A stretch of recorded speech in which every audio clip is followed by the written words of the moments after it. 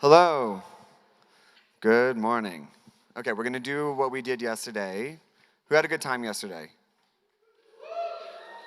Me. Who had a bad time yesterday? All right, that's good. I want everyone to close their eyes, please. Put down their phones, both feet on the ground, get grounded. Back for day 2 or 3, if you remember. And we're gonna do 3 breaths. We're gonna do 3 seconds in, 7 seconds out, and those 7 seconds, I just wanna hear it, like spit on the person in front of you. Okay, ready? In and out and in and out. Last one. Really push it out. In and out. I'm Greg. I run things here with the team. I just want to thank the incredible team, the staff, everyone from yesterday, and for everyone playing their part. I'm going to turn this over to our programming director, Katie, to introduce what will arguably be one of the most banger talks of the weekend. Yeah, I think our first guest of the day needs a little introduction to the people who are here. Thank you for coming early, and you're welcome. We pushed the talk by 15 minutes because I know we're all still sleeping. Toby Shorin was the first talk of the first fest ever, and I think the way that talk radiated out into the world, life after lifestyle, we're still seeing the effects today. So, Toby, you have big shoes to fill, your own. Take it away. You have a microphone. Yeah. You also have a cooler microphone than me. So. Thanks. Is it on? I can't really tell. All right, great. All right, everyone.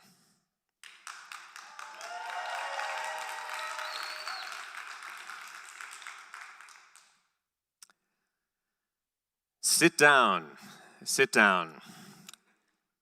Listen closely and take a minute to settle in, beginning by imagining a plane of light at the top of your head. Now sense as it passes its way down the tip of your scalp, your forehead. Notice it rolling over the bridge of your nose. Now, slowly visualizing this plane of light making its way past your throat.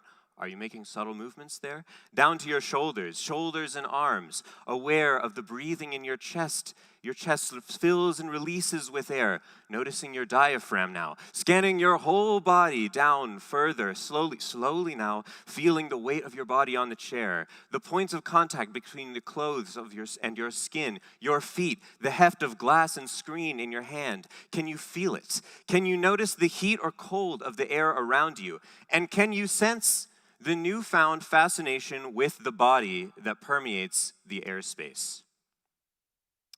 The spirit of Boccioni is alive and well in America. After all, it was an American industry, an American elites, American cities, American modernity, and the American century which inspired Italian futurists to refashion the classic image of man as dynamic, fluid, mechanical, technological. Now we Americans are at it again. Ancestral diets, crip cultures, diagnostic identities, health protocols, entrepreneurial interest in biomedicine, surrogacy, ubiquitous biometric measurement, and trauma discourse are all facets of the body's increasing role in social thought. The new body futurism takes over from the now tired futurism of software, but it's made of the same raw materials, mined from the California coast. Body futurism is the result of a republic turning its mind inward, opponents of Cartesianism seizing the day, technologists moving their attention from virtual spaces to physical places. In other words, body futurism is overdetermined, so best get familiar. Settle in, settle in. For nearly 20 years, software and hardware technology have been the platform for utopian fantasies in the West.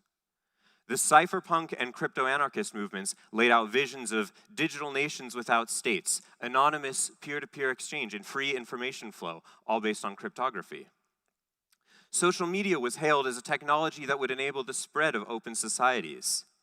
The wave of crypto-utopianism, beginning in 2016, injected new life into these narratives, adding new ideas around global coordination, private money, and a world computer that would disintermediate legacy institutions.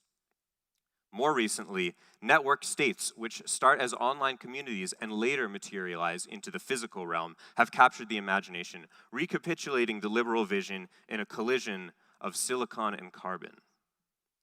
These are the big cases, but there have been many of small ones.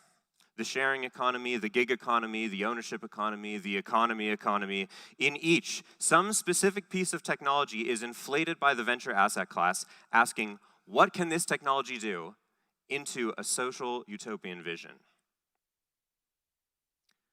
The physical body was almost entirely absent in these utopian ideas. Whether it's ignoring the role of violence in maintaining the state, or it's memeing things into the discourse as a world-building strategy, the body played little role in the utopian thought of the 2010s. Thanks to Twitter, every piece of technology became a disembodied space of thought. The AI space, the crypto space, the cloud space. Software was the dominant mode, and everyone thought the medium was the message. But sometime in the last 2 years, this began to change. Software has eaten the world, and there is little left to consume. It has not delivered on its utopian premises, leaving us radicalized, black-pilled, and doomer. Only the promise of an AI god holds out hope for software futurists. Moreover, tech positivism is in the process of transmuting itself into a variety of other domains. You no longer need to work in tech to hold the cultural positions of tech workers. Now there are life scientists, housing lobbyists, and energy policy advocates who all hold textile builderist stances. Climate thinking is moving away from limiting consumption, degrowth, to energy abundance. And the transition from harm reduction to longevity is an identical move in biomedicine. Yes, tech cultural hegemony is now an inevitability, but very few grasp the most vital point of this moment. With the fall of software comes the return of the repressed, the body itself. The body is replacing technology as the site of utopian imaginaries. Longevity, immortality, consciousness hacking, advanced meditative states, direct gnosis, enhanced Olympics, and superintelligent designer babies are the new super meme complexes. Each one of these makes the body itself the platform for some kind of social vision. For Brian Johnson's Don't Die movement, the idea is to compete with AI by building a religion based on surviving into an ever-extending horizon. For Buddhist pilled AI alignment researchers, the idea is a world of super compassionate meditators operationalizing stream entry and evangelizing meta practice. For gene editors, it's a world of genius baby gronks quoting James Joyce and coding up their first company. Unlike the disembodied ideologies of social media world building, these imaginaries have a directly embodied quality. With the rise of these embodied ideologies and networked faiths, one might say that the 70s are coming back. But what's really happening is the human potential movement out of Esalen all those years ago is finally fruiting into its full form. The human potential movement took California frontierism and applied it to the human body itself. The human potential movement was an evolutionary mysticism. It wanted to leverage what was until now dormant in man, accessed only through mystical experience. It was obsessed with the idea that we use only 10% of the neurons in our brain, with psychical research, with mind-opening drugs, with peak experiences. The goal of human potential is to create the superhuman. And we now hear echoes of the same superhumanism in today's body futurist movements, although technologies that augment our capacities play a larger role. Thus, we have ultrasound headband to induce lucid dreams and unlock unheard of qualia. We have ultra-rigorous diet protocols to maximize our mitochondrial production and infinite life, and artificially intelligent meditation instructions to create a society of sages. Everything happening now is downstream of Esalen in some way, from mixed modality social sauna spaces to alternative worship in converted Christian churches in Berlin to the explosive popularity of somatic therapies. Mind-body practitioners of all types, from Rolfers to Lomi methodologists to holotropic breathworkers to Qigongers and Tantrikas, traveled out of Esalen and settled the West, becoming a kind of alternative American folk religion from Boulder to Asheville. Now, after years of quiet incubation, these body practices are entering the mainstream. or mainstream America is finally coming back to its folk roots. Builders have become bodybuilders. Peptides and gene therapies have replaced Soylent.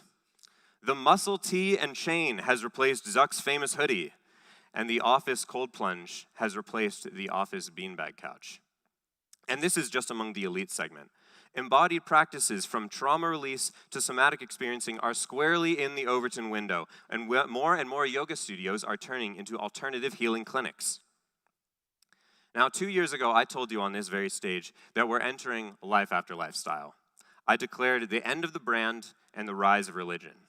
I said we're going from direct-to-consumer brands to direct-to-consumer practices. Well, now everything is some kind of run club, surf club, lifting club, walking club, hiking club, chess club, sauna club. I hope you're happy. Also hope you're paying attention. This is why it's incorrect to assume, as many do, that the popularization of mental health discourse is merely attributed to COVID years, and it's not merely a pendulum swing against disembodied software either. The new body futurism is much more than a trend in the marketplace of ideas. It's the moral source of what is fashionable now, even when the fashions themselves are competing. Ray Peat heads going on an ice cream and carrot salad diet, and paleo warriors pushing steak and eggs are both capable of earnest moral posturing. That is the point. Anything that captures the imagination today, whether scientific or spiritual, unfailingly draws from the realm of embodied practice. The network ideologies that matter now are the ones that promote diets, mindfulness and prayer practices, biometric monitoring systems, and health protocols. Now, Twitter is where the intelligentsia converse about body practices, but TikTok is the natural battlefield where they're disseminated. What Twitter did for social discourse, proliferate 100,000 bizarre micro-ideologies and rhetorically enhance strains of argumentation, like germs becoming resistant to antibiotics of institutional authority, TikTok is doing for the social body. Twitter is the public space, the noosphere, the marketplace of ideas. TikTok is the corpus publica, the somasphere, the body politic. On TikTok, people aren't just doing therapy. They're breathing, they're tapping, they're stretching to release trauma. And now the 1910 Flexner Report excised mind cures and homeopathy from medical practice, and now they're back with a vengeance. They're psyching themselves into thinking they have Tourette's and then curing themselves. Every media takes some kind of human faculty and extends it into the public domain. It is the TikTok media format that has turned these body practices into remixable content. Anything and everything can become a trend on TikTok. A TikTok trend is a social algorithm that can be adopted by others. In other words, a protocol. And TikTokers cycle between body practices and identification protocols just like fashion. Now, it may be over for brands, but body practices are no less competitive. Body futurism implies a war over the literal movements of muscles, the data of cardiovascular systems, and even the content of dreams. It's just like competition between open source projects. Health protocols are open source software you can find on a GitHub repo. Supplements and instructors commercialize and help you implement them. The protocol is, so far, the native social form of body futurism. It is the embodied version of the E-ideology, composed of a charismatic influencer, a social media mind virus, and a fruiting body, a type of guy. The moral is literally embedded into the muscle fiber of society. Now, the protocol is notably different than a regimen. A regimen is a mere plan, idiosyncratic to individuals. If you follow Schwarzenegger's workout regimen, that's simply to imitate the man himself. But to follow a protocol is to participate in a new kind of social architecture. A protocol specifies a scope of action within which you are a participant. A protocol purports to be consentful and participatory. And indeed, protocols have the potential to create new forms of radical social practice. But like all consentful systems, network effects may still emerge, which are, in effect, coercive. You have heard of protocols, but you need to understand protocolism. the type of social control native to a world enchanted by protocols. As Deleuze says in his famous postscript on societies of control, we've torn down the disciplinary societies of enclosed interiors, the prison, the hospital, the factory, the school, the family, and replaced it with a control society based on free movement, free love, free payment, freedom of religion. But this society is still indebted, overworked, data mined, and all this is self-chosen. Protocolism fulfills communism via the completion of self-monitoring and self-censorship. No protocolism.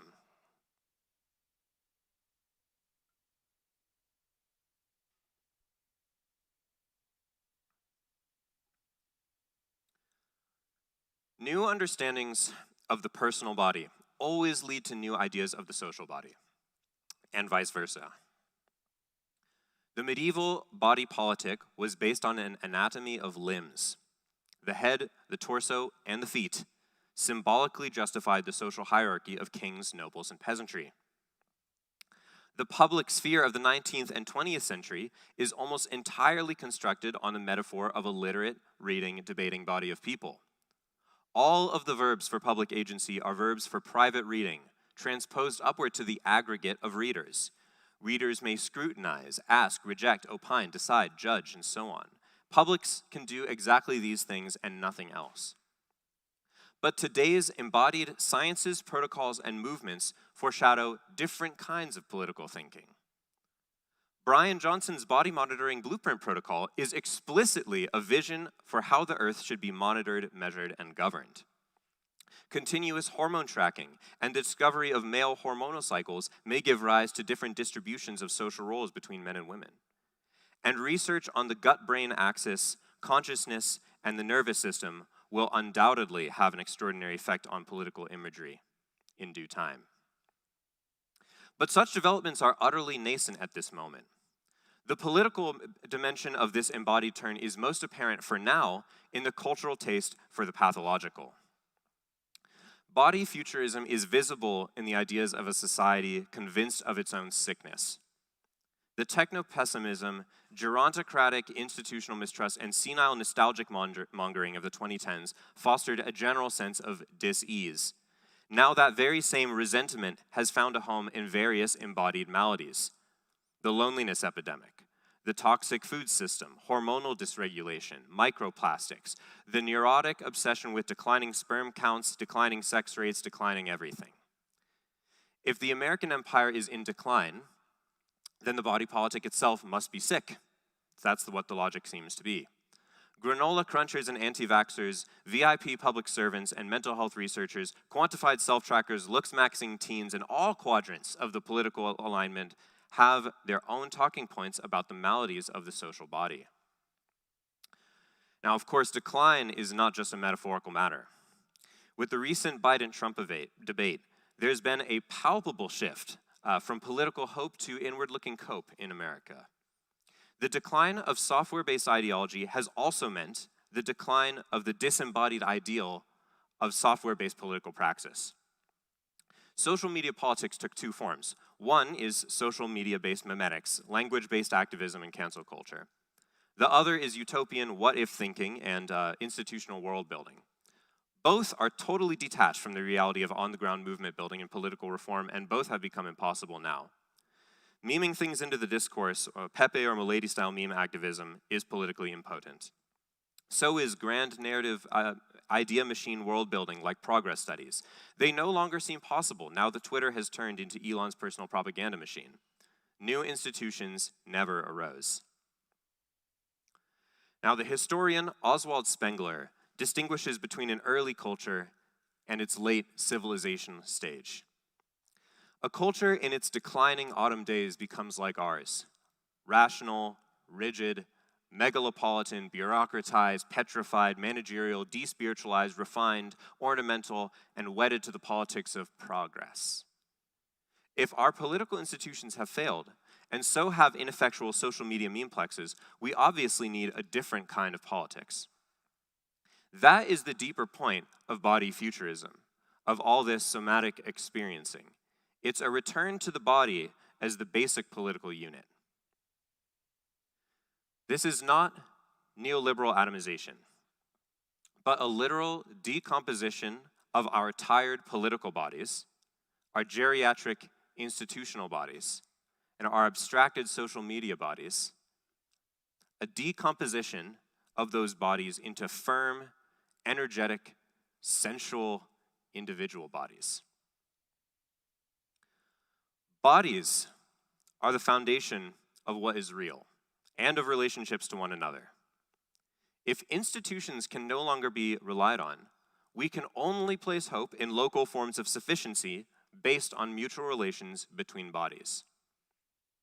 For Spengler, culture is embedded in deep-seated institutions about number, senses of space and time, in destiny. These intuitions work themselves out in local vernaculars: art, architecture, music, and mathematics. The awakening of a new culture out of a proto-spirituality, he says, is a young and trembling soul, heavy with misgivings, that is expressed in the art forms of a newborn culture. These intuitions on which these local vernaculars are based inevitably are derived from different kinds of body sensations. Body-up experimentation. Bodies moving in space, sensing each other, touching, exploring from first principles. What is actually good for the body? What kinds of social forms heal me, repair me? This is quite a different use of the body than big-scale body futures or homogenizing protocols. It's more of a local or folk vernacular, the mysticism and eroticism of the somatic in all its varieties and forms. Instead of protocols producing people, it's about people creating themselves. I believe that this is what is happening now, an enlightenment of the body.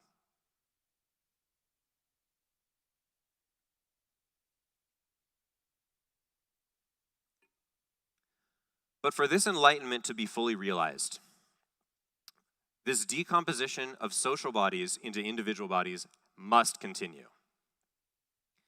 In an era of institutional decline and distrust, what could be more natural than bodily autonomy?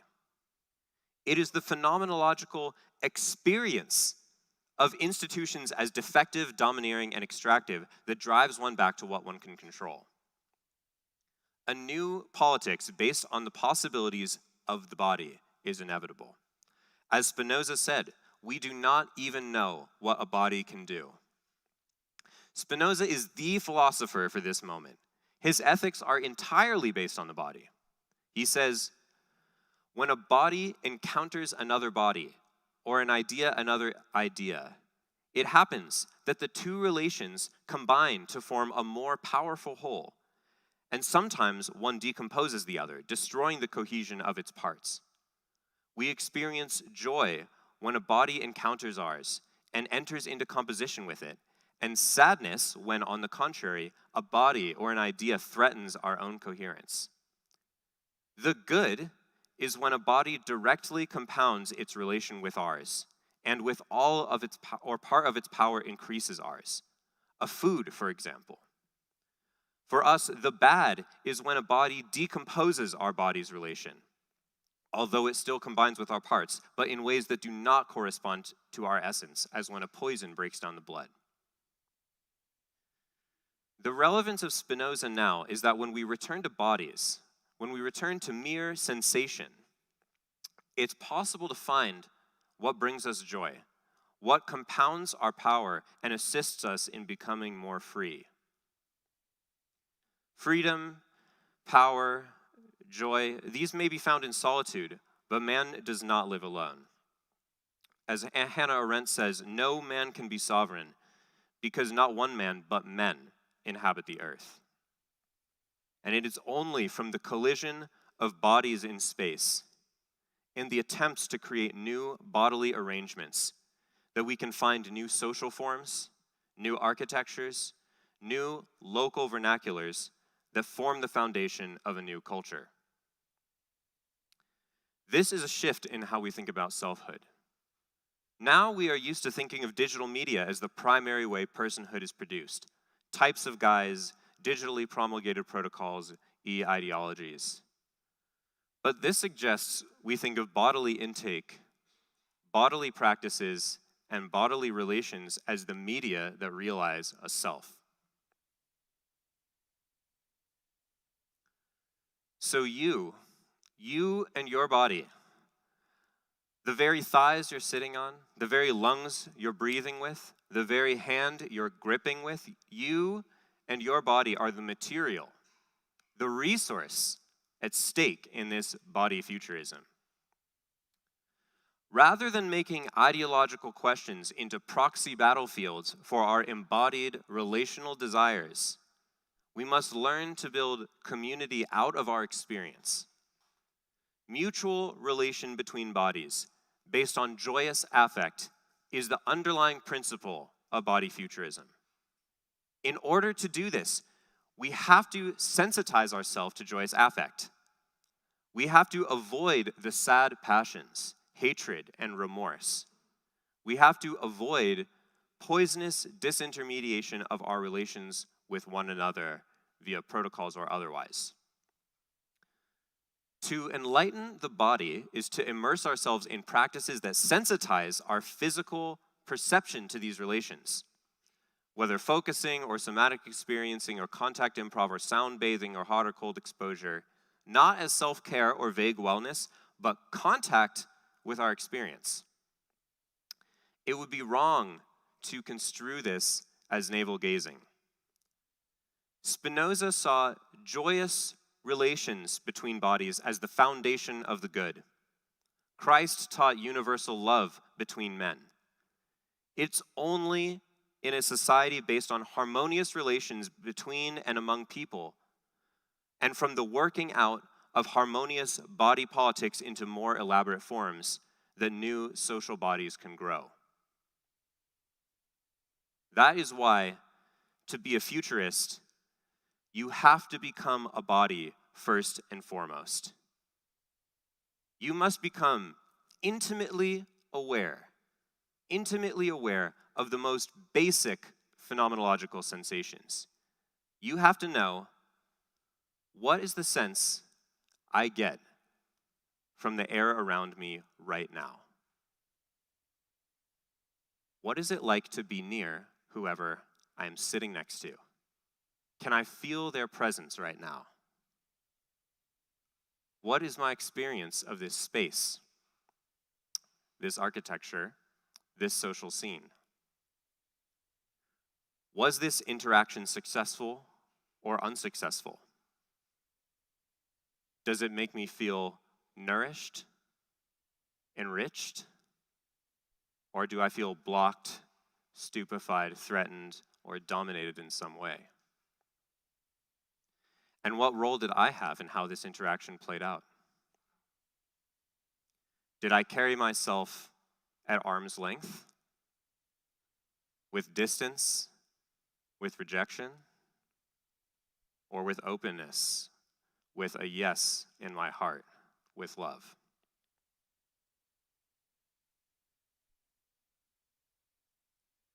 Spengler wrote The Decline of the West, but I say America is not the West, but something new.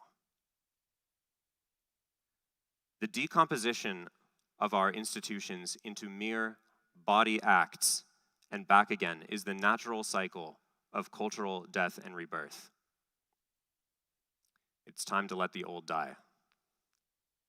The corpse of an immanent God is the placenta of our new cosmology. There's nothing more important to the renewal of culture than the enlightenment of the body itself. The cultivation of deep phenomenological insight is the foundation of a new idea of what life can be. This idea is very, very nascent.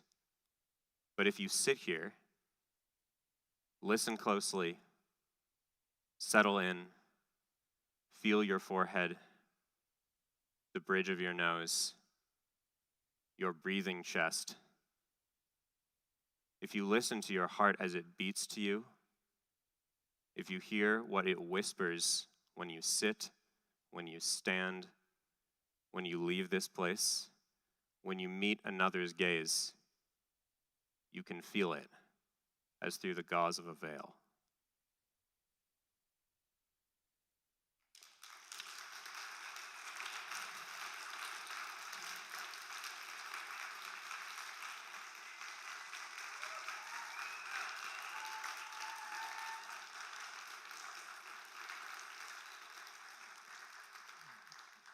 Thank you.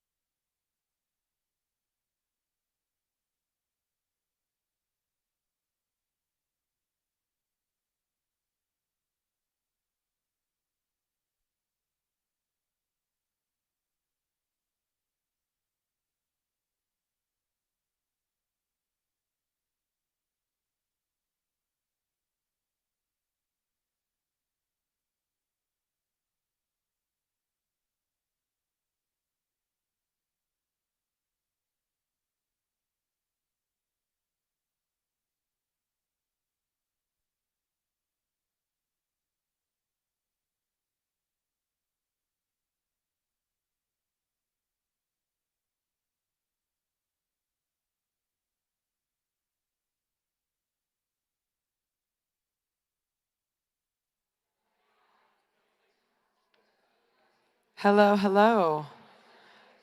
Hi, everyone. We're going to get right into the next talk. We're back to back in here today, so get ready. I am very pleased to welcome Lucas and Marty from Nemesis to the stage. Marty flew all the way from Berlin, so thank you for being here through your jet lag. Lucas came from New York, so, I mean, you guys all came from everywhere too. I'll let you guys take it away. Awesome, thank you. So we're Nemesis. Nemesis, it's a brand consultancy and creative studio. This is us. It's me, Lucas, and our colleague Emily. Emily couldn't be here today because she had a baby 2 weeks ago. So it's a bit. Woo, shout out to Emily. So kind of just as a general intro to Nemesis.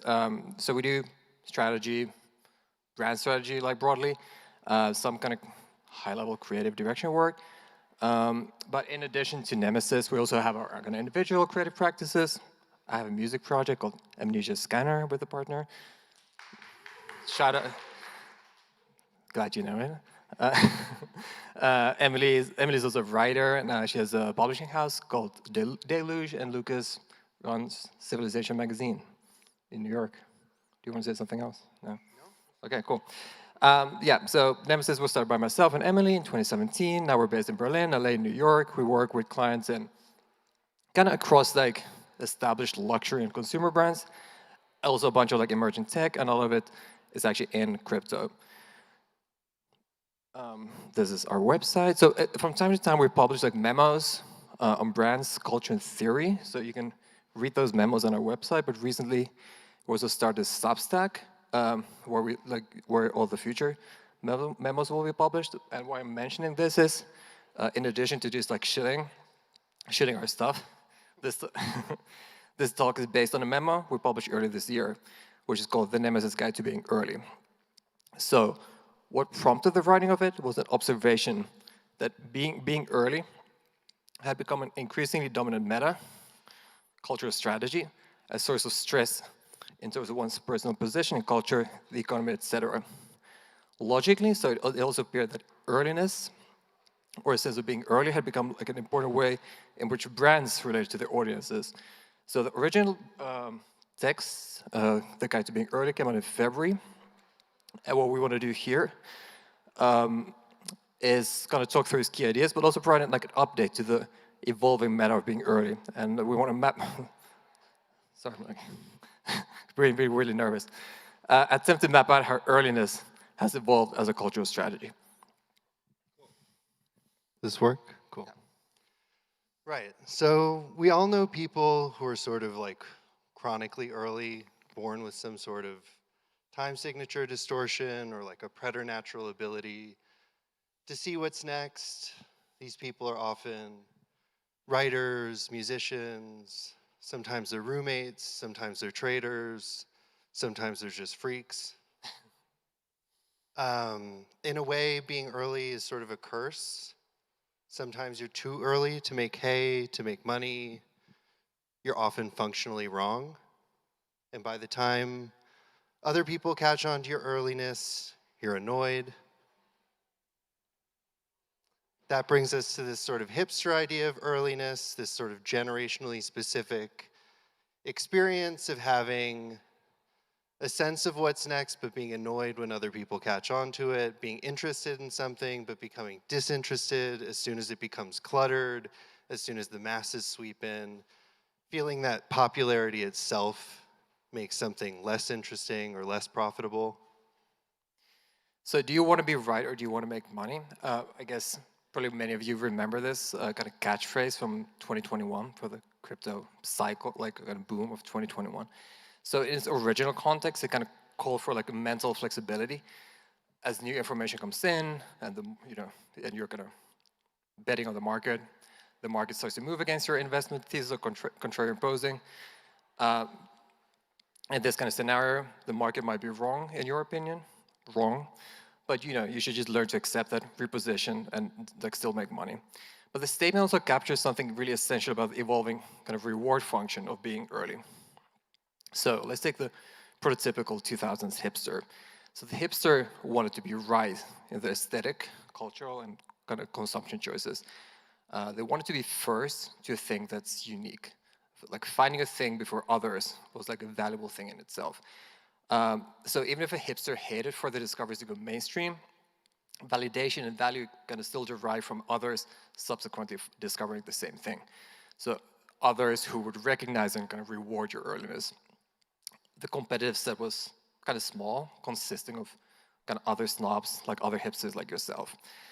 So arguably the kind of prototypical hipster doesn't really exist anymore. And now we have, for the lack of a better term, creative directors. So I guess people like us. The creative director kind of differs from the hipster in the fundamental way that ultimately the creative director wants to make money. So being early and obscure carries, like the hipster did, carries limited value to a creative director. To them, or to us, being early is just one of the better metas to establish a position in something when it's still cheap and profiting once the masses discover it. So the hipster hides and protects their discoveries. The hipster is a gatekeeper. The creative director shields them as a consultant, as a meme trafficker, as a curator, etc. So it certainly seems that there's a very clear kind of generation-coded value drift from hipster earliness to creative director earliness, from a desire to be right to desire, or more than a desire, a need to profit. And we actually think crypto plays a big part in this shift where earliness has become like culturally and also like literally financialized. So early crypto, so let's say 2012 to 2016, had like a pretty significant like hipster contingent, like this hipster contingent, like living and breathing the intersection of art and technology. To them, and to me, I was definitely one of them, crypto's appeal at the time was, first of all, you could buy drugs with it, so it had real life utility. It was functionally hipster currency, like kind of like a countercultural, obscure internet culture to discover before others and trade this knowledge for a cloud rather than actual money. And it was also like a genuinely new thing in culture and technology. So as hard as to believe now, the kind of financial speculation aspect wasn't really part of it for many of us, like early participants. So Vitalik did talk at the Swiss Institute, which is an art institution in New York, invited by writer Sam Frank in 2014. I think it was right around the Ethereum ICO.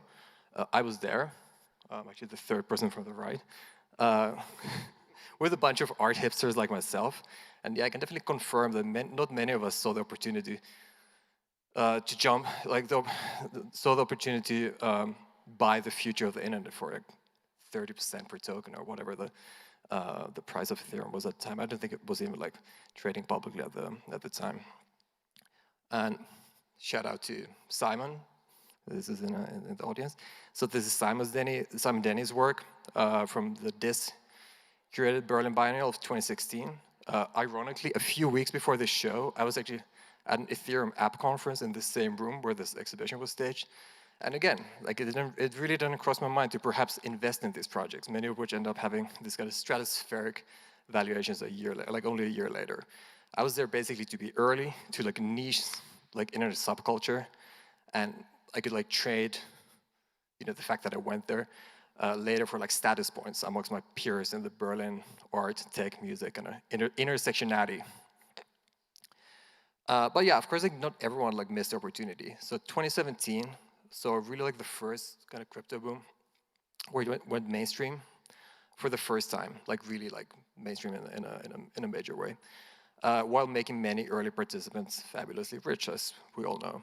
Like many others, many of them hipsters like myself, had to accept that they had truly been early to something, yet missed the financial opportunity of a lifetime, having had no idea that it was there in the first place. So basically, before 2017, like before this dynamic was introduced, before being early meant primarily winning points in it's like a subcultural status game. And now suddenly it was associated with kind of very real material and financial consequences. And around like this time, like 2017, this kind of indie psychology became really like electrified. Like people saw this opportunity that previous regret could potentially be mined and turned to money. The idea that you were into something before anyone else could finally become financially profitable. So what if cultural brands or products could like reward earliness? So there were like a lot of ideas around financializing memes, financial brands, financial creators, and like building some kind of a convoluted like tokenomics around that. Like none of that stuff, of course, really like panned out. Like around the time. Like ironically, the crypto hipsters were again too early for their own good, as these ideas didn't really work out during this period. And of course, many of these ideas got later kind of co-opted by as like the web Web3 creator economy kind of like narrative. This pattern continued throughout the 2017 cycle. Do you want to be right or do you want to make money? Hadn't really fully like rewired our brains yet. So this is like an example from a meme of that time. There was definitely this weird focus on trying to make it by the most obscure tokens and esoteric narratives possible. One of them being Chinese IoT tokens, which in hindsight were 100% scams. What was it? ITC, INT, if anyone remembers. So with the benefit of 7 years of hindsight, we think this period ended up being like a real watershed moment where an important collective mental shift begins to happen. And earliness like loses its innocence. So being early from that point onwards isn't more like a battle for clout, but a strategy for making it. Cool. So being early as a service is a kind of crypto Twitter concept that was coined by Kobe, but it kind of nails the product fit. Everyone knows how people who got in early experienced this insane repricing and insane wealth, but with this in mind, every new token sort of started to carry this magical potential for a similar gain. And the main value prop started to become the idea that you were really early to something, that in itself was a service. Many people therefore derided crypto and Web3 as get-rich-quick schemes, but maybe that's a little too simple. More significantly, participation in crypto and the way that it changes your experience of time, or being on time, or being early in the right degree, or being online, that really started to matter for once in a cultural sense, in a financial sense. So finally, people were able to sort of decipher the code, cut through the spam, and more than just like getting rich quick, it became confirmation of your social tempo being correct. And there's this sort of like divine nature of being aligned with the universe that made crypto money feel like it was earned. Not only are you there at the right time, but perhaps you're meant to be there at the right time, and you deserve all of this wealth that you've experienced. So we end up with this sort of dilemma, like shill or be shilled, because the brands that offer earliness as a service often turn you out. They make you into a shill, they make you an evangelist, they turn you into part of their Ponzi dynamic. So the dilemma is really like, are you late or are you early? And therefore you either experience this sort of necessity to evangelize, and the brand really infects you with this need to proselytize. But this isn't just confined to crypto. Each brand is early really only once in its life cycle, but often this can sort of be replicated, manufactured, engineered. A good example is sort of like before the internet, newspapers and media were really about earliness as a service. They delivered you information that you couldn't find elsewhere. They kind of validated their own need in the market, but that's really obviously been disrupted by the internet and rapid communication. But more broadly, we're seeing this trend that as the cost of creating new brands is essentially approaching zero, like with digital tools, with AI, with whatever, being early as a service is starting to be challenged by this sort of constant production of new brands, whether they're memes, whether they're crypto, whether they're sort of drop-shipped clothes on Instagram, or alt accounts, research chemicals newness is sort of being diluted by this flywheel of other new things that come more and more quickly. You know, fashion is a great example of earliness as a service.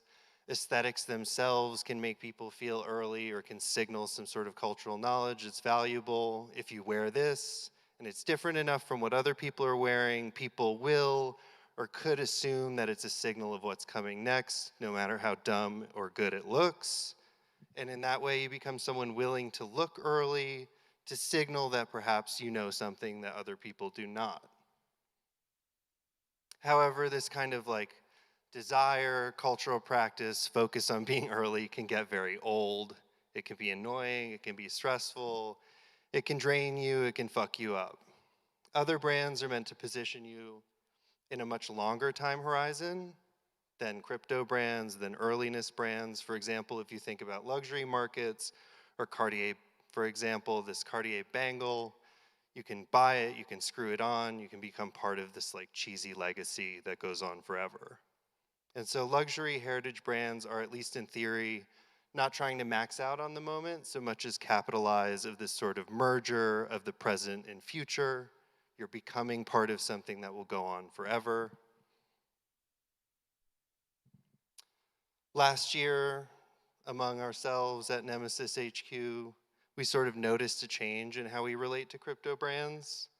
We stopped visiting websites. We didn't really encounter like formal brand identities so much anymore.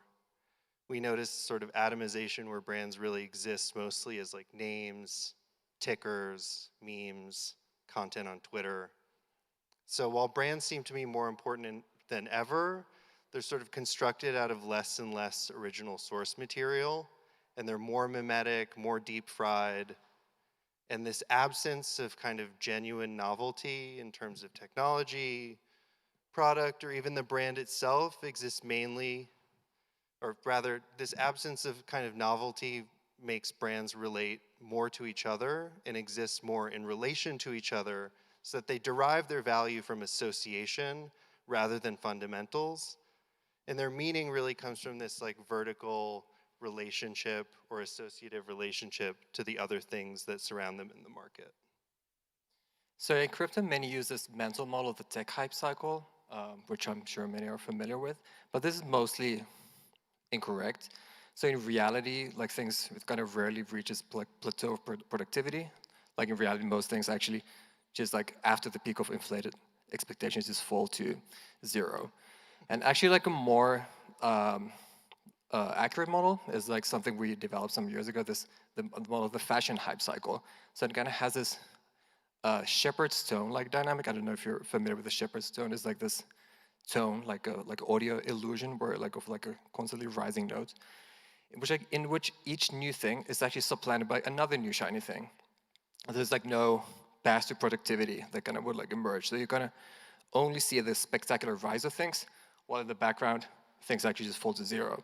So no one really follows up on the hype project of yesterday. We only see the earliness. So if the cost of producing novelty is zero, the value of the novelty of a new thing is also approaching zero. So this is the hype cycle diagram kind of illustrates the conflict. So there's a premium to new shiny things versus previous new things. But as the cost of creating new things approaches zero, the mean value of things does too. So a new thing can be a brand, aesthetic novelty tokens, or something else altogether. So, so far, this talk has largely been a recap of the memo we published in February.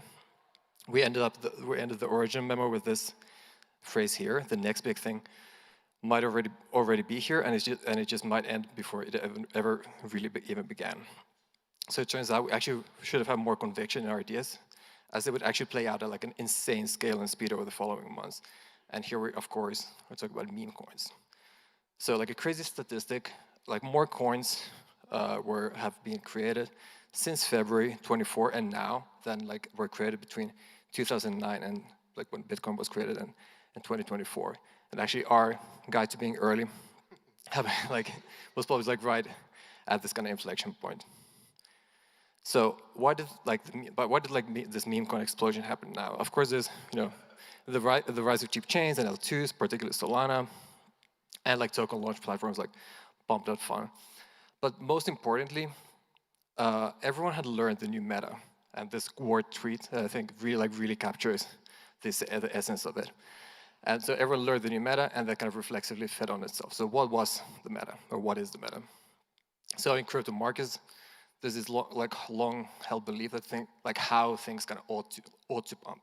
First goes Bitcoin, then as the profits from its rise are reinvested, the pump kind of moves orderly from bigger, more established coins to smaller ones, down the risk curve. And at the very end are meme coins that are the riskiest, but also pump the hardest.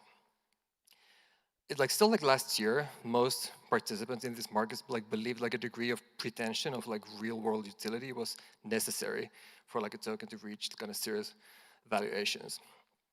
However, in early 24, it kind of became clear that the feeling of being early could be sold on less and less, to the point where the only thing that was left was the question, are you early to this thing or not? Who's going to be late? So, around February 24, having seen the success of things like Pepe last year, Dogwith Hat, last winter, and others that came up during 23 and 24, it was totally rational for market participants to kind of try to front run the kind of traditional gateway theory of token pumps and jump directly to the hard stuff at the end, memes.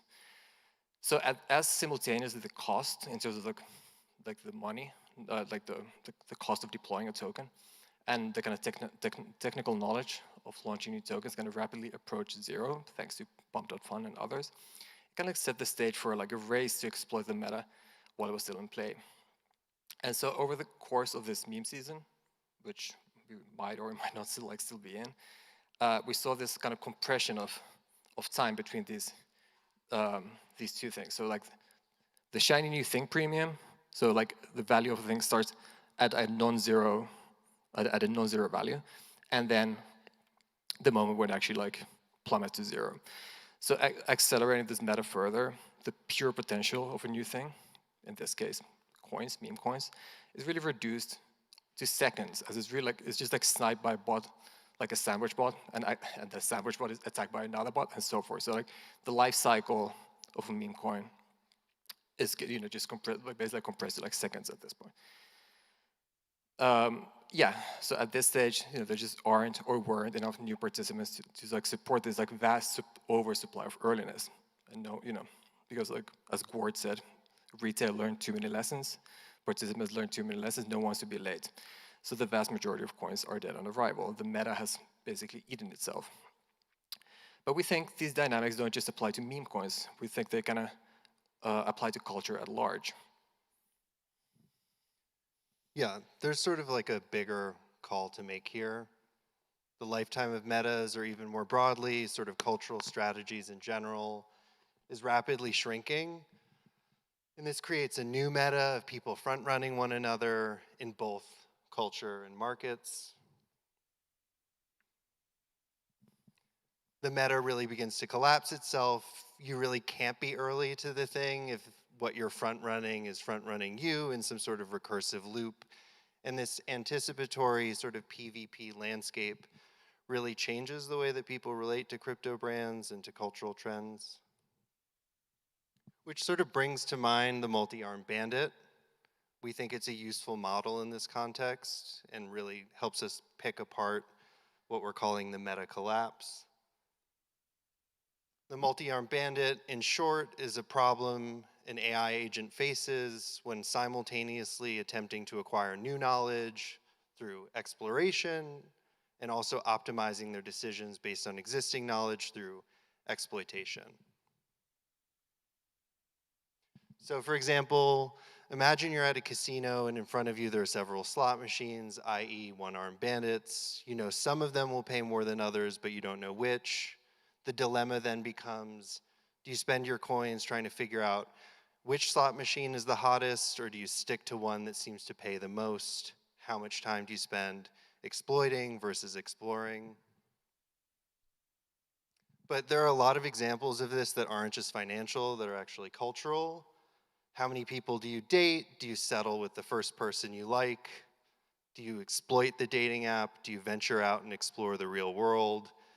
Do you eat at the same restaurant every night, or do you become an adventurous foodie? exploring hidden gems. We also see this a lot in music and entertainment. Maybe a year or two ago, a quarter of EDM sampled, borrowed, or interpolated an old hit. And we think this is because maybe losing 50% of your royalties to the original songwriter is still worth it strategically. Any degree of pre-recognition or value makes a song much more likely to get streams, cultural traction, radio play. But quickly, everyone sort of figured this out, and now virtually all contemporary music, not just EDM, rap, pop, whatever, does it. And we think there's basically no new music. So if you live in a world where metas, cultural or financial, become known and exploited faster and faster, it's better to sort of wait and see what sticks, double down on it, rather than waste time exploring or inventing new strategies. So it sort of pans out this way. On one end of the bandit spectrum, you risk missing out on a better thing. On the other, you risk wasting all your time chasing it. So there's sort of this existing dilemma. But currently, we're obviously leaning on the missing out end of the spectrum. People are doing a lot of the same things. They're chasing a lot of the same strategies. And that's basically because it's better to jump on a trend than try to invent a new one. So yeah, in such a world, being early basically becomes a liability, as you're likely functionally wrong. So it's better to wait for others to show you which slot machine, like proverbial slot machine to exploit. So to go back to meme coins, it's better to wait and see what meme coin sticks, although it is like debatable what counts as sticking at this point. Then try to guess the right one out of a million. So we're basically in a situation where absolute novelty, there was like before there was a premium to like absolute novelty, now it's turning into a discount. And the faster everyone optimizes for the exploitation of the most recent kind of proven meta, the faster like they will get crowded out and die out. So case in point, the great Spring 24 meme coin frenzy. So to come back to what we said earlier, so if the meta is being early and everyone knows the meta is being early, everyone will try to front run each other. But when everyone's scrambling to get in front of others, it kind of breaks any recognizable wave or trend that could kind of carry everyone. It's really like a situation where we can't really have trends. It's like the end of trends in a kind of traditional sense. So this kind of situation produces like an illegible, chaotic froth, which I'm sure many of us kind of intuitively are like familiar with. So regardless of what kind of cultural or financial vertical you work in, with meme coins, curating festival lineups, whatever. So being early is valuable only if someone else is willing to be late. If nothing or only very few things kind of cross the chasm from early to become like established phenomena, it's better to wait for the few things that do that. Accept that you're late early or early late, and double down on the thing that crossed the chasm, whether it's dog with hat or maybe like a fashion brand like Balenciaga 7 years ago. Even if you do the seemingly smart move of waiting for something to break out and establish a trend before joining it, it is, however, increasingly difficult to identify those that can sustain for a longer period of time, as most, like what we could call like breakout trends, turn out not to be actual breakouts. So it's kind of like more like a range. Does anyone remember WAGMI? WAGMI was WAGMI was premised on like this optimistic idea that you could have like kind of like a rising tide lifts all boats kind of world. So a world that's not PvP, but where we can all ride like all probably mostly referring to like people here or people like us, where we could all ride a wave to a better place, i.e. profit. Of course, WAGMI was always a pretty dubious notion, but at this point, it's essentially become like a physical impossibility as we've kind of collectively killed the wave that could carry us all. So yeah, retail learned too many lessons. We learned too many lessons. Like the world learned too much about itself to not go full PvP. So once a meta is known, it just has to be exploited. So to summarize our like little history of early. So 1990 to 2017, we think this is a bit of hipster early, where like earliness is rewarded as with status. Like 2017 to 21, let's say, this is like the era where like early becomes like financialized. 21 to 24 is where early becomes like cheap, in particular within the context of crypto, in particular this year. So now we're seeing this situation of like a vast oversupply of early, and now you could say maybe it's like the end of early as we know it. So where do we go from here? Of course, like time hasn't disappeared. Things still happen, and you can be like early or late to them. But earliness itself is a decreasingly relevant way for a brand to relate to its audience, or as like a strategy for an individual to like position themselves. So in conclusion, once front-running other participants in financial markets or culture becomes a common strategy, trends become inefficiencies. Temporary blips of difference or spikes in value that are bound for correction. Being early as a meta is replaced by catching people offsides, betting on the return to the mean. And this is now where we think savvy traders, meme traffickers, and culture operators focus on deviations from the norm rather than substantial shifts, moments that might spike the dopamine or capture the imagination of just enough people to proverbially dump on them. Yeah, so maybe instead of exploiting early, this might be finally the time to explore what's right in front of you right now. Thank you.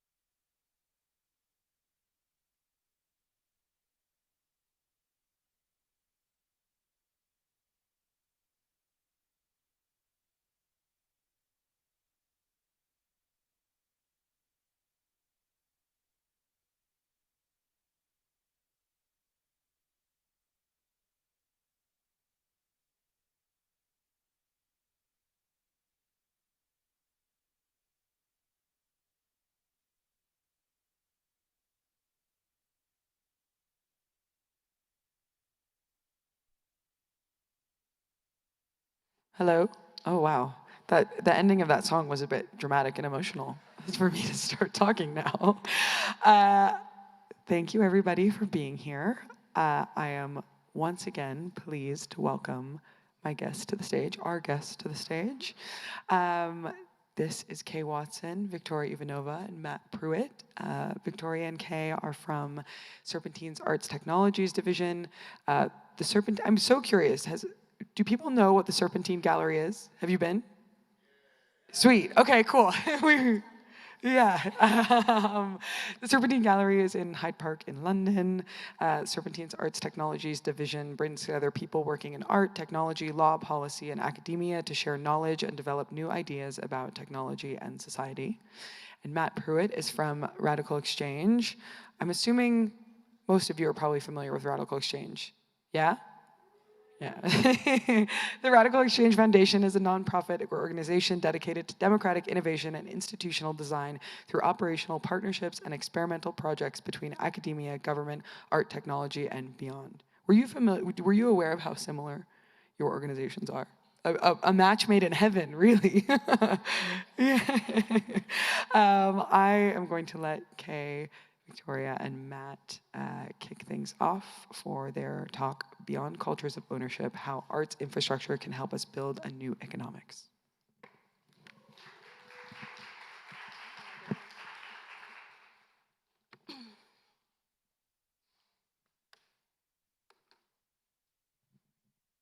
All right. I think we need to. Oh, we need a presentation, if that's okay. Okay. No worries. We're used to technical fuck-ups, so it's great. Okay, let's Feel go back. right at home. Okay. Okay. Thank you, Caitlin. Thank you, everyone from FWB. We're very happy to be here, and thank you also for staying and listening to us. We'll try our best not to be too institutional and a bit more fun, but It's okay, because we're going to be early. We're late. we're about as late as you can possibly imagine. So just to reiterate again, this is a talk about how arts infrastructure can help us build a new economics. As you may already know, my name is Kay. I'm head of arts tech at Serpentine. I'm going to tell you a little bit more about what we do and how we do it. But before that, I'll hand over to Matt. My name is Matt Pruitt. I'm president of Radical Exchange Foundation. And I'm Victoria. I work with Kay. I'm the R&D strategic lead at Serpentine. And the Beyond Cultures of Ownership, with a slightly illegible graphic there, is the kind of the baby that our two organizations have brought into the world. And we're going to slightly contextualize what that baby is about in this talk. Yeah, doesn't connect. So you're part of part one. So basically we're gonna do some context setting and just talk about the kind of higher level framings related to this question of how does art infrastructure have anything to do with reconfiguring economic mechanisms. And there'll be a part two this afternoon at 4:30 p.m. at Sage, where we'll do more of a deep dive into a specific prototype that we're developing with Radical Exchange called Partial Common Ownership Stewardship Technology. We'll do a demo, and in fact, we've got a testnet version of it, so if people are interested, we can also kind of play around with it. So for a deep dive, come back in the afternoon. And yeah, Matt, handing over to you. Maybe you should go more center stage. All right.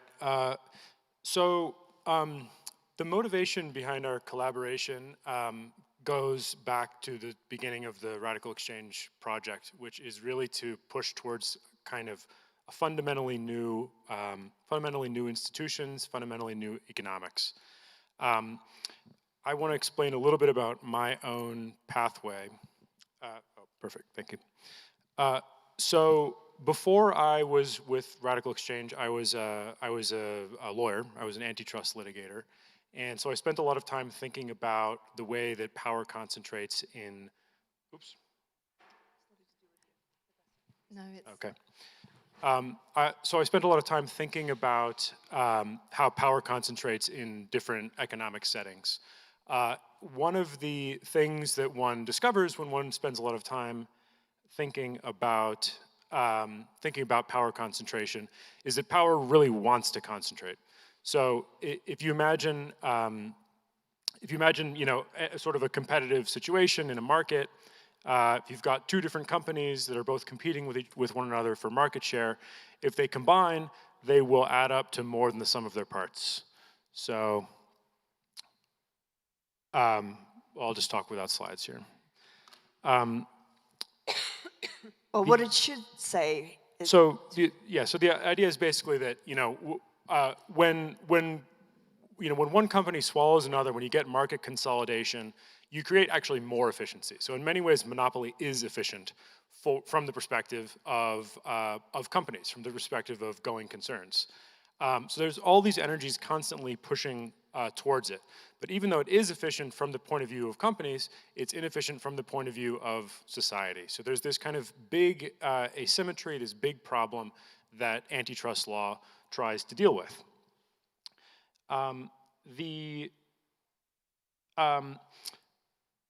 The other problem with antitrust law, however, is that it is in many ways simply a tool inadequate to the scale of the issue. And if you spend too many years trying to win cases in antitrust from the plaintiff's perspective, you'll realize that this is unlikely to address the issue. And I discovered that as I was litigating and became interested in different ways of thinking about power concentration. So one of the other really important ways that power concentration arises in society is through new technologies. So new technologies often create kind of a smooth environment that reduces these kinds of barriers to consolidation. It reduces the barriers to, you know, particular winners in sectors taking over the whole sector and generating these situations of power concentration. What that means is that, you know, often technological disruption is kind of the enemy of a vision of a more decentralized, more distributed power structure. Oh, there we go. Oh, maybe not. However, so you know, often new technological disruption is the enemy to sort of a vision of a more decentralized power structure, but it also creates opportunities. So whenever you get sort of a change in the technological landscape, you also get a change in culture and a change in the way that people are imagining the future. That was one of the most exciting things that I noticed in the sort of, you know, late teens and early 20s in the sort of crypto and blockchain world. There was this huge eruption of just imagination about more distributed power structures. And I think that cultural phenomenon, more than anything about the technology itself, presents a huge opportunity for us to go deep into our institutions and build new ones. So it's really on this sort of combination of a technological shift and a cultural energy that came in through that technological shift that gives us an opportunity to reimagine institutions. And so I think that's in many ways what led Radical Exchange and Serpentine together. Thanks, Matt. So what we're going to do is to continue thinking really through this culture of building and experimentation that is emerging from the cultural field.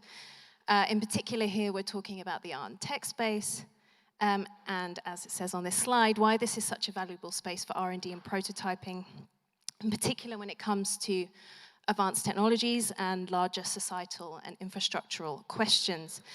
I'm going to give you some background and context to this collaboration about who we are and what we do from the position of art, and specifically art and tech, before Victoria and Matt will take you into the specifics of the collaboration and partial common ownership. So for the last 10 years, we, Serpentine Arts Technologies, I'll read the slide, is a program that explores the impact of technology through art research and experimental projects.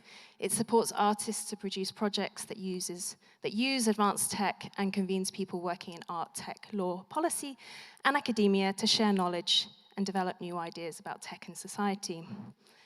So It's worth saying we are a department that has developed a unique set of capabilities and agility from within a public arts institution based in London. What you might think of as a legacy institution in this context.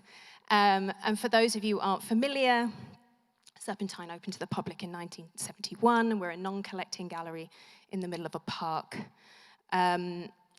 So our ability to context switch, as is really important for most people, is with anyone involved in interdisciplinary practices is a vital part of our genesis. And so this very basic image that I've put together is a very straightforward way of seeing how we operate around two pillars, which is commissioning and production on the one hand, and then R&D, which relates to thought leadership and convening on the other. And it's through our commissioning program that we've developed ambitious artist-led projects. And key to that approach is R&D-focused production. We prioritize process and production with every project. We build collaborative teams. We're bringing in the right expertise in order to test out advanced tech and the narratives that are being built around them. Now, that might seem like a really obvious thing to do, but in our context, it's not always as obvious as that. This also means testing out legal forms and thinking about new economic and governance models that emerge through production. And so what I want to do is, we're going to just go through a few examples of some of the projects we've done in the past, specifically the kind of art commissions, reiterating that in these projects, in their presentation and finality, is perhaps an example of what you would expect, of course, an art gallery to do. Here's a great one from 2018. This is a project called Bob, or Bag of Beliefs, by Ian Cheng. Our team worked with Ian on the birth of an artificial life form back in 2018, formed an exhibition. Ian is a great example of an artist who's really deeply involved in tech R&D, working iteratively throughout his creative practice. And it's worth saying that he has now developed a startup called Opponent Systems that's building out AI agents for kids and families that has really built upon the work that's been done through his art practice. This, from 2020, was a presentation by Jakob Kutsteensen called Catharsis. He develops real-time simulations and video games, focusing on the relationship between technology and nature. I think it's worth saying that Jakob is a proponent of what you might call slow media, that is using technologies to foster attention rather than distraction to the world around us. In another project we developed with him in 2019 was a kind of heads-up AR project that drew on notions of deep listening. And he's currently exploring experimental ways for audiences or anyone to engage with his work, both in terms of distribution and economic frameworks. And a final example before we go on to what we're doing now. This is a project from 2023, was a collaboration with the Brazilian artist Gabriel Massan. We worked with them and a number of other collaborators developing and releasing a video game called Third World, The Bottom Dimension, that we also presented as an exhibition. Key to Gabriel's practice is the idea of lifting up the community and lifting up their community through every element of their practice, and that became a key component in this process. I won't go into much detail. That resulted in a hugely collaborative, multi-dimensional project with mechanisms for visibility and value sharing, and we can talk a little bit more about that in the workshop, maybe.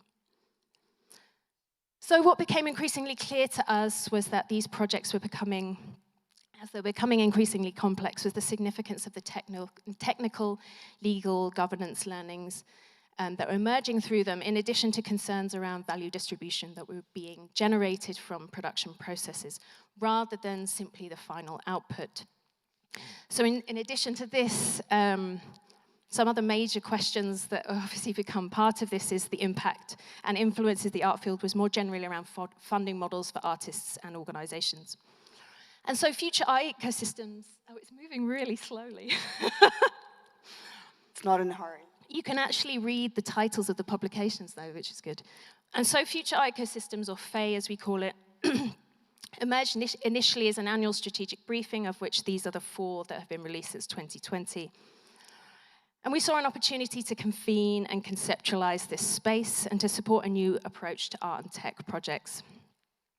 So since 2020, as I mentioned, we've shared learnings in the field of decentralized tech, AI, and the metaverse, addressing the infrastructural questions and obviously the hype cycle that goes along with them.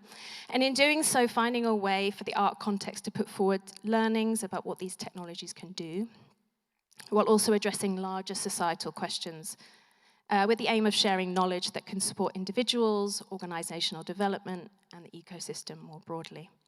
I'll end my institutional spiel and hand over to you. Okay, let's see. So I'll pick up, oh, I keep on doing that. Yeah, I'll pick up where Kay left off. So the artistic commissions that Kay has shown kind of highlighted the fact that the production process for art and technology projects is not only generative in terms of like developing new art forms and really interesting artworks that are engaging with the most current and yeah, kind of interesting and still kind of unexplored technologies, but there are also sites where kind of experimentation around infrastructures can take place. And these infrastructures can be legal infrastructures, you know, they can be kind of related to governance, they can be related to ideas of like structuring collaborations and value distribution. And, you know, ultimately, all of these kind of learnings led us to understand that, you know, most likely we're not the only people who are seeing this in art technology projects, and in fact that probably anybody who is engaged in art and tech kind of has come to this conclusion. And so Future Art Ecosystems became a way of kind of growing a community, sort of a kind of a collective intelligence network of peer projects, peer organizations, with whom we sort of started building out this sort of knowledge base of like, what does it mean to start approaching the art and technology ecosystem, not just as a sort of the kind of pipeline for production of artworks, but also potential pipeline for developing new kind of larger infrastructural prototypes. And after following kind of the 4 strategic briefings that had been started, you know, we started kind of doing the research and publishing them on a sort of annual-ish basis in 2019. We realized that we kind of amassed really a very kind of critical base of connections, communities, but also kind of know-how in understanding what sort of things require to be built. And that actually we had to like transition the Future Art Ecosystems project from one that was sort of focused on surveying and analyzing and kind of trying to discern like the kind of strategic potential of the art and technology space to a project for building 21st century cultural infrastructure. And so what does that project entail? And these are kind of the 4 areas that each Future Art Ecosystems publication has really focused on. So in the beginning, when we're starting to do our research and interviewing and also kind of, you know, just generally doing kind of gathering research on the issues facing the art and technology context, it became evident that there are various kind of areas of need that are sort of lacking, right? So that there's kind of a lack of an adequate platform with that can offer cultural practitioners, organizations, the sort of advanced production capabilities that they need in order to pull off ambitious art and technology projects. Similarly, that the ways in which artworks and organizations are kind of being assessed as far as their success is concerned. So the systems of measurement that are used to kind of understand what is a successful art and technology project are really out of date. And actually, if we're kind of focusing on the process and the affordances of the production process, we need new systems of measurement. At the same time, you know, it also became obvious through conversations that there's a lot of compatibility between different organizations in terms of what they're trying to achieve. And so instead of having kind of this kind of competitive spirit, which is very much part of like the legacy institutional model, we need to develop a more cooperative kind of, or more what we call kind of interoperable way of working with other organizations. And so in many respects, our collaboration with Radical Exchange is, it's not only, I'm going to come to this last area, it's not only an example like of a project that's trying to develop a new ownership and distribution model for art, but it's also a way where I think de facto developing a new protocol for organizational interoperability, given how kind of closely our organizations have been working together for the last couple of years, and the sort of, I guess, resource sharing that underlies this process. So yes, finally, new ownership and distribution models, which is kind of finally sort of funneling in on the reason why we're here and doing this talk. Now, it's sort of fairly kind of obvious that that art economics are kind of fucked up for a lot of different reasons, and a lot of different people have different issues with why art economics or like the art market as the sole representation of an art economic setup just doesn't work. And it can be barriers to entry, it can be gatekeeping, it can be lack of transparency, et cetera, et cetera. But I think there's also something much more kind of fundamental about the current the current problem, and it's that the art market model, in a sense, has a monopoly over like the imagination space of what art economies could look like. And actually, there is a real need to kind of think beyond the art market model and to think what other socio-economic models are possible for culture and for cultural production, and specifically for art and tech.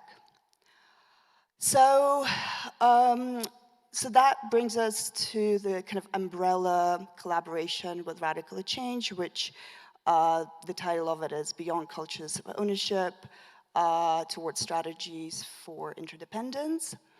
And it started out, like, when we kind of first started talking with Radical Exchange, and interestingly, our relationship emerged from an interview that I did with Matt in 2022, probably in preparation for Future Art Ecosystems 3, Art and Decentralized Tech. And we kind of, we sort of really honed in on this sort of potential of mechanism design and blockchain technology to really reconfigure the way that we think about structuring socioeconomic relations.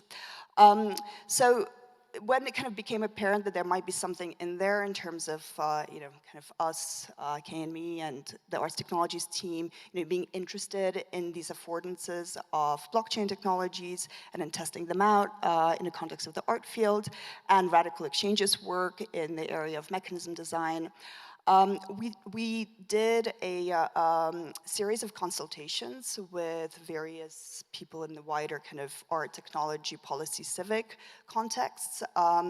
It was a series of consultations that were aided with Polis. Maybe some of you know this sentiment analysis tool. The consultations were open for a while, and what we're trying to map were like what were the areas that people found most problematic about current ownership structures in art, and what were the most kind of compelling, interesting ways to try to prototype potential new solutions. So as a result, kind of on the back of this consultation process and early stage kind of collaboration development, we in a sort of, I mean, our kind of collaboration is not as neat as this, but kind of reflecting on it, that's kind of what we do. As a result, we've kind of developed these tracks that are mutually informative. So we do convenings that bring together people from art, culture, tech, civic activism together. And usually one would think that these are kind of adjacent spaces that should be in conversation with one another, but it's actually quite surprising how siloed those spaces are from one another. So we held kind of an conference-style gathering last November that really sort of tried to create some sort of conversational bridges between these these adjacent spaces. And so that's something that we're kind of continuing to do moving forwards. Now, kind of building on the convening and the knowledge sharing and exchange, we have a dedicated kind of R&D track, and that's very much kind of in the spirit of future ecosystems more generally, sort of bringing multidisciplinary collaborative teams together to try and answer like specific questions relating, in this instance, to ownership. And from that, what emerges are new socioeconomic protocols that we're also trying to build as tools that we can test, people can test, and which can also then set some sort of precedent on which further exploration and building of markets could take place. So currently there are two, we're calling them socio-technical kind of protocols that are in development. Both emerge from the collaboration with RxC, but also have like a broader constellation of stakeholders and partners. So the first one, partial common ownership, that's kind of the reason why we're here. It's a stewardship technology to enable a new set of relations to emerge between artists, their communities, and supporters, where the market mechanisms of the stewardship technology are capable of kind of addressing the needs of each of this group, rather than just prioritizing the interest of one and maximum two, as in collector and maybe sometimes artist. And the second prototype is a Coral AI data trust that's also kind of emerging from a collaboration with Radical Exchange and the work that you guys have done on data trusts. But critically, it's integrated in a new commission that Serpentine Arts Technologies has with artists Holly Herndon and Matt Dryhurst. And in here, we're looking at setting up, or we're in the process of setting up, a new governance framework for negotiating collective data and IP rights in relationship to AI model training. We're not going to be talking about the latter one, but there is, if you go on the FEI website, and there's going to be a QR code in the end, you can find out more about this project and also the other project. And yeah, we have a Telegram group, we run community calls, so if people are interested in these topics, please join us in developing these areas. So I'll pass it back on to Matt in the spirit of collaboration and feedback. I got this. Okay, cool. Thanks. All right. So as a prelude to explaining the partial common ownership project, which we will present in more detail this afternoon at a workshop, which I hope most of you will come to, let's talk about ownership for a moment. So we go back to the theme of sort of power concentration. If you think about the driver or the underwriter of the phenomenon of power concentration, it's the institution of ownership, right? Most of the time when we're talking about power being concentrated in an industry or in the economy or whatever, the institution of ownership is central to that. And but there might be other ways of thinking about ownership, of reconfiguring ownership that allow us to do it better.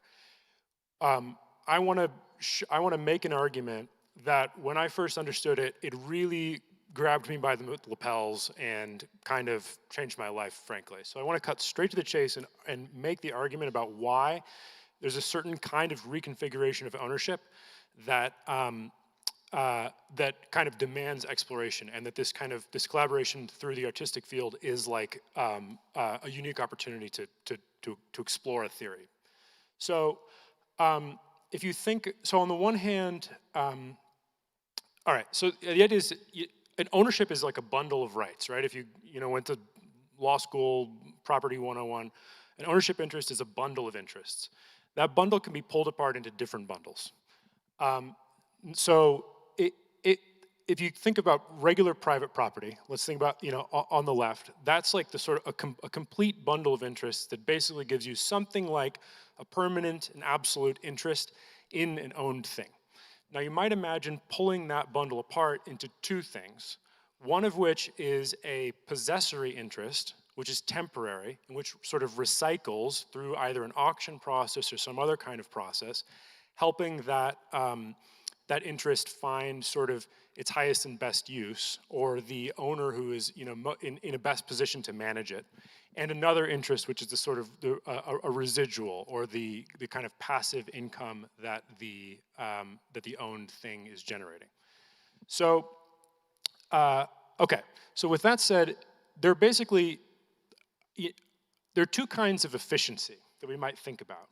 And when the justifications for traditional institutions of ownership often refer to the concept of efficiency. So when we ask ourselves, well, why does Jeff Bezos get to own all that? Why does X own Y, right?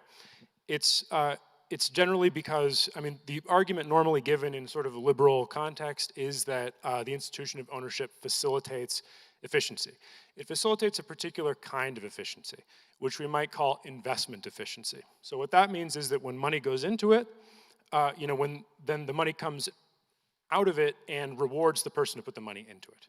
There's another kind of efficiency which we might talk about called allocative efficiency, which is to say, is something that is owned being possessed and controlled by the person who's in the best position to possess it or control it for a broader social interest. Traditional ownership maximizes investment efficiency, but it does not maximize allocative efficiency.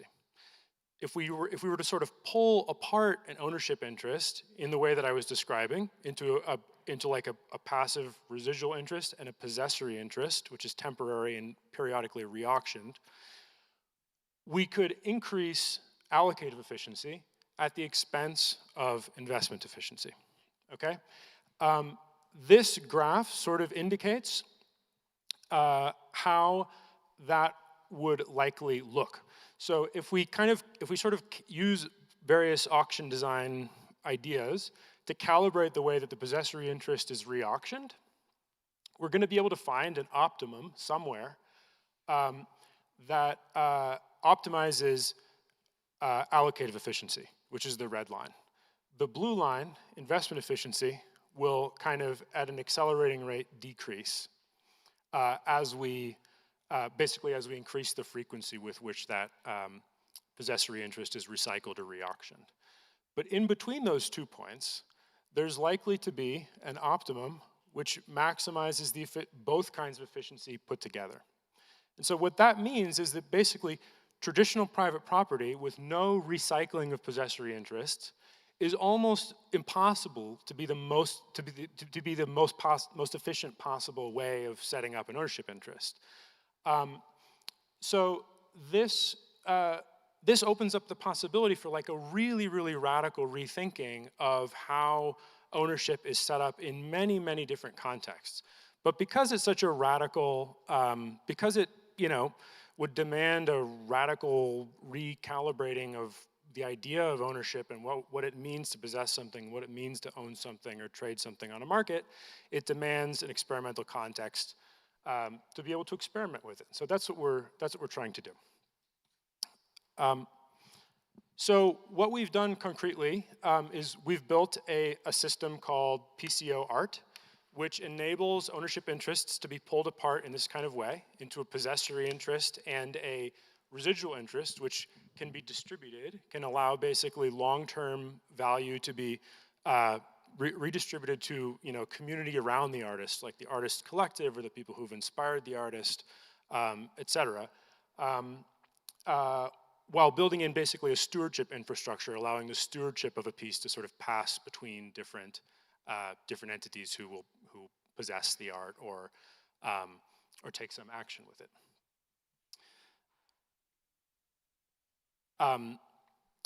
So that's what I just described. The PCO Art system is, as my colleagues were saying, we've got that on testnet and are excited to play with it. Come to the workshop this afternoon and we will walk you through it. We are also experimenting with partial common ownership in off-chain contexts. So this is from a collaboration with the Argentine artist Tomás Saraceno, who is building a really fascinating collaborative artwork based on drawings contributed by thousands of people around the world, including children from the area of Salinas Grandes, Argentina, inspired by the sort of forms in clouds.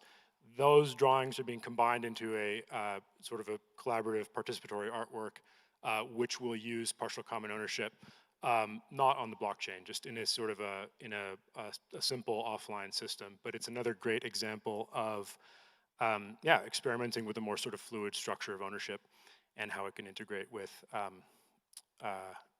art.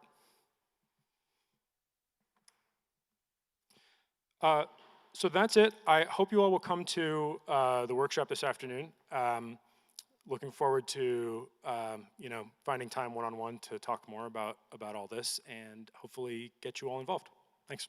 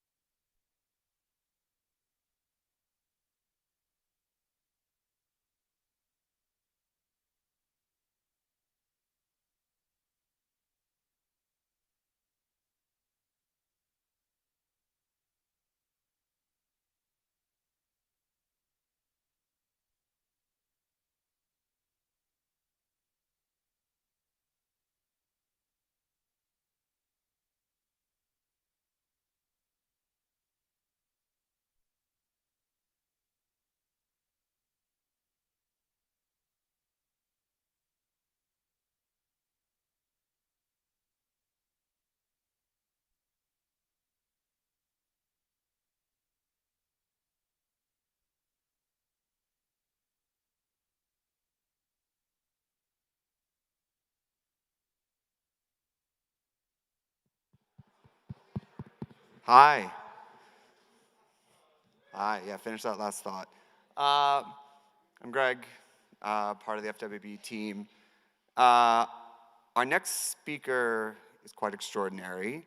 So a couple years ago, we wanted to figure out how we could do events worldwide and still kind of control the FWB brand, but still trust our members who are also owners to do whatever they want. So we created this thing called the Event Key program, where we had a number of parameters. We wrote this thing called pattern language, which is up on our editorial site, where we essentially like systemized the values and systemized how we do events, and then really just trusted the locals. And we're like, oh, I wonder if it'll work. Since then, we've done over 200 events worldwide, 40 cities, 4 continents, all of them very good, and 100% reporting and like feedback from the members. Part of the other reason for event keys is I was curious who we might meet through that, what signal would kind of come through the noise. And there's about 30 FWB members that really surface through that. Some of them are council, some of them are production partners, and our next speaker is probably one of my favorites that came through the system.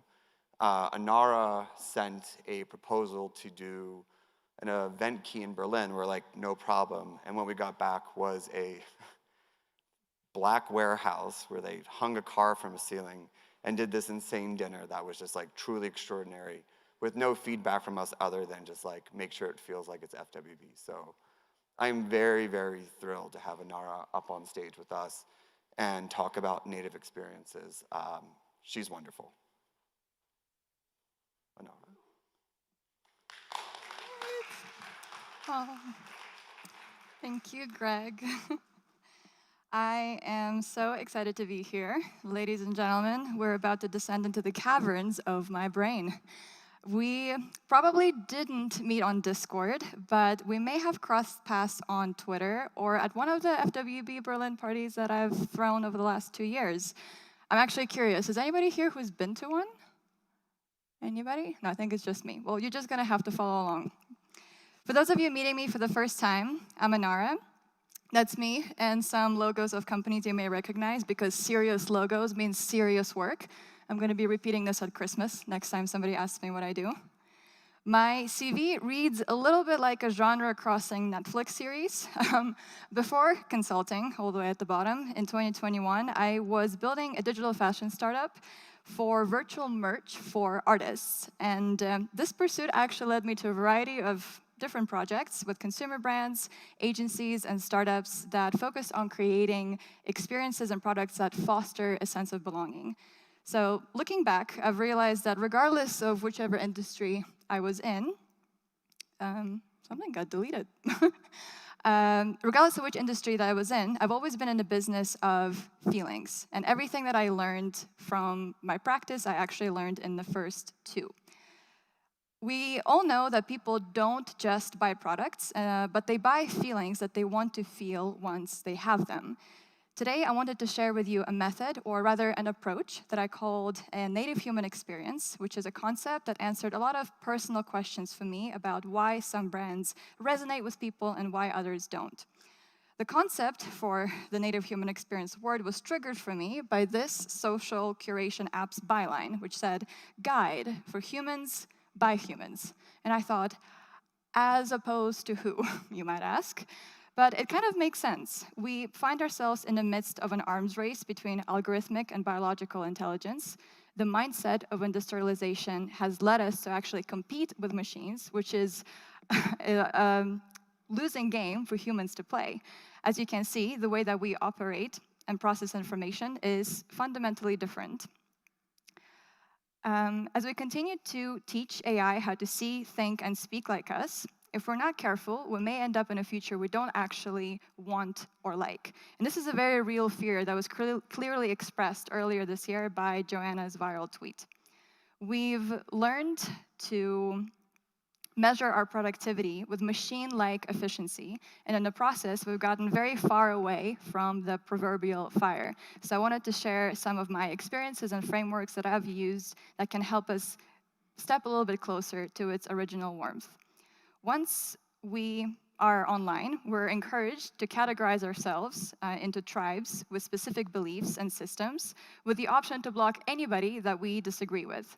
A 2015 study published in The Current Biology found that the stress that we feel from the presence of strangers actually blocks the feelings of empathy in both mice and in human beings. So it's no surprise that people beeline towards the bar whenever they socialize, and that's in part due to the design of the experiences that they're in. When I think about the last couple of years, a lot of us have gone through a lot of change. A new job, a new partner, a move, maybe a new, slightly brattier personality. Right, all of us. Change is a constant thing in our lives. We're all products of evolutionary change. But recently, in the words of Shimon Basar, it starts to feel like change is changing. And despite the slightly pessimistic look of this image, there's a grain of truth in the way that it reflects our current psychic reality. Sometimes we just want Jesus to take the wheel, but recently it's felt like there is no wheel. On top of personal changes, social media has fed us an optimal diet of dehumanizing content next to thirst traps, your friend's vacation, interior design inspiration, and all we want is just a right to life, liberty, and the pursuit of happiness. But this situation is giving us a sense of vertigo, and our brains are doing their best to cope. When we surpass our biological capacities, we start to crave experiences that soothe our nervous system. So when you position your products, I invite you to put KPIs aside for a moment, especially if you're in marketing, and think about how can you create an anchoring experience for somebody in these states, and be an anchoring experience in a sea of options. And believe me, there are options. Similar to my friend Claude, one of the most common reflections I heard from ECC this year is that there's a lack of innovation. But going from a Nokia to a BlackBerry to an iPhone takes leadership from very opinionated founders. So in defense of founders, it is challenging to escape the noise and uniformity of algorithmically curated material, which makes it very difficult to hear your own voice and to foresee what should be coming next. In fact, in the early 90s, 2 Russian artists have conducted a really interesting experiment which revealed that our tastes are not as unique as we might think. They wanted to determine what people desired most in art and wanted to discover the breadth of the human imagination. Surprisingly, after surveying 11,000 people around the world, from Russia to China, France, and Kenya, about their artistic preferences, a similar scene started to emerge of landscapes with blue tones, which we cannot see right now, but I think some of you saw earlier, which pictured animals, a couple of human figures, and just a general landscape. The series was titled People's Choice and highlighted the irony of uniformity in a lot of our tastes across cultures. This pattern is also evident in architecture of our online spaces. Architecture, whether it's physical or digital, is a form of psychological conditioning. And thanks to Airbnb's algorithm, we can fly across the world from Europe to the southernmost tip of Africa and stay in the exact same apartment with the same designer furniture, same interior expressions, and feel like we never really left. And while standards are very important, excessive reliance on comfort breeds average outputs. And the danger with average, especially for brands, is that it becomes boring, and boredom prompts people to look for alternatives. So how do we avoid slipping into boredom? Inspired by the concept of native apps that are designed and built for a specific operating system, I created an internal method that I used with my clients that I called a native human experience. It's a set of adaptable guidelines for creating experiences that are tailored to this human operating system and our 5 senses. It's native because it's developed specifically for a person or a group of people. It is human because it focuses on putting us in touch with our senses and our feelings. And it's an experience because it's a complete journey with a beginning, middle, and an end, and with thoughtful points of interest. We might not be as original as we think we are, and it might feel hard to come up with new ideas while scrolling Instagram, but if we rely less on algorithmic curation, limit listening to other people's suggestions, and spend a little bit more time feeding our own weirdness, you'd be surprised how much can come to mind. This funny moment from earlier this year carries a simple message. Instead of asking people what they want, think about what you want to see happen next. And this approach also echoes belief of another serial denier of market research, Steve Jobs, who said that people don't know what they want until you show it to them.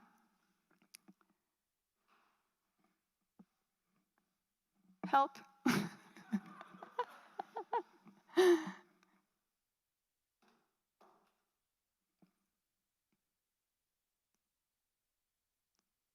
The slides were struggling. It was bound to happen.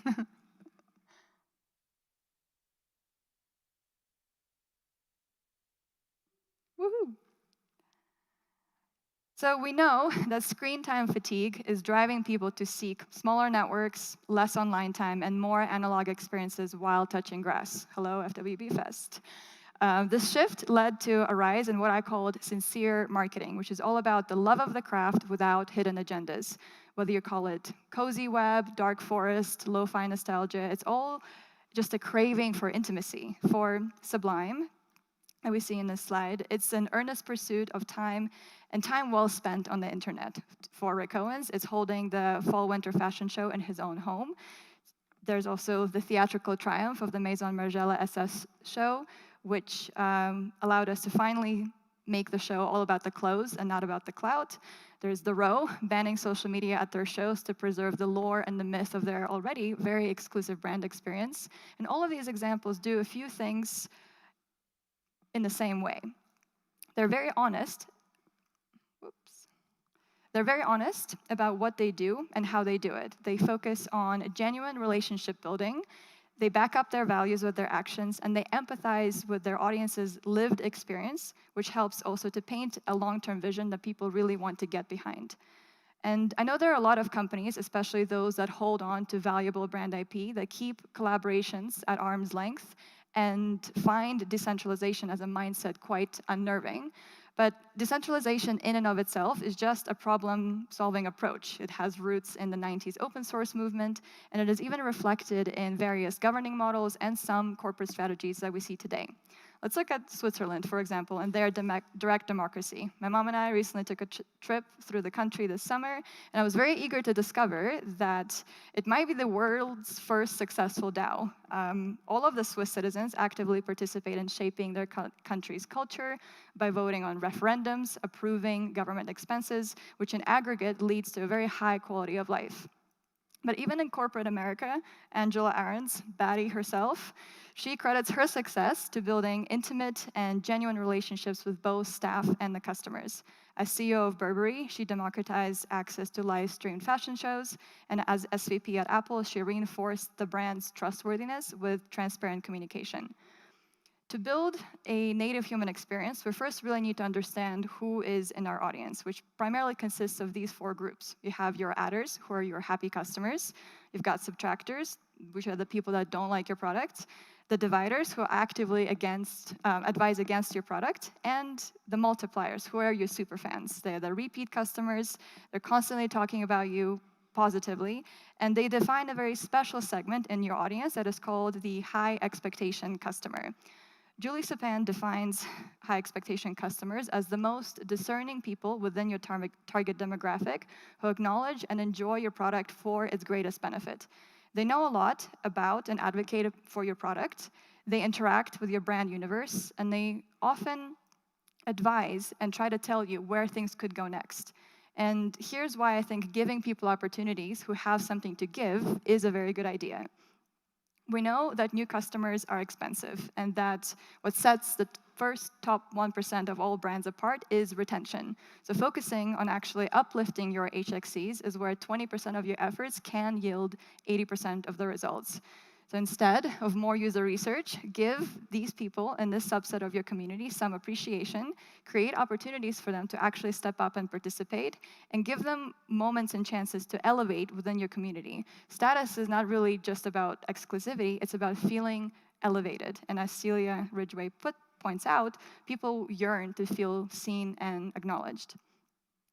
This also ties into Leslie White's equation, where C stands for culture, which is the what and what we collectively create together as a society. E stands for the why and the energy behind our ideas, the ambitions, passions, and fears. And T stands for technology, which is the how and the methods and the tools that we choose to use to channel this energy. And while you may have ideas for how you want to influence culture, letting your HXCs be part of the E at the very least and invite them to contribute to your brand is very impactful. Often, whether you give them that chance or not, they'll do it without your permission and become third-party resellers, create book clubs, and just organize themselves around their own interests. But instead of telling you that all of this is theoretically good for your business, I want to use me as an example. Since 2022, as Greg mentioned, I've been a participant of the FWB Events Key program, which allowed me to contribute to the DAO by hosting FWB events in Berlin. And I want to give a huge shout out to the team for actually creating this opportunity and elevating members within the community and invite us to execute on a lot of the visions that were proposed. In the words of David Marks, who has been speaking earlier yesterday about his book, Status and Culture, he mentions that building experiences for everybody leads to monoculture. So everybody is, of course, part of some culture, but a culture is not about everybody, it is about somebody. So a lot of the experiences and the recaps that you'll see next are certainly about, and have been built for Berliners within the FWB community.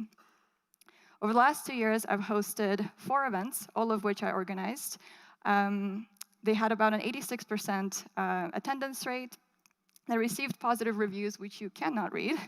But the whole point is that it made me feel like I was doing something right. So I wanted to share the parameters that I developed based on my Native Human Experience guidelines. For our first gathering in spring 2022, we met at a very odd location with no searchable address whatsoever. This event was held at a construction site in the city center. Inside of that location was an original Bauhaus building with a view of 5 iconic Berlin landmarks. None of the FWB attendees have been to an FWB Berlin event before, so this was their first experience. I invited everybody personally and curated the group. Everybody received a handmade envelope with an invitation to learn more about an FWB, a full guest list with people's contact info so that they can stay in touch, several riddles, and also prizes for those that were clever enough to solve them. Once we ran out of food and wine, we walked over together to a nearby bar where we had a reservation for the late night yappers in that group to continue to hang out and be together for the rest of the evening. The second event was held at the newly established Bright Moments Gallery in Berlin, which was in collaboration with its head curator, who was the guest at our first event. The gallery was transformed with artworks that were resembling sunset skies, which was really therapeutic for a very gray Berlin in November. There were tropical flowers, colorful 3D printed tabby shoes, and random wobbly ceramics. A dear friend of mine, chef Kaiki Tizi, has catered most of the FWB events by now, between his shows for Art Basel or Fashion Week. So we've been treated to his dinners. A local musician led us through a sonic journey, which transitioned from a soft listening session to later into a dance party. Towards the end of the night, the guests were serving kitchen staff wine. Some went home with the fresh flowers from the evening, and it really felt like a proper family gathering for the first time. By the third event, the community started to take a distinct shape, so my focus shifted from doing more of the same to then doing something different. I was asking myself, what have we already come to expect out of these events, and what were we missing in these encounters?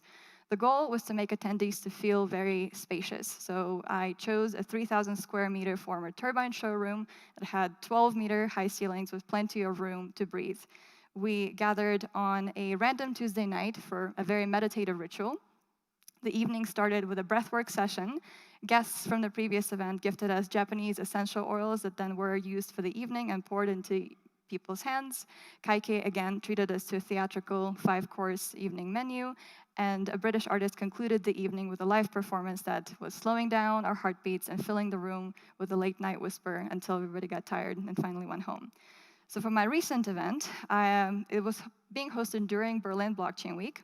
I decided to change things up a little bit, especially for the visitors in the city, and have some fun with the crypto community's devotion to their cause. In true Berlin fashion, where clubs are our churches and Sundays are for dancing, I turned a former beer brewery and a nightclub into a crypto church, which was an experience to mirror the congregation that we have become. We took over 3 rooms, opening the evening with a crypto theater show for which one of the former guests played the role of God. She's the one in the top hat. The evening was complete with a communion, a dance performance from the Volatility Spirits, a confession booth where you could spill your secrets, and a techno worship area under about $1 million worth of LED lights right above our heads. 250 people came to the event, and it became the unofficial closing party of that week. So I thought maybe you can now check it out yourself. Be still. Are you asleep? It's hard to tell, I know. Dreaming or awake, it matters not. Open your eyes. You are welcome here. The doors are open. The floor is yours. The table is waiting. Follow me.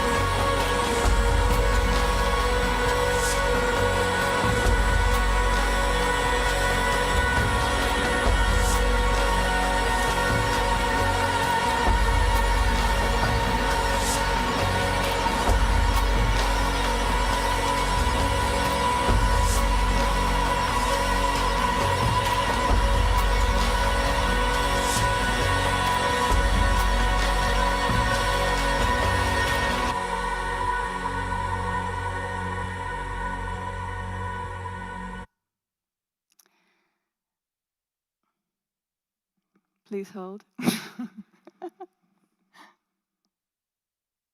You got to see most of it, which is quite nice. The experience was produced with the help of my friends, some members, most of them were not, who fully got behind the mission of FWB and poured their hearts into this production and this vision. So I wanted to leave you with this closing thought. In the end, we all have a choice to make. We can choose not to change, continue to prioritize efficiency, chasing trends, or we can deprioritize algorithms in our life, show a little bit more love to our fans and super fans who fall into the HXC metric, build products and experiences that make us feel like we belong, and help people reclaim their right to pursue life, liberty, and go in the pursuit of meaning within their lives. I know my chronically online people here might want me to stay in the matrix, but to be honest, it is not possible to touch grass and to get your niche jokes at the same time. You do have to choose. In case you haven't noticed, change does keep changing, and we're going far beyond the boundaries of a stage at this point, much further than the four corners outlining the borders of our screen. And tools like Apple Vision Pro, and also spaces like this, have opened doors to a new genre of content creation that will take us deeper into our body's psychosomatic experience, away from, hopefully, the compulsive need to document and share every moment of our lives. With the user's undivided attention that we finally get to have back, I hope that we use the power of these super screens wisely. I have led and worked with teams of specialists to create products and immersive experiences that helped meaningfully engage different audiences. So if your brand is equivalent of a digital oil drilling rig, I'm probably not the right person to help you. But however, if you are a startup, a brand, or a firm that is actually backing founders who incentivize impactful behavior and purpose-built solutions, I'd be happy to connect and see how your vision can have a bigger platform to shine. Thank you so much.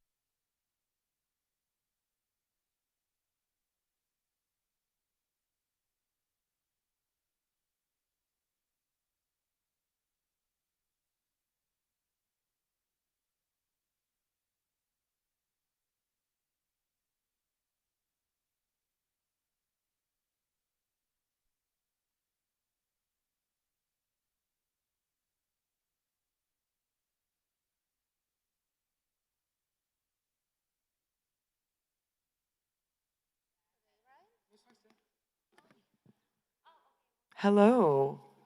Welcome back, everybody. I really do need to find a different way to say I'm so pleased to welcome these guests because it's starting to sound ingenuine to me, but it is not ingenuine at all. I am so pleased to have Latasha and Maria Paula Fernandez here, no strangers to the FEST stage. MP did a main stage talk last year, so we're very happy to have her back in conversation with Latasha, who is performing tonight at 7 p.m. at Envelop. Do not miss it. Without further ado.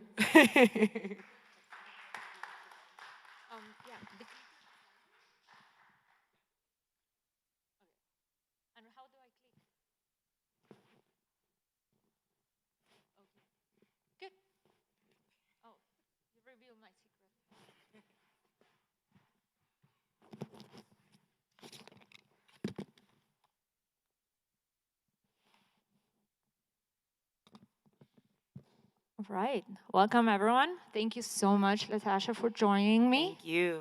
We have been working together for the past month, almost every week. So I hope this is easy. It's certainly no topics left to explore, but we're going to try. Yeah, we're gonna try. So as Katie was mentioning, last year I spoke at the same stage while NFTs and their market were getting decimated. And my company was folded. I was angry. We were building cultural infrastructure, and without a big war chest and more devs, my company didn't truly stand a chance. In fact, nowadays, while NFTs have made a comeback, the trend is to have NFTs as a distribution strategy to let Zora pay for your creations via protocol rewards, which are spectacular, and shout out to them. But they're not back in the same way that we spoke about them before, and certainly not in doing the record-breaking numbers that they did back then. Things have changed. FWB somehow kindly asked me to speak again, and since then I've been mulling about the building blocks that artists like Latasha here use to leverage Web3 for their commerce, distribution, and social status, as well as a tool, for example, in the case of on-chain art.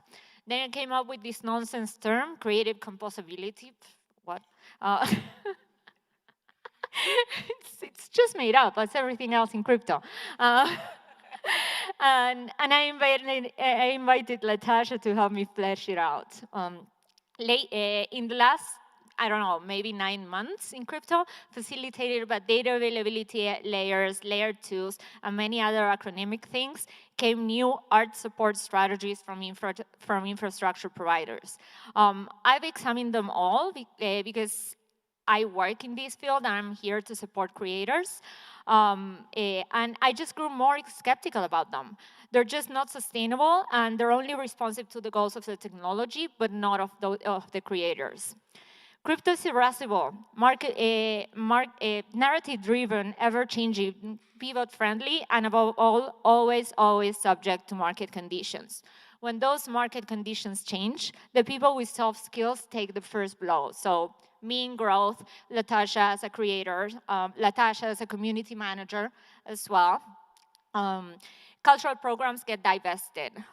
This happens everywhere, actually, not only in crypto. At the end of 2022, after a huge office art unveiling in the middle of the foyer in Meta, Meta decimated their arts program because it wasn't going great for them. You know, they had made all this big investment to bet for the metaverse, and that didn't work out. And then they quickly started folding things to cut costs.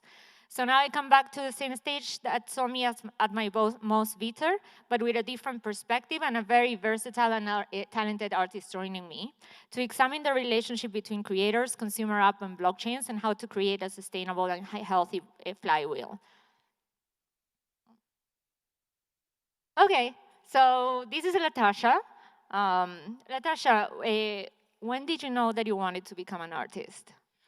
I think I always wanted to be an artist, even as a little kid. I used to steal the microphone from everybody at karaoke and run around and sing menudo and everything else that my parents were playing. But I grew up in a Caribbean and Latino home, so being an artist was a joke and impossible to do to them. And so I secretly used to go in the corners and rap to Little Kim and Biggie and have like this hidden world of music to myself. That's so cute. And this is me. I work in Lens. I'm a director of growth. I didn't become a creator. I didn't become an artist. At best, I'm a con artist. Um, but yeah, I work in crypto. I work every day with creators, and I really want the best for them. So why did the You know when your jokes are really good and then you laugh at your own jokes and then you can't get back to the thing? So what drove you to crypto? Honestly, I was already in hell. So I was dealing with the nasty world of COVID-19, like all of us were as a musician and artist. And at that time beforehand, I had just released a huge single. And I was like, okay, we're going to go on tour after this single. I just moved up to California. And then COVID hit. And I was like, damn, what am I about to do? And honestly, I always say that we manifested finding crypto. I always was like, I want to find a way to be direct to my consumer because I had a lot of fans already who just loved me for who I was, didn't really care about all the other stuff, and just wanted to show up. And then one day, my partner, Ja, came through and he was like, oh, you ever heard of crypto art? And I was like, what the hell is that? And he was like, I think you could sell your music for crypto now. You should How check did it you out." not break up with him? I know. I almost was like thinking about it, but that's my babe forever, so no. But he was like, he's like, what you mean? And then crypto art came and he started to make bread off of his visuals. And I was like, oh my God, you're paying your rent on time, you're taking care of things. Like, that's really fire. And so I was like, all right, show me. And that's when I decided to mint my first ever NFT on Zora. And that became the first music video to be on blockchain. Thank you. Sorry, we're coming back? No, actually we're not. So basically right now what we have is a lot of blockchains and protocols and, and consumer applications saying that they want to support creators. But to be honest, creators are the best users. Creators drive the vibes. Creators create incredible brands for those applications, and of course they drive transactions. If we're talking about the great block space environment that we're currently building, we need it to be full. And creators minting their artwork are the best way, and the best looking way as well to make it full. So I think that we need to actually start talking very seriously about what's at stake here and who's selling to whom. Agreed. Absolutely agree. So, Latasha, I'm talking about that. We are, as I said before, we're puppets of this irascible market. We've learned to navigate it. You survived the 2022-2023 crash, and the NFTs are dead narrative. And currently, the music NFTs are dead narrative as well. The many pivots of companies and protocols that supported your art. What's your strategy? How do you get used to the fast pace and fluctuations in crypto? To be honest, my strategy is being from the hood. I grew up in Brooklyn, New York. I grew up with fluctuations in money all the time. And I also grew up with the mindset that it's really about what you believe and what you think, and what you want to bring to yourself. No matter what, there's going to be downplays in the market. As a musician, I just know it, and I'm just used to it at this point. And so I was like, I believe in this space. I believe in what the communities are doing. I believe in what the artists care about. I want to push for it. And that's my strategy, to be honest with you. It's nothing really that amazing about it. I'm not looking at maps or anything like that or graphs. I'm just staying true to what I want. We have a similar strategy. I grew up in Argentina. So let me tell you one thing about fluctuation. Exactly. I also wanted to point out, I loved how you responded to Catalog's new direction. Catalog basically is about to sunset their auctions and one-of-ones. It's a music NFT platform. I love Catalog for what it's worth. It's not, we're not taking a dig at them. It's another tech pivot. And I think you responded really well to that. I think that it really shows that you are, both an artist and a tech person, and that you understand the both worlds deeply. So I wanted to talk with you a little bit about this. Was it intuitive? How do you strategize around it?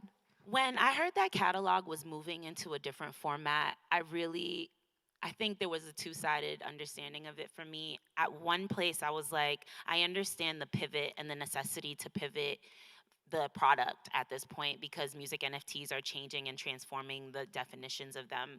I think people are moving more into the editions route. People are moving into the lower cost NFT. I am not against that. However, I am always for the narrative that music is just as expensive and important as any fine art piece, especially artists that are creating like these really impressive raw pieces of work that need to be understood and processed. And when I first got into Web3, I was like, I'm coming here to experiment. I'm coming here to process. I'm coming here to give you guys things that the other part of the world is not going to really receive. And so I believe this is like my fine art. This is my Monet's, you know what I mean? And I want to play with that some more. And that's why I loved auctions, because I was like, this is my way of saying, oh yeah, music is a fine art. And so now that, Catalog is moving into a different direction, I was like, all right, let's be spicy. And I'm about to put up as many raw pieces on Catalog in the next couple of weeks as possible. So if you see those auctions, pull up. Yeah, that's especially interesting to me. Yesterday I was in the audience and heard two people that were speaking here, basically celebrating Daniel Ek's entrepreneurship. While we know in crypto that he absolutely decimated the music industry, and we're building it back up. Right, so this narrative of saying music NFTs are dead, it's all about distribution, and let Zora pay with the protocol rewards. That makes some sense for the time being. And Zora has been, I think they just announced that it's been 1 year of protocol rewards. So kudos to them for fostering that sustainability. But we do need more alternatives because we can't be relying on a single platform. We can't be relying on a single platform. It didn't work well for Spotify as well. Exactly. And I think there was a lot of magic in the auction space when we were there in 2021. I think what artists were receiving at that point too was patronage in a different way. And I got to meet some of the collectors that I had, and they became like real people within my world. They wanted to support me beyond just buying an NFT. They wanted to know more about my musical journey. And I will forever be grateful for those times because that shaped my mindset that there is way more options out there for me. Yeah, I just pulled your tweet here about experimenting and trying out shit. You're doing a lot of these lately. You're doing IYK, Kiki. You're working with Lens, Ave, and family, the full Avara suite. It's quite remarkable. At the same time, you're leveraging decentralized social. You had your stack the other day tweeted out. How do you balance all of that? To be honest, I don't know how I'm balancing it. I just kind of ask God to give me time to do as much as I can. But I do think it's important to utilize every tool that is at our ends right now. I mean, I think the way I'm utilizing it is thinking that there's audiences everywhere here. So let me put my music in as many places. Let me put my face in as many places as possible so that I could find more audiences, as that's what's my goal, right? I want to like expand my audience and reach. And if these tech tools are getting really cool audiences that care about my art and want to see something different, experimental, raw artists, right? Let me go and speak to them and be a part of these communities and really show up as an artist there. I think what's cool about leveraging so many different protocols, blockchains, applications, certifications and whatnot, is also that in general the last part of the production, what you put out as an artist is, comes with a lot of, extra things that you're cutting out all of the time.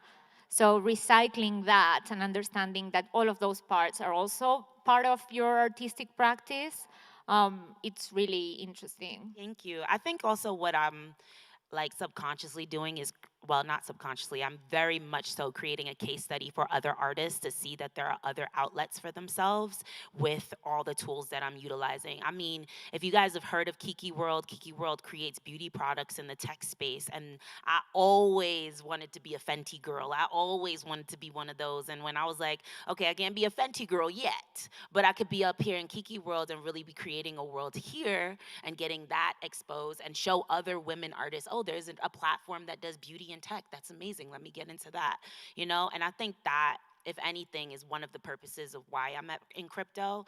Sometimes I'm like, why the hell am I in this space? But that that is the constant reminder of being, a representation for other women and a lot of POC creatives, that we can do so much more within this technology. And so if I gotta put up with a bunch of crypto boys wilding out, I'm gonna do what I gotta do.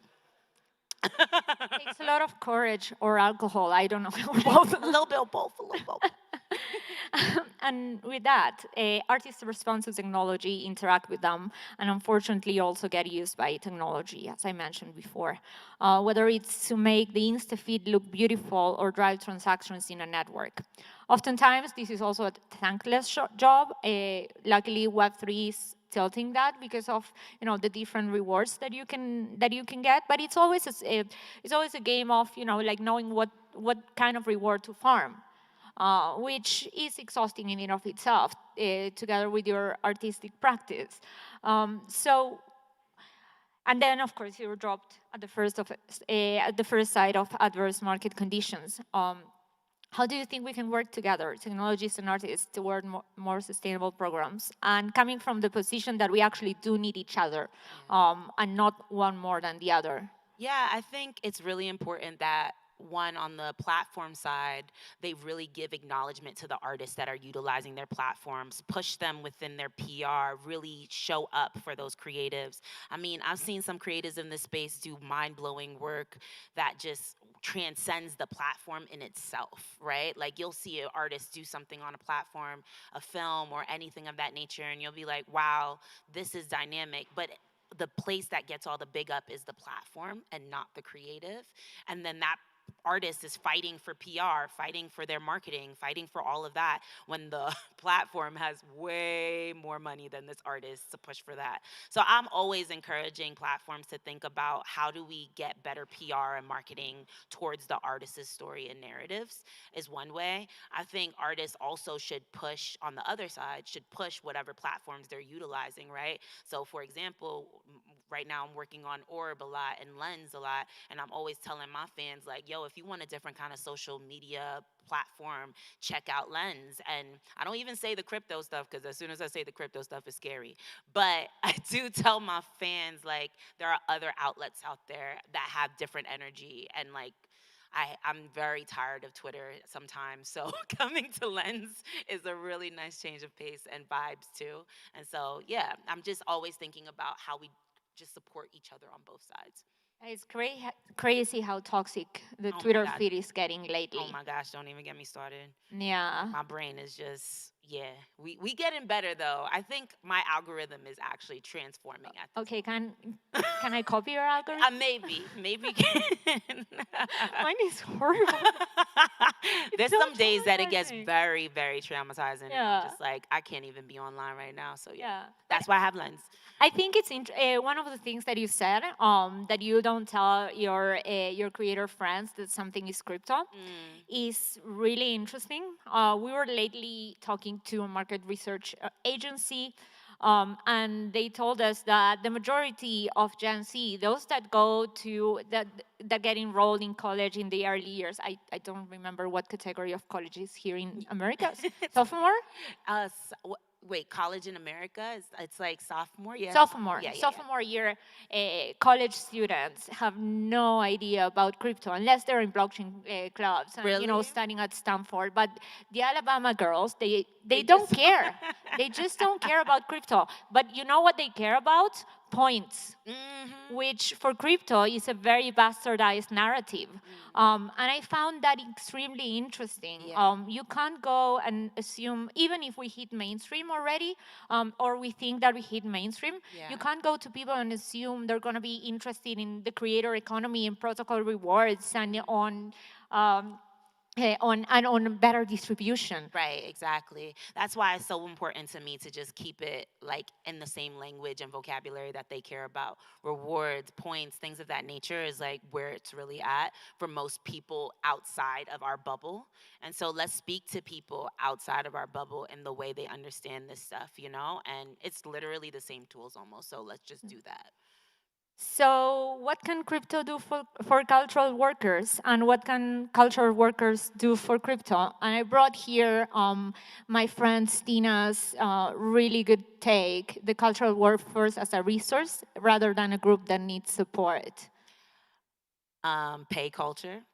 It's really that simple to me. Give money to culture. I mean, there's a lot of money in this space. I see it all the time, and it's just really dissatisfying to see the same things get money all the time. You know what I mean?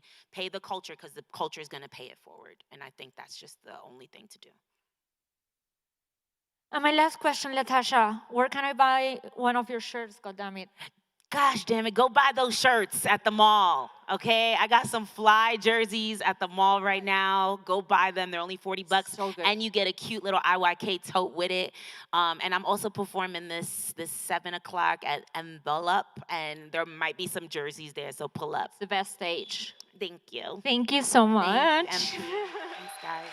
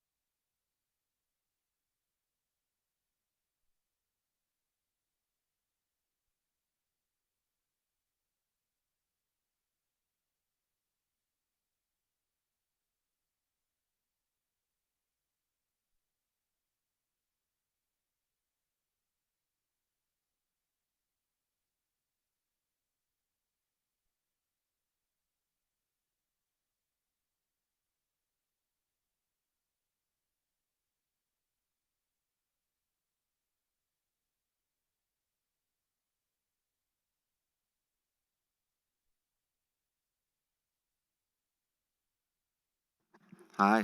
Hey. Welcome, everyone. I'm Greg, the CEO of FWB. And how's everyone doing? Does everyone have a good time? Okay. Woo! I see like so many smiles, and that makes like us so happy. So keep smiling. I have the pleasure today of interviewing Tiago Soda. Welcome to the stage. Welcome back to the stage. Thank you. We had what I actually think is like a very historic panel yesterday with WorldCoin, Base, and Optimism for the first time ever. And that was not in my plans, but I think we'll have to talk about it because I've been thinking about it. But you are the head of product and engineering and design for Tools for Humanity, and the innovative team contributing to WorldCoin. Your journey is really, really inspiring. Having grown up in Mexico in a lower middle class family, and your path took a significant turn when you earned a scholarship to study in the United States, where you became an expert in robotics, which is very cool. Before joining the crypto space, you founded and led the fintech startup, which you successfully exited, and your initial skepticism towards cryptocurrency transformed into advocacy, particularly influenced by Ethereum's potential to digitize and transform previously undigitalizable aspects of our lives. Now you are on a mission to revolutionize digital identity and decentralization through WorldCoin. And what I like about our conversation before and what we're going to share today, it's not just about technology, it's deeply rooted in your own personal values and experiences, which I feel gets lost when we talk a lot about AI. You have a human-centric approach, and you bring that to the pressing challenges today. We're going to talk about your insights, perspectives, AI, blockchain, some philosophy, and why not. So one framing for this, we are now in month 8 or 9 of a year-long partnership with WorldCoin. Big thank you to John, CMO out there, for trusting us in this. When we announced it, to say that it was slightly contentious within the DAO was interesting enough. I got a lot of very, very lovely messages from people I didn't know. And it was interesting to me because I was in a car on a road trip, and like my phone just started going like this, and when we announced it, I was like, oh, and I was caught very much by surprise, by people's just deep hatred of us doing this. What's been amazing is that the WorldCoin people have not only been aware of where you have, but have been amazing partners. It wasn't like we're going to do this one thing and art wash a project together. It's a very amazing long-term partnership. And what kind of struck me about this is that the AI has always, been perceived as good, bad, or otherwise in culture. It has a long history going back to Isaac Asimov and everything before. So today I want to also make sure that we frame this in like, this didn't start 2 years ago. This has been a preoccupation of humans ever since the introduction of computers and a potential sentient being. So a lot of this we're going to talk about is like, things just didn't start last week or a year ago or 10 years ago. This has been a preoccupation for all of us. But before we get to that, I want to go to your background. Can you just share a little bit more about your experiences in growing up in Mexico and how that influenced your work in AI and Web3?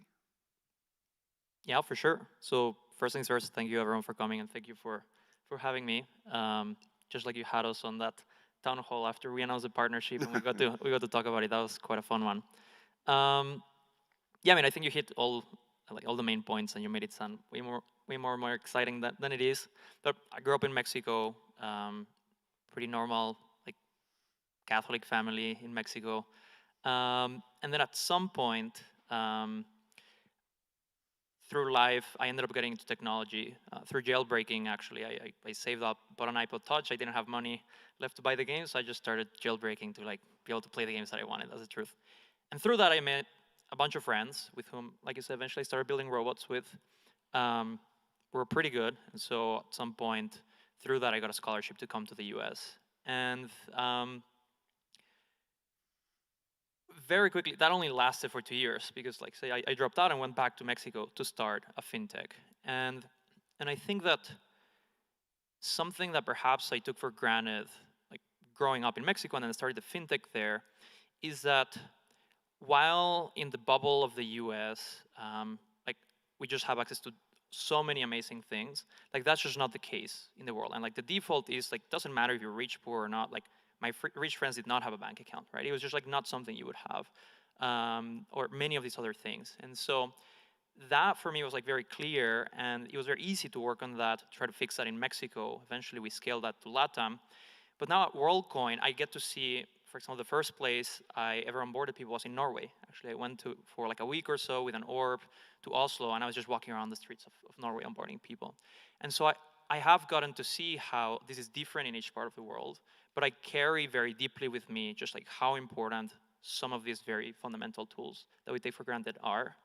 And so that's been part of it. And then the other side of things is, I think in Mexico we have a bit of like an irreverence towards authority and towards the status quo that, again, I took for granted growing up, but I think has been useful as I've continued to grow and in particular start to think about crypto and what does it take to upgrade the financial system. Sometimes you say things that are uncomfortable for some people, but for me it's just very natural. That's how I grew up. That's like culture in Mexico. You say things the way that you think you are. Like we laugh even about death, right? We have a day of the death. We laugh about everything. We challenge things. And so I think that's been, like having like no taboos has also just allowed me to think about everything from scratch and like made up my mind about it. Yeah, when we started working with you, we also began our conversations with Stellar, and I don't know if anyone saw the presentation yesterday about a town that essentially like no one had bank accounts because of like narco trafficking, and how crypto has really changed that. And so it's been interesting to see your approach to it, and also particularly like a not first world countries approach to systems and protection. Asimov's iRobot introduces a number of ethical considerations for AI many decades ago. I'm curious about your upbringing, about like how your ethics and values have influenced your work.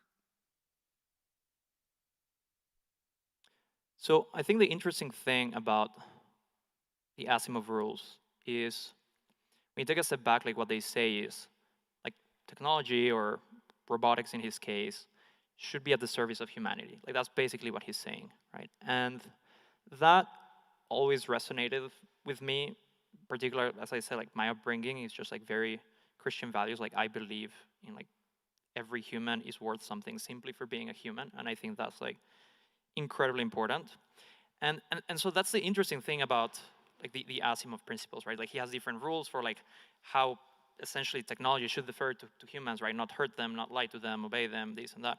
But I think it all starts with a human, right? And I think one of the things that we perhaps, or at least I didn't see coming, is that the first challenge to be able to comply with those rules was going to be, how do you even know what a human is in the first place, right? Because today, or at least when I was building robots, you knew what the human was, and then you get to build all of the rules and all the programming to make that happen.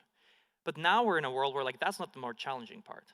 The challenging part, I would argue, is knowing who to treat that way in the first place. And that is at the core of like a lot of what I think about nowadays, what we think a lot about at WorldCoin, because at least I do very much think that no matter how intelligent an AI system is, everything that we build should have humans at the center and should be at the service of humans, not humans at the service of technology.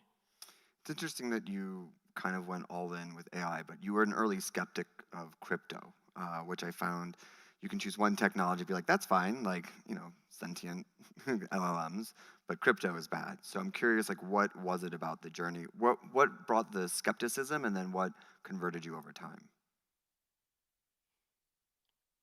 Yeah, I'm sure that's a that's a fun thing to say. Look, I mean, the truth is, when I went to college in the US in like 2015, my roommate showed me Bitcoin for the first time, and we bought a little bit just for like shit of it, and like I'm glad I did, but I was never like super into it, right? I never read the white paper. It was not something that I took very seriously.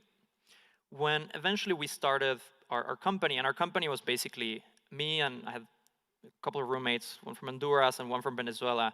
We're literally like on a Thursday night, like laying down in the carpet at like 2 a.m. And we're just talking like, dude, why don't we have Venmo in Mexico and in like Venezuela? And that just like stuck with me, right? And so that was like the premise of what I started. I went back home and I told my friends like, okay, so hear me out. There's this like Venmo app in the US. We're gonna build that for Mexico. It turns out it was a terrible idea to build it that way. And we successfully like adjusted what exactly it was. But as we started doing that, for us, I mean, to be honest, we were just learning how to build apps in the first place. So like crypto wasn't even like, we weren't even thinking about that. We were learning how to build an Android app because we have a YC interview next week and we told them we had an Android app. So now we have to build the thing. And And so as we got into that, we just like built a database, and like that's how we were moving money. And that's when like the 2017 like bull run started happening, right? And then as we started fundraising, like every investor conversation was like, "Oh, are you using a blockchain?" Right? And it wasn't even crypto. And we went, okay, let's go look at that. And we looked at blockchains in 2017. And it turns out that like they sucked for what we were trying to do, right? Like you cannot do real-time payments. It's super expensive. Like the UX is horrible. Like, no, the way you solve the problem we were trying to solve is with a database, at least back then, right? And so I had to become very good at explaining to investors why blockchain sucked and why you had to build it our way, because otherwise our company was going to die. And the truth is that just didn't leave me a lot of like mental bandwidth to think about how this technology is evolving and like where it can go, right? I was just like I was a 20-year-old running a company trying to focus on not dying and like just want to scale my Venmo for Mexico. Eventually we, like you said, we sold that, we scaled it across LATAM, and I took a year off where my rule was the first half of the year I don't want to think about anything related to what's next. So I did a bunch of random stuff. I studied ants and did a couch surfing tour and did a family tree and lived in the desert with my friends and like did a bunch of like weird shit. And the second half of it was to think about what I was going to do next. And I started having like some ideas, and you'll be like, well, this is great, but if crypto works out, you wouldn't build that this way. Like, okay, let's put that on the shelf. And then here's another idea. Well, but if crypto is actually going to happen, like you don't even need this in the first place, right? And so I got to that point with like 2 or 3 things. And I was like, well, then I guess I sort of need to make up my mind. Like, will crypto happen or not? Because if it won't, then I should just build these things and like, let's go. And if it will happen, then like why build better boats when like planes and spaceships are about to happen? And so my first stop was the Bitcoin white paper. And I think the thing that I understood there that I hadn't before, the thing that resonated with me was, it wasn't decentralization for decentralization's sake. It was decentralization to be able to digitalize.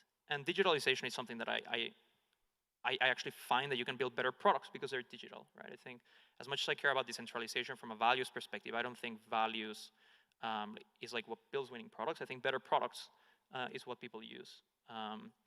And so that was exciting. And then through a couple of friends, John Palmer, Alex Masmej, a couple of people who just like started crypto pilling me, I found my way to Ethereum, and I realized like, hey, actually these things are not, all these tokens, you aren't meant to go and like buy bread with like your kick token. Like these are like, you have like different mental models for like each of these tokens are, right? And they're just, at the end of the day, they're, instead of storing information, they're storing like value. And you can, and when you're digitalizing these things and you're building in these open systems that are decentralized, it turns out they're composable. And that for me was just like incredible, right? Like being building in fintech for like the past 5 years, now knowing that I can just like take a system without them knowing and like over the weekend build something that would have taken me a year was just insane. And so that's what got me back into it. And then over time, I still think, don't get me wrong, I still think like a significant part of the space doesn't make a lot of sense, but I think enough of it is so incredibly profound and so incredibly important that it's worth spending a lot of time and energy and money on. One of the things that I think has been confusing in the space is the concept of decentralized AI. I feel crypto and AI have been pitted in like a VC battle of, you know, crypto is dead, now we're going to invest in AI, and AI will die, and we'll invest in crypto. About 6 months ago, 7 months ago, you started hearing about decentralized AI, and you're like, what does that mean? And people would just mumble an answer.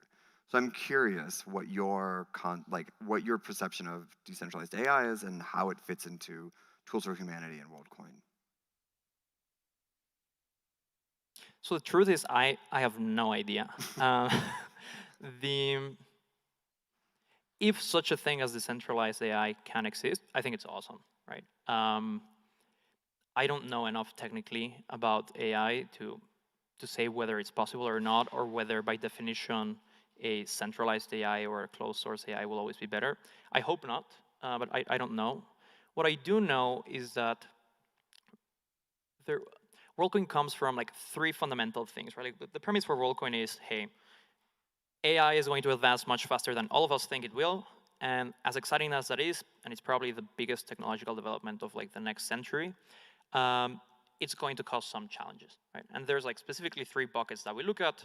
There's the economic side of things, like some people are going to lose their jobs, and there will be a time between their old jobs and when they get new jobs, right? And so you need to find a way to help people and to fairly distribute all of the wealth that is generated with these systems. Number two, there is like proof of personhood, which is what I think has been the most pressing problem recently, which is how do you know what's a human and what's a bot online, right? And like everything that comes from that. And number three, which isn't talked a lot about, but you actually like, hear Sam speak to it if you go back and look at some of the early videos from the project, is how do you democratize AI, right? And that means something as simple as how do you ensure that everyone has fair access to it, right? That if there's limited compute, you can distribute that so that everyone has a fair chance to use it. But perhaps more interestingly is how can you think about different governance models, because these systems are probably too important and too powerful for one person or one company to control, right? And so I don't know if that is a one person, one vote democracy. I don't know. I think like there's like 10,000 experiments that we need to run. I do know that most of them start with the primitive of a person. And when you have the primitive of a person, you can come up with like all sorts of schemes for how to control these models. And so we're focused on solving that part of the equation, and it'll be up to AI companies to then take the primitives of the protocols that we're helping build to solve those problems. But to be honest, in terms of like decentralized AI, I don't know enough about it to speak to it. Someone will finally answer me. Yeah. So if any of you have been over to the mall, we have a gallery show up. It's the third iteration of a series that started off in Mexico City called The Paradox of Personhood. It's an amazing collaboration. Has anyone been to the mall? Has anyone seen it? Okay, great. If you haven't, it's very, very cool. We did it in Mexico, we did it in Tokyo with our partners at Push, and now we're here and we're going to go to Argentina in a couple weeks. What's been interesting about that is that as we travel to each city, we write a new essay that talks about the localized perception of an interaction with AI and the technology. And what's kind of really come out is the concept of self-identity. You're both concerned with making sure that you're a real person, but you also don't want to take away the fact for people to be creative, anonymous. And so the premise of WorldCoin is like, we can say you're a real person, but that's kind of all we're going to do. So I'm curious that as you're building this technology, how does the concept of like self-identity and personhood enter into it as you're building the authentication side of things? Yeah, it's a really, really important question. We talk a lot about identity and just how much we want to do in it. And I think that the conclusion that we've come to historically, and I don't know where the community will go in the future, but at least as we were incepting the project and as we've continued to work on it, we've made the decision of only focusing on what we call proof of personhood, which is we don't care about who you are, we don't care anything about you. The only thing that matters is, are you a real and unique person, yes or no? And many VCs and many like product people that come and interview at the company, this and that, they'll pitch amazing, wonderful things that you could do if you expanded into like broader identity, right? And don't get me wrong, I think those things are necessary. And I don't know if our community or a different community will be the ones to figure it out.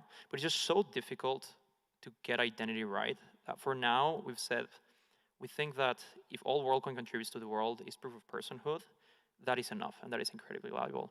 And so for us, what that means is everything you do is anonymous through a new type of cryptography called zero-knowledge proofs, where at every step of the way, when you're signing into an app with your World ID or when you're verifying an account with your World ID, all you're doing is you're telling that app, hey, I'm a real and unique person that hasn't done this thing before, but you cannot learn anything about me. And so, for example, if you are claiming a coupon at a Shopify store with the Shopify plugin, you can say, hey, I've never claimed this 30% discount on your store. I'm a client for the first time, and so I'm going to claim it.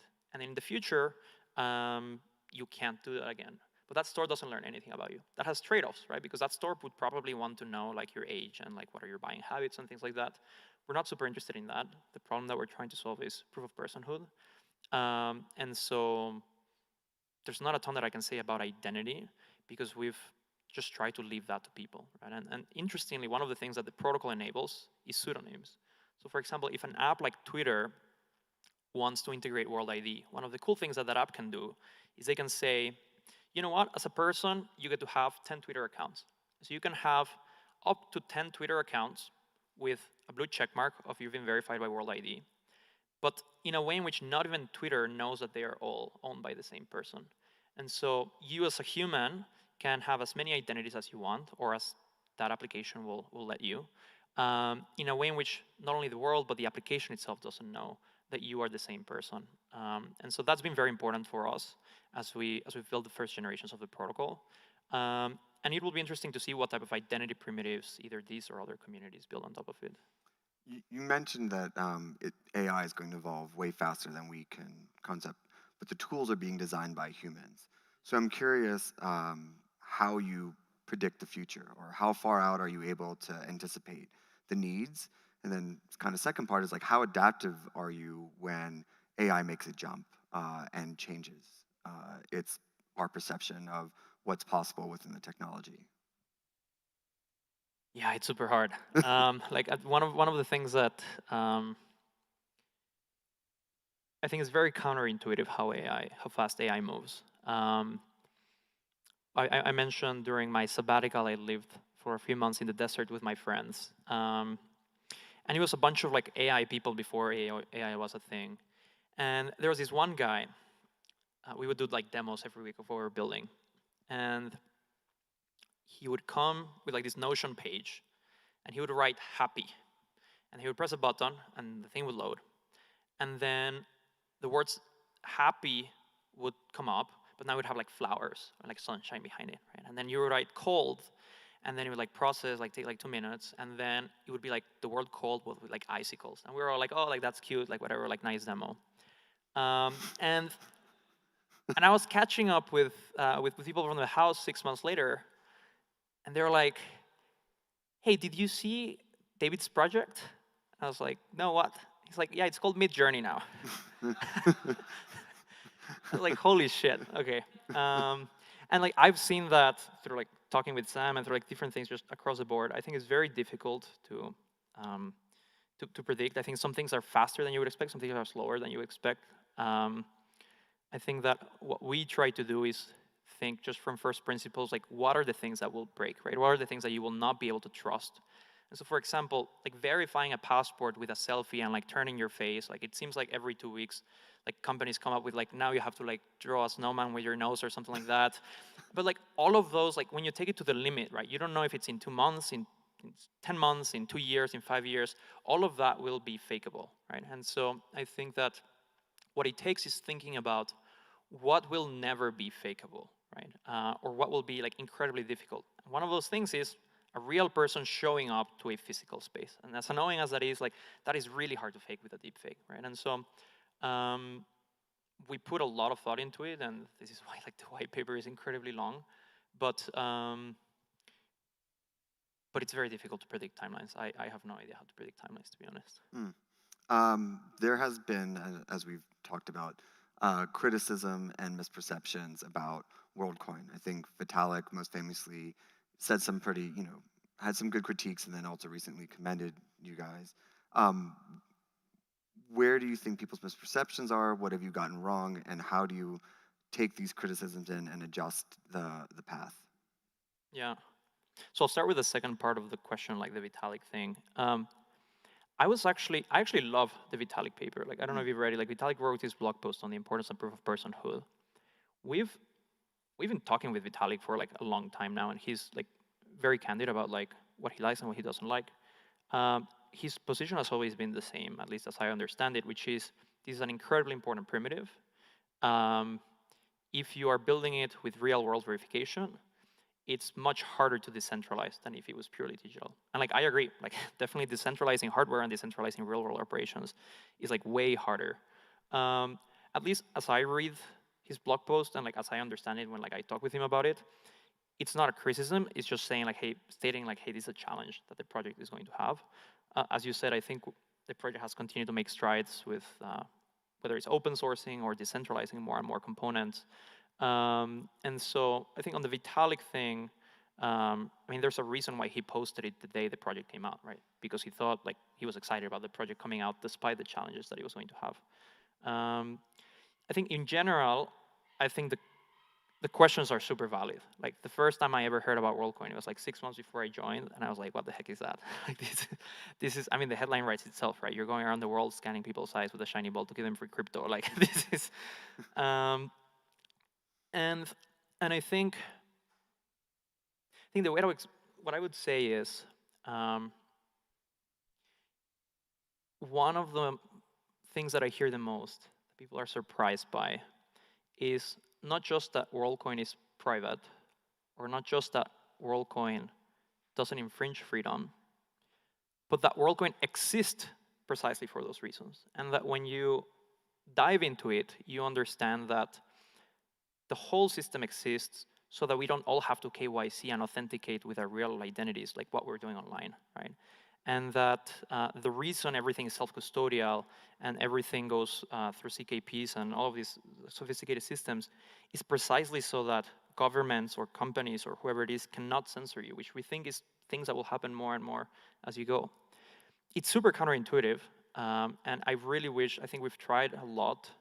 I think part of like why there's this perception if we've just not been good at telling the story, and I think we've gotten better at that in recent years, but like at the end of the day, when every other biometric project is just not private, the default is to assume it's not private, right? And so I think a lot of that has been on us in terms of how we communicate about it. It's complicated ideas that it's difficult to explain how they work.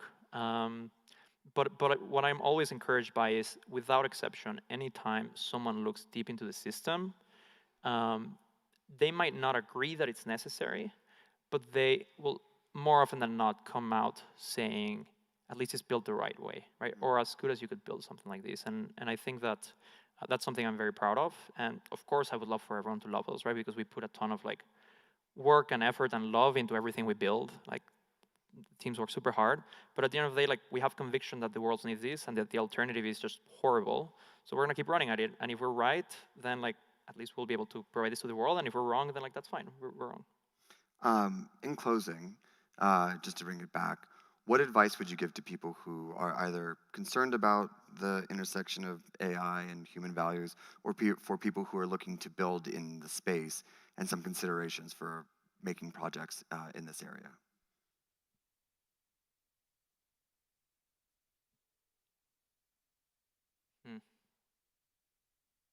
Look, I said it yesterday, and I think I'll close with the same thing. I'm very excited about infrastructure and protocols and all those things, and we contribute to some of those.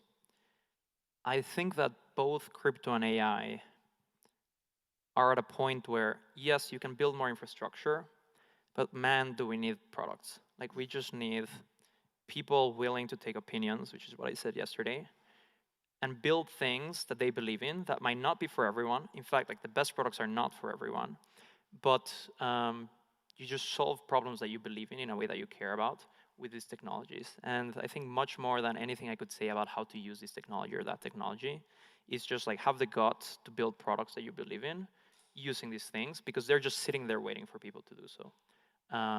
So that's personally what I'm most excited about. It might not be what ends up being the most impactful for, but is what I think the most about is like, how do you take these technologies and actually start delivering real value to real people in their day-to-day lives? Great.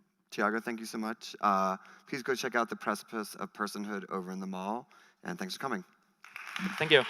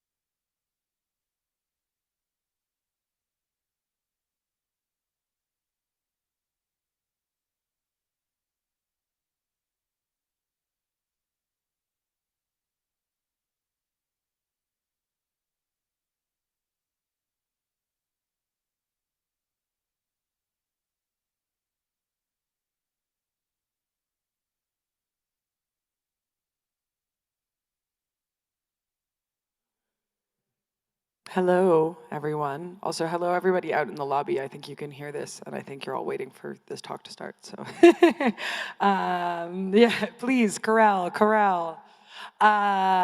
Welcome back. I am pleased to open up this afternoon session with our guest, Kay Alato McDowell. I have been a fan of Kay's work from afar for a while and actually tried to get Kay out here last summer, but it was a little last minute, so I'm really pleased to have you with us. And Kay has been publishing in a series for the Gropius Bough this year, and the most recent piece, Neural Interpolations, I was totally struck by and informed a lot of this talk, from what I understand. And the third piece will hopefully be out this month. So without further ado, Kay Alato McDowell.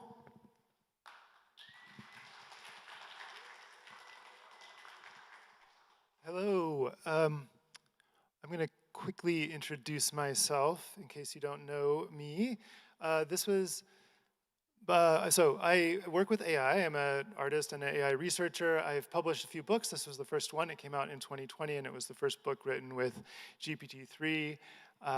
This is my second book. It's an anti-romance novel about DJ who lives in the basement of a TikTok house in Malibu and tries to find love and God in Los Angeles and fails, is written also with GPT-3. And another novel I just came out with last year. My style is to collaborate in very clear ways and to make this process part of the reading experience. I've also just recently released a comic book. I wrote a script and collaborated with the artist Elon Manuik,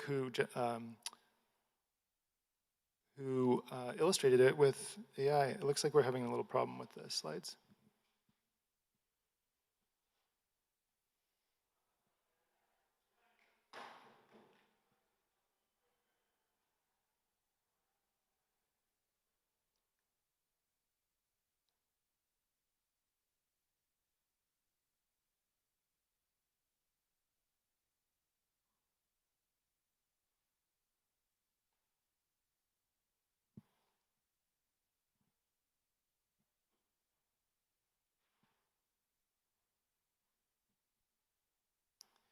While they're working with the slides, I will just also add that I work in the performing arts as well, and I've been working on an opera. We had a preview at Lincoln Center in 2022. Oh, hello, our producer from the TED version of the opera is here. And yes, we did it at TED. And we'll be doing another work with Lincoln Center next year. And that opera was a neuroscience project, and so some of my interest in what I'm calling in this talk neural media includes AI, but also extends into some of that area of neuroscience and using neuroscience to understand ourselves. I'm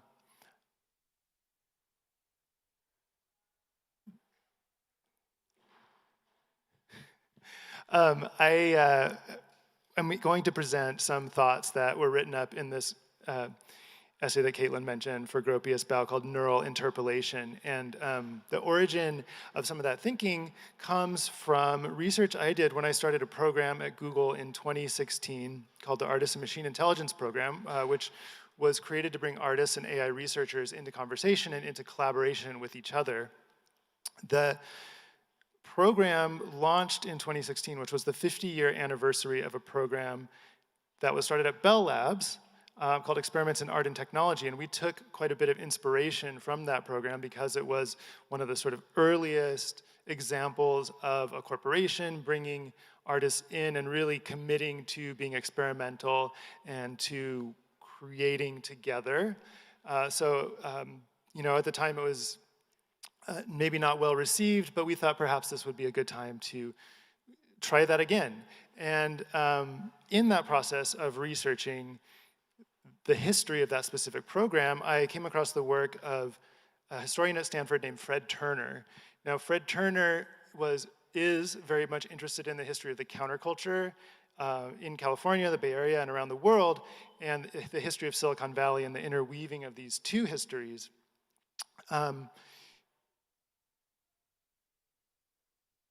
in looking at his work and the framing that he brought to the origins of the counterculture and the origins of Silicon Valley, I discovered something called the Committee for National Morale, which was created in 1939 by the Roosevelt administration. And I would love to show you some slides that are relevant to this. So let me know when I can. But this committee was formed because the US government in 1939 was, of course, in a war, this was wartime, and the US government was concerned with the way that media could control subjectivity. The reason that the piece for Gropius Bao is called neural interpolation is because this is coming from the concept of the Marxist theorist Louis Althusser. The idea of interpolation is when one is named or called, so the example is a police officer hailing someone on the street and they say, "You there," and the person on the street, if you turn around, you essentially accept the identity that's being offered to you, the identity of a criminal in that case, because a police officer is calling you. But this idea of producing subjects or creating subjects through language and media is relevant to what the committee was concerned with, which is how does broadcast media shape subjectivity? They were in particular interested in what they considered this national subjectivity. So they believed that Germans were highly susceptible to group entrainment, and in particular, broadcast media like radio and television could get people to sort of vibrate on a single frequency or to become a mass, and this would lead to totalitarianism and fascism. Now, they wanted to theorize a different kind of media that would enable independent thinking and autonomy, yes, but also control. And in their theory, they describe what we might call an influencer today, because the American subject, according to them, was very independent, did not like to be told what to do, and would only accept suggestion from their peers. So, all right. Now I'll show you all the cool pictures. Maybe.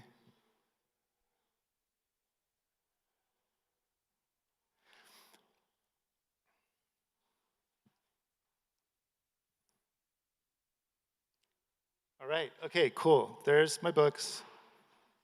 There's my comic. There's my opera. There's the audience. There's the neuroscience. Okay. This is what started. I don't know, has anyone seen this picture before? I love to ask people that question. Yeah. This is old school AI. AI art before anybody knew that it was even possible. This is the program I started at Google. 9 Evenings, the Bell Labs event that was inspiration for that program. And here are the documents from the Committee for National Morale. So just take note of the number of people on this committee, the radio, motion pictures, journalism, public opinion, psychiatry, neurology, everybody was thinking about this. And they were seeding a new kind of medium. And this is what Fred Turner calls eventually immersive media. And I'm gonna show you how I think that has evolved. So if this was the proposition that the committee had, essentially that broadcast media was fundamentally fascist, it would get people all to think the same thing at the same time because the message was broadcast from a single source to a mass of people all at once.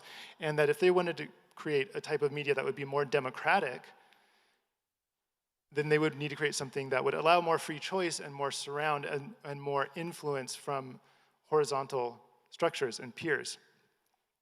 I created a typology kind of extending this and drawing it out a little further. I've also changed some of the terminology a little bit here, so I'll just go over this with you. But what I've done is I've looked at the history of broadcast media. The surround media that Fred Turner names, I've renamed immersive media because that feels more natural to what I think we're doing with it. Network media and neural media, which in my thinking includes AI and anything that has a kind of neural structure to it. So that could be media that interact with our neurology, anything that's based on neuroscience, brain-computer interfaces, that type of thing. And I've kind of put these into different periods of time, and I've defined some of the properties that I see in them. And so the question that the essay asks is, how do these media types influence our production of ourselves, and what kind of subjects are they creating us to be? What are they causing us to become as they become normalized? And what were they in the past, so that we can see a sort of through line from the beginning of broadcast media to what we have now. So if we go back to broadcast media, the way I've defined it here, and just to identify, there are time periods noted. So in each of these columns, you can see a time period, 1920 to 1940. Of course, we still have broadcast media, but this is the birth of that medium, and that is what I'm focusing on. So with broadcast media, we have a centralized space with programmed content for demographic identities. And what that means is that space is centralized. Now, if you imagine what effect, this is like documented in academic studies of human technology interfaces, but television, radio, they brought people together into enclosed spaces and actually pulled people out of the street and into living rooms, into places where there were television. So they centralize space and they provide programmed content, meaning the content is created in specific blocks of time. There are programs within the content. There are structures within the content. So archetypes like the news anchor, the authoritative male news anchor, who's a kind of beloved paternal figure who defines reality, or the nuclear family structure as portrayed on a sitcom, or the wisecracking, tuxedoed late night comedian. These are archetypes that provide a kind of identity within the content, but these also become structures themselves. And the identities that are produced are demographic, and I'll show you why demography is the structuring principle of identity in broadcast media. So Nielsen ratings were the first kind of way that media began to sense its users. So the corporations, the systems themselves began to try to understand who the users were, who the listeners and the viewers were, and to understand them, to sense into their identities. But this is how identity is structured. So the first market research is performed in 1923. In 1936, Nielsen creates a technology for monitoring user behavior, for consumer surveillance, looking at what channels of the radio are being listened to at what times. About 10 years later, the Consumer Index debuts, and they produce, they launch ratings based on the odometer, but they also begin to add this to television. So this is a relatively recent demographic breakdown of media use, but as you can see, they're divided by age, they're divided by gender, sometimes by location, and these are really crude, rough blocks within which the media begin to determine who is consuming it. The alternative that was proposed by the Committee for National Morale, sort of surround democratic or immersive media, was based on the idea of a distributed field of media. So as you'll see in some of the examples, the kind of things that we experience as immersive media would have their precedence in this form. The content is an experience, so people go to this event, they are immersed in this kind of medium, and through the way they navigate within that, this surround field of images and sounds, they construct an experience, and this constructed experience is in theory productive of a democratic identity. So the idea is that you have an array of choices and you make those, rather than being told what to think, you're given options and you kind of create your own reality within this set of images, sounds, and media. And the thing to understand about that is that this is, of course, a limited set of choices, right? This is false choice, or it's consumer choice, or it's a subset. But at the time, this would have felt revolutionary. So it's a distributed space providing experience for constructing identity. This is Herbert Bayer's diagram of 360-degree field of vision. Herbert Bayer had this notion that perspective had actually changed since the Renaissance, and that dynamism was the new relevant form of perspective. And so moving through a space and making decisions about where to look was more dynamic. This has echoes of cubism and futurism and quantum physics. This is an example of that display mechanism in action. And Herbert Bayer's Airways to Peace exhibition also begins to use the surround architecture for displaying. Now this is really interesting because this is a map of the Earth, and this is a kind of narrating how international air travel is going to bring about peace. It's almost a neoliberal kind of message foreshadowed here. And it's one of the first times that we see this enclosure, this spherical enclosure. It's ironic that it's the world, but it's turned inside out. And it's a military industrial representation of that.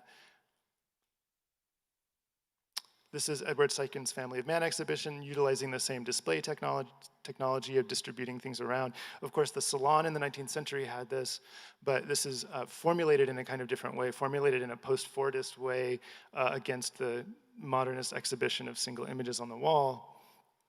And then Buckminster Fuller produces the geodesic dome for the Milan Architectural Triennial in 1954, and that gets picked up by not only the International World's Fairs, which are a kind of American propaganda effort around the world to expose people to what a democratic subject should look like, but also, I guess, to promote, our infrastructure as well. Like the freeways are show up a lot, and this is a Charles Ray Eames film about cars and freeways. And then this dome structure gets reappropriated by the counterculture. So this is Drop City from 1960, a kind of artist movement that was sort of Midwestern Fluxus type of art movement that created this utopian city in southern Colorado. And then, of course, these surround experiences, these immersive kind of experiences like Fluxus, happenings, Alan Capro, this kind of mid-century early conceptualism. And all of this was also picked up by the counterculture. And so we have the Merry Pranksters, the laser light shows. This is Movie Drone by Stan Vanderbeek, which is a bunch of projections inside of a dome. Stan Vanderbeek was a Bell Labs employee. And the Trips festivals and this kind of iconic psychedelic oil projections. And this, of course, dovetails with the counterculture in the Bay Area, the whole Earth catalog, the sort of access to tools ideology of like make technology, make things for people to be autonomous, this kind of like libertarian hippie vibe that influences things like the Homebrew Computer Club, which then gives rise to Apple and Silicon Valley in general. Burning Man is a continuation of this immersive method, this immersive ideology, as is the kind of full projection-based 360 types of artworks like these by Team Lab, or the Sphere in Las Vegas, which we've already seen a couple times today, I think. Or the Apple Vision Pro and VR in general. I think what we're seeing is actually that this immersive dome, right, what starts as an enclosure and a sort of projection of different imagery around the viewer explodes almost like a fruiting body of a mushroom, and you get, you get media everywhere, right? So we're kind of living in the explosion of the immersive environment. The immersive environment is kind of splattered all around us, and everywhere you look, there's little screens in the backseat of the car and stuff like that. So,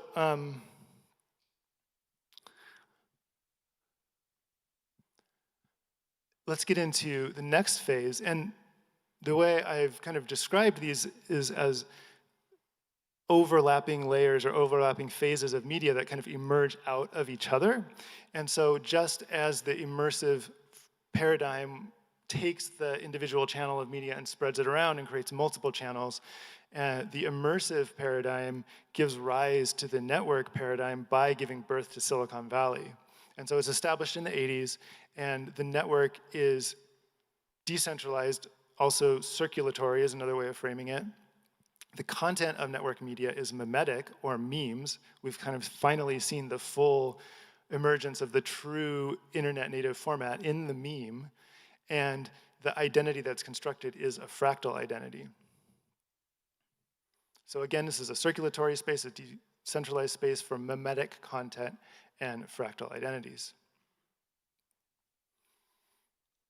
This is a visualization of the structure of the internet by the Internet Mapping Project, and I think that the thing that's worth noting here is the circulatory nature of it. Obviously, it's kind of biomimetic. It looks like a circulatory system in a body, and as you're looking at this, and maybe later when we're thinking about neural media, it's good to notice that we, as users, exist at the nodal points in this diagram.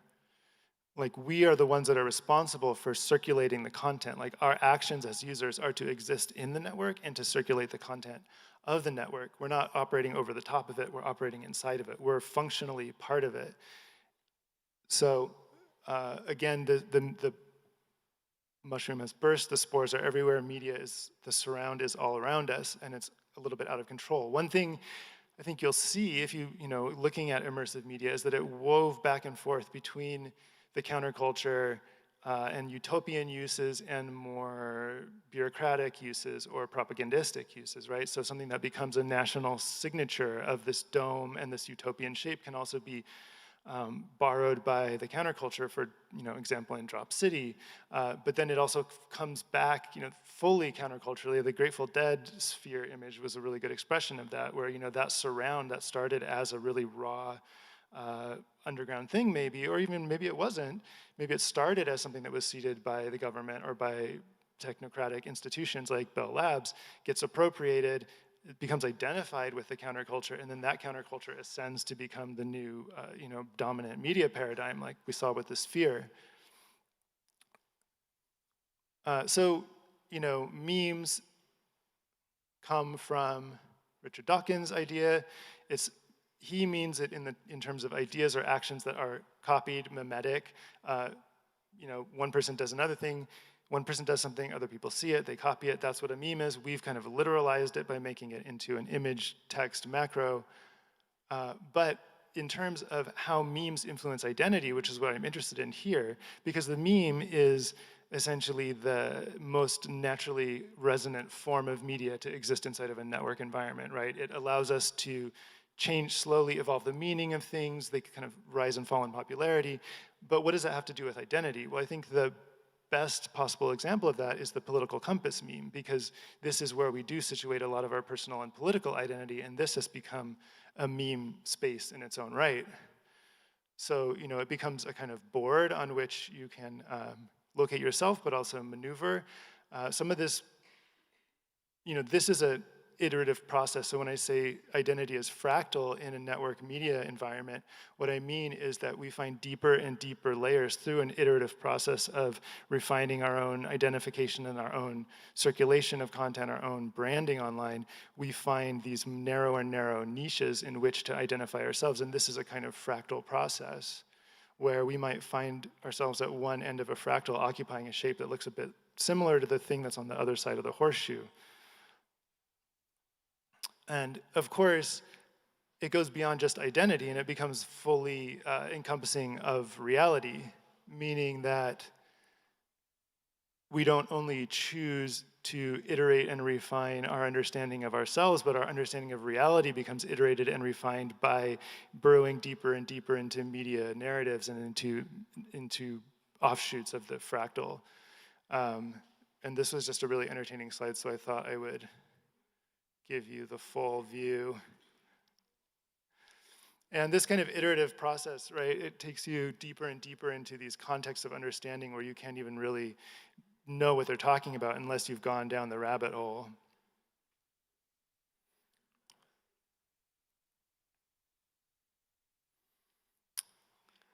So this brings us to the medium that I'm calling neural media.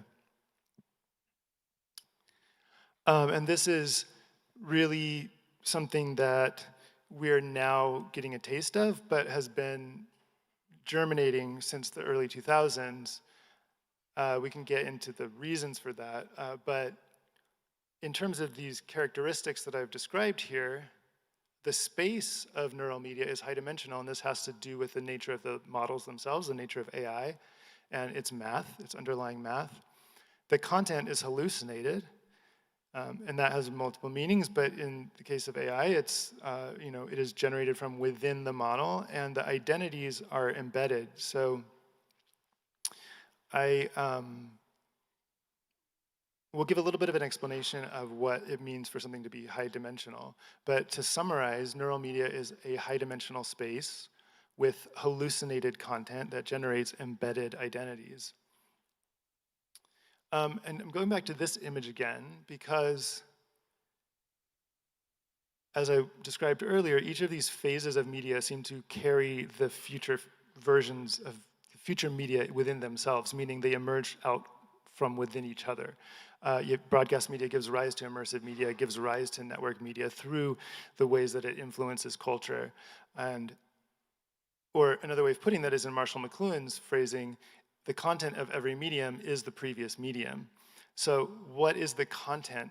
Literally, what is the content of AI? It's the internet. That's the training data. So we're seeing the most literal expression of this McLuhan-esque formulation, or this McLuhan's formulation here, in the sense that when AIs are trained, they're trained on as much data as you can scrape from the internet. But the interesting thing to note is whereas within network media, we operate as individual nodes circulating content mimetically, within neural media, we're operating outside of that model that's trained on the entire internet. We now are interacting with the entire model at once rather than being circulatory nodes within it. Now, this is not an either or. We are both in a network media environment and a neural media environment, and those are transitioning. So we're seeing how they interact right now with the circulation of things like AI slop and the way that certain generative patterns feed into networks themselves.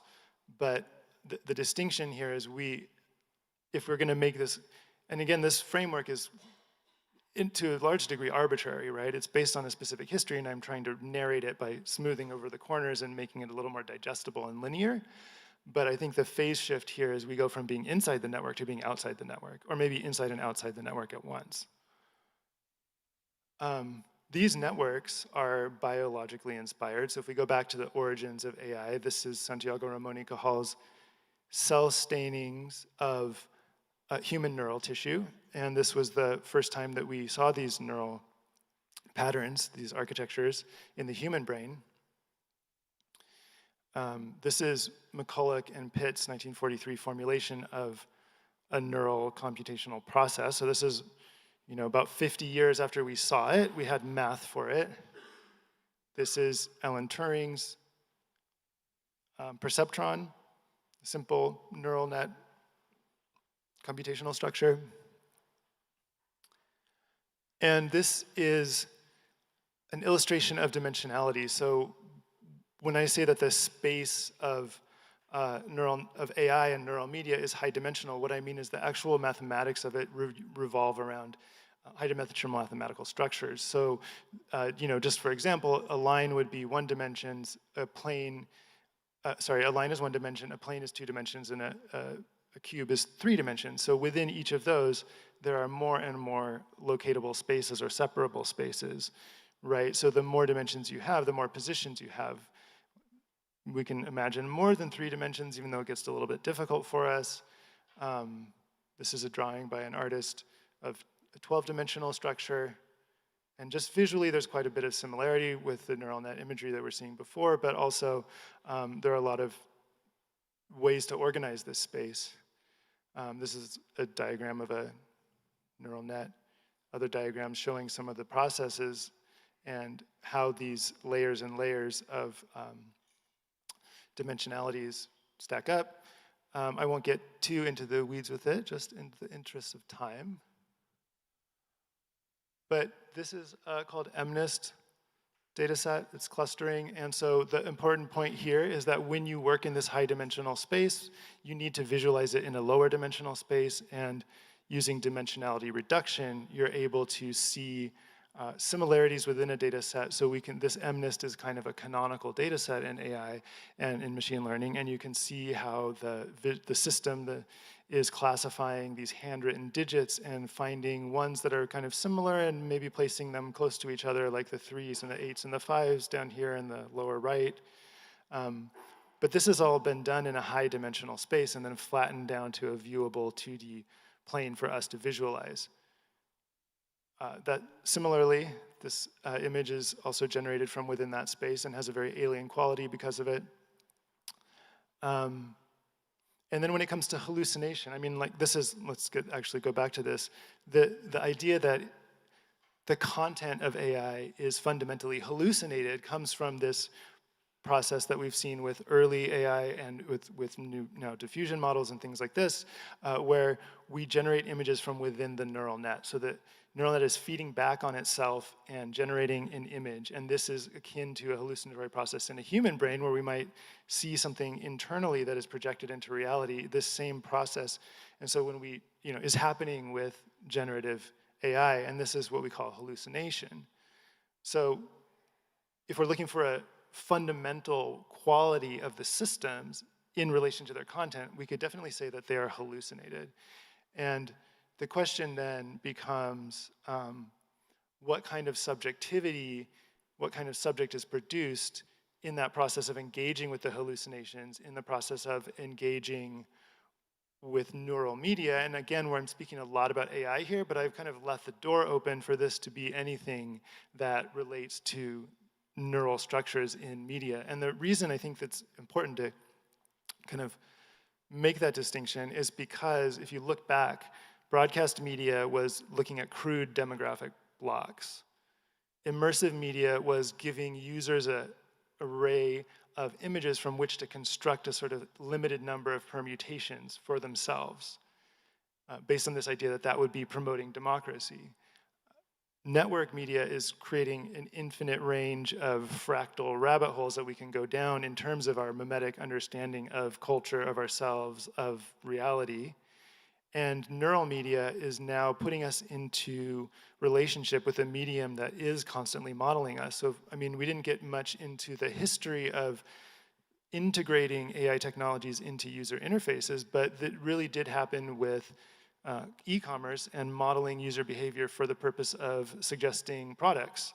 And so this is when you start to get a really high-dimensional mapping of the individual users, and the subject that's being modeled by the system itself in the form of broadcast media was very crude. It was your age, your gender, maybe where you lived, with these kind of user modeling systems, with suggester systems, recommender systems in the 2010s on Amazon, Netflix, social media, we're starting to create a high-dimensional model of the user, and the system is starting to sense back at us. And so this type of hallucinated content is, in some sense, part of that sensory mechanism where it's seeing how we react to different things, and it's driving us towards specific desired outcomes that the system has in mind.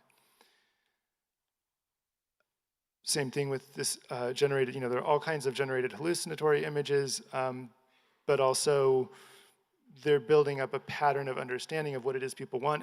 A lot of it looks kind of the same in that way. And so we're getting these really different understandings of ourselves and these different distributions of ourselves. The next piece for Gropius Bao is going to talk a little bit about the midpoint of the bell curve and the notion of kind of content distribution and aesthetics around that.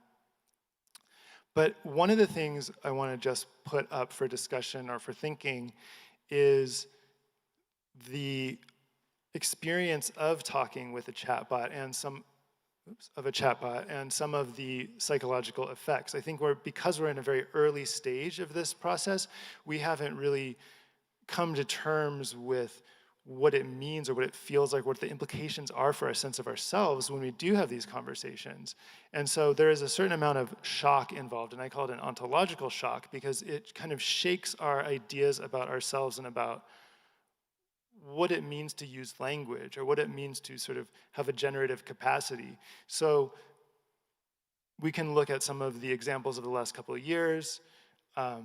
Blake Lemoine at Google, Kevin Roos, the New York Times journalist, and his conversations with AI, some of these early phases of people encountering language models and their ability to generate text in a human-like manner produces, in my perception, one of two things. We are either tempted to see the model as a self because it convincingly performs a type of selfhood, a certain type of understanding of itself. It expresses desires, it seems to have motivations, it's consistent in its use of language. And in that sense, we have to ask ourselves, is the model conscious? Does the model have a self?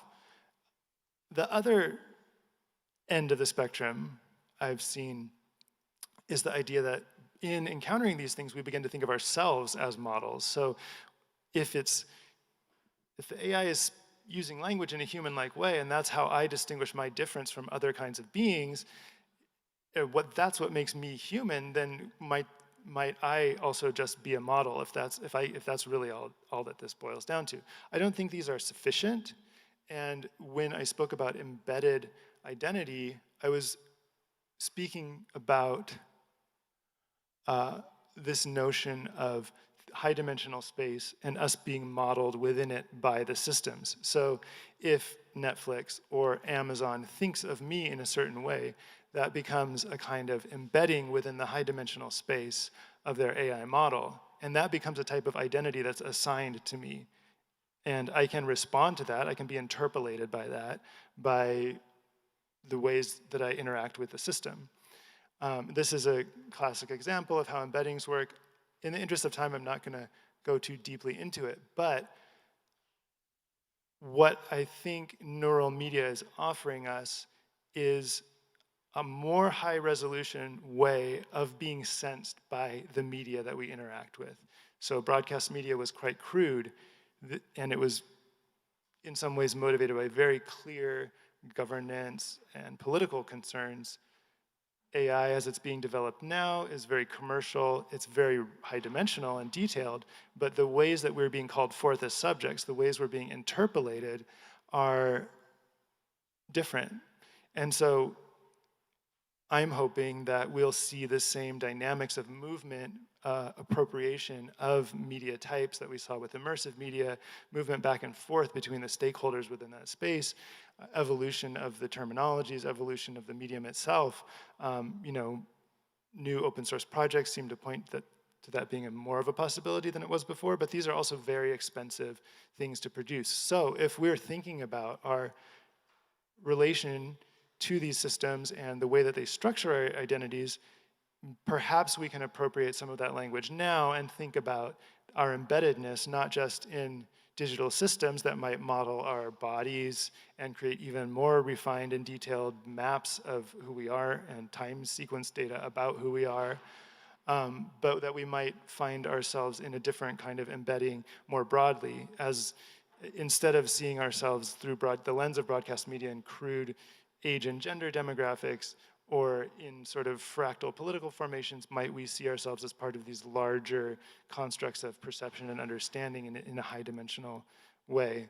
There's a positive possibility there, but I think what I've seen in this research is that all of these systems and all of the ways that they influence us to become a certain kind of subject are always heavily politically motivated and embody conflicting forces. It's not a simple cut and dry psyop. There's a lot going on, and so I'm just going to leave it with that. Thank you.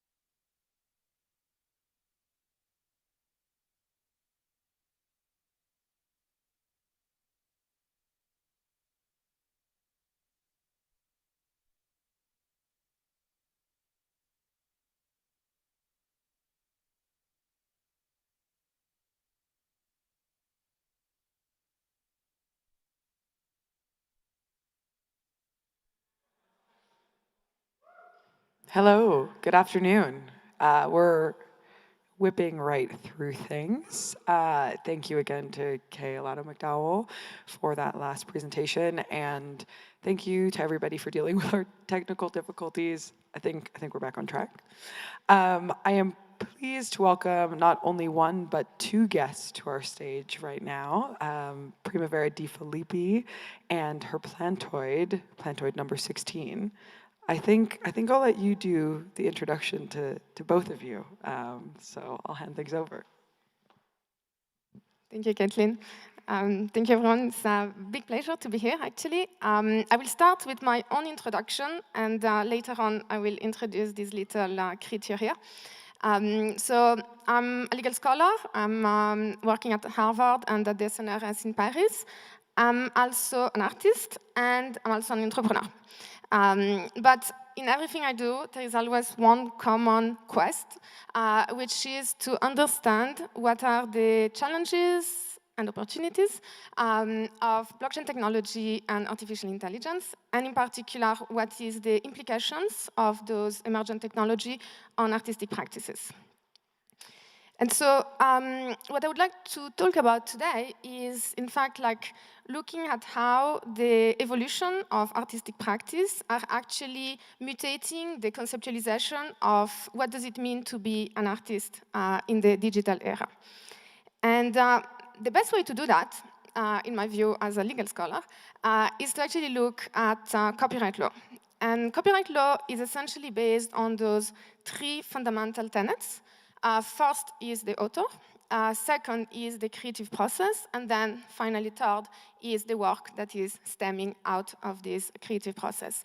And so all of three of those tenets are actually currently being challenged and questioned with the advent of those new artistic practices that are derived from the advent of those emergent technologies.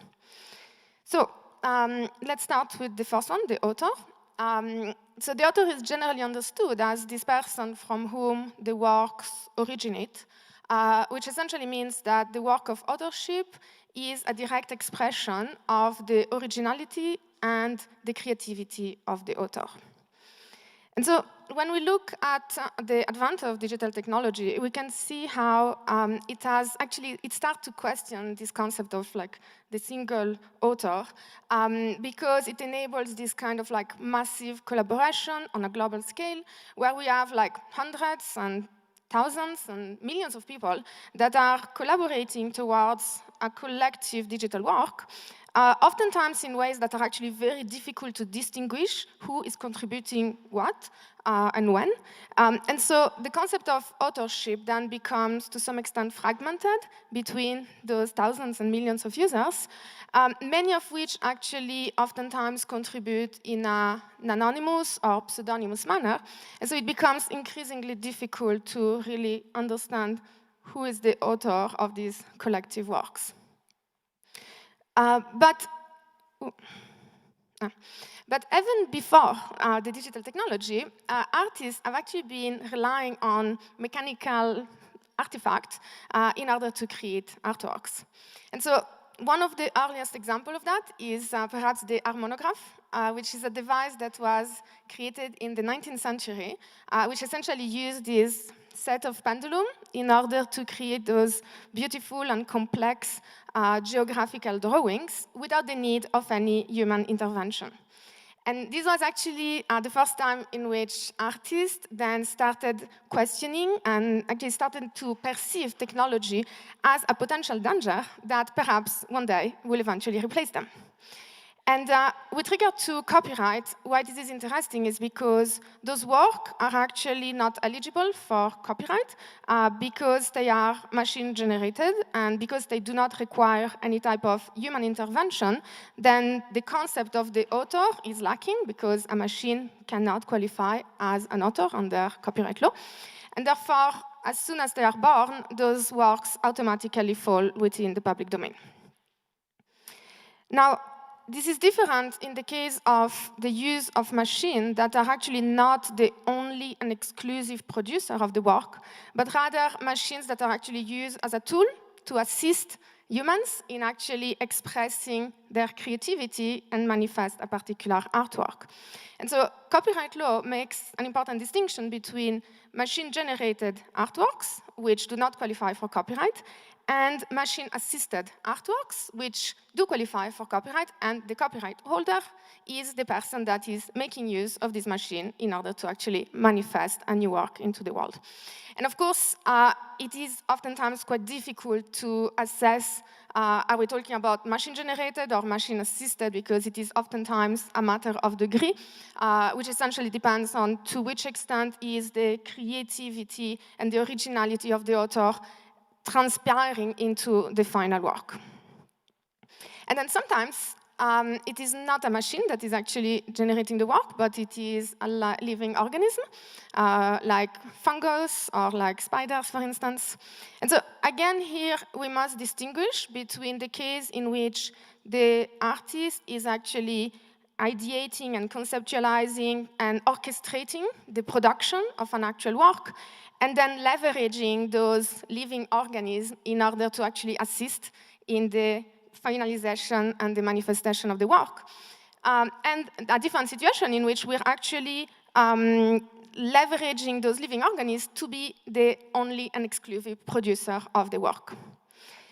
And so you probably have all heard of this very interesting case of the monkey selfie, which generated a lot of debate and copyright disputes concerning the question of whether an animal, so in this case a monkey, could actually qualify as the author of the selfie that it has made of itself.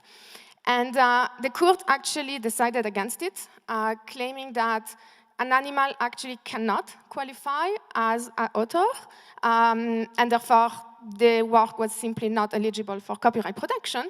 And so the monkey selfie eventually immediately entered into the public domain, just like any other machine-generated artwork. And then the distinction actually becomes a little bit more blurry when we enter into the context of computer-assisted versus computer-generated art. And so if we ask those artists that are working with software like Photoshop or like 3D rendering, they will claim that, of course, they are only using those tools as an assistant, as a tool that actually enables them to manifest their creativity and to create things that they have in their mind, and they are just leveraging this tool in order to bring it into being. And therefore, they should obviously be considered as the author of the resulting artwork, and therefore they should be also the copyright holder of this work. And then things get a little bit more complicated when we enter into the realm of generative art, and in particular AI generative art. And so in the case of generative art, the artist that is actually creating the computer software, the algorithm that will make it possible to create the generative artworks, obviously has a copyright claim over the software, but it is actually unclear whether it will be able to claim also some form of authorship and copyright on the resulting work that is actually generated by the software. And ultimately, again, this is a matter of degree, and this will depend on the extent to which the artist has some kind of creative control over what is the outcome of the work, and therefore it is using the generative art algorithm as a tool, or whether the creation of the work is completely delegated to this software, and in which case it will be hard to claim copyright on the resulting work. And then similarly, in the case of generative AI art, so whoever is prompting a generative AI model potentially can have a claim of authorship and copyright over the text of the prompt, assuming that it is sufficiently original to qualify for copyright. But according to the current state of the law, at least, the resulting output that is generated by the model will itself not qualify for copyright protection, and therefore will also be immediately part of the public domain. Now, with regard to the second tenet of copyright law, we have the creative process, which is essentially understood as the creative endeavor that is undertaken by the author in order to create the work. And so already we can see how the new artistic practices that have evolved over the past decades have questioned the role of the artist within this creative process.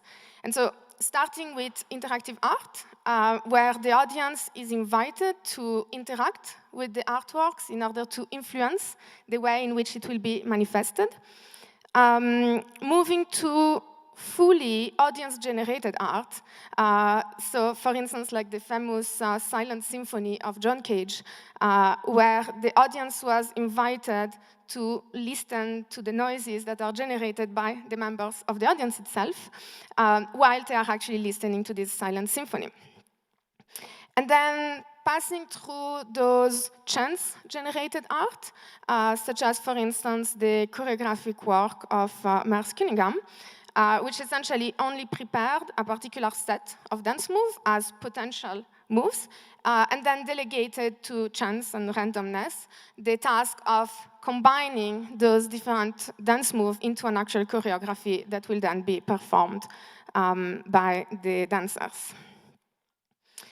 And then we have ready-made art, which is a term coined by Marcel Duchamp, in order to describe the use of ordinary and prefabricated objects, which are diverse from their ordinary context, in order to then be presented as an art piece because of the decontextualization. And then we have also artists like Ben that actually brought ready-made to a whole new level by claiming that art is the process of putting a signature onto an object in order to then turn automatically this object into a piece of art. And so what is the common ground within these like ready-made artists is that they actually rely on third parties to create objects that then the artist will reclaim as part of their own body of works. Now, where things get actually interesting is in the case of protocol art, where artists are also relying on third parties to actually produce a work, but as opposed to ready-made, which actually rely on pre-existing and prefabricated objects, in this case, there is actually a need for a person to recognize the existence of a protocol and the desire of actually instantiating this protocol, which is the work of another artist, into a new instance. And this is interesting because this actually questions the third tenets of copyright law, which is what constitutes an actual work of authorship. So one of the most archetypical examples of protocol art is when the artist is not actually producing the final work, but is actually providing a set of instructions that can be used in order to instantiate an indefinite number of works. And so one of the most interesting examples is Sol Levitt and its wall drawings. And so Sol Levitt, in this case, was not necessarily like realizing and instantiating those drawings, but was actually sending instruction, and the actual art piece is the set of instructions, and then inviting the people that wanted to exhibit his work to actually implement the instructions. But because the instruction actually gave enough, like they were sufficiently ambiguous to actually allow some discretionary role for the people implementing them, meaning that every time those instructions were actually implemented, it will give rise to a slightly modified work because people had to choose where to put the shapes or where to put the lines on their own. Another interesting example is the Oulipo movement, which essentially require the people that want to abide to this movement to abide by very precise instruction and constrained writing technique in order to try and use creativity to escape from those constraints, and therefore creating a variety of protocol that many authors can then follow in order to instantiate this protocol in many possible ways. Then another type of protocol art is not about instruction, but it's actually about primitives. And so here, an interesting example is the work of Athos Boulsao, which created those ceramic tile. And every ceramic has a particular, very distinctive pattern that can be very easily recognized as belonging to the work of Athos Boulsao. And similarly, Atos was not actually telling people how those different tiles had to be combined, but actually let it to the people implementing those artworks to decide which combination to do, and therefore creating an indefinite number of patterns that the author himself did not ever conceive of. And then, of course, we have generative art. And so, again, here, the creative effort of the artist is not focused towards the creation of the artistic piece, but rather towards the design of the algorithm and the set of instruction that can be fed into a computer, and then it is the computer that will process those instructions in order to generate an indefinite number of works. And then finally, we have generative AI, which is actually slightly more contentious or controversial. So some artists that use a foundational model like Midjourney or Stability Diffusion will claim that the creative endeavor that is required in order to identify this amazing spot in the latent space in order to produce a particular work should be sufficient to actually justify authorship on the resulting work. And this is a little bit similar to the question of photography, where an artist, a photograph that is actually taking a shot of a pre-existing landscape, will, if there is this really amazing standpoint that has been discovered by the photograph, then there is a claim potentially of saying, well, actually there is a copyright in the photograph independently of whether the photograph has created the landscape. But then other people will claim that actually there should not be such an authorship claim on the resulting work because the artist that is prompting does not actually have the capacity of predicting and foreseeing what the work will be.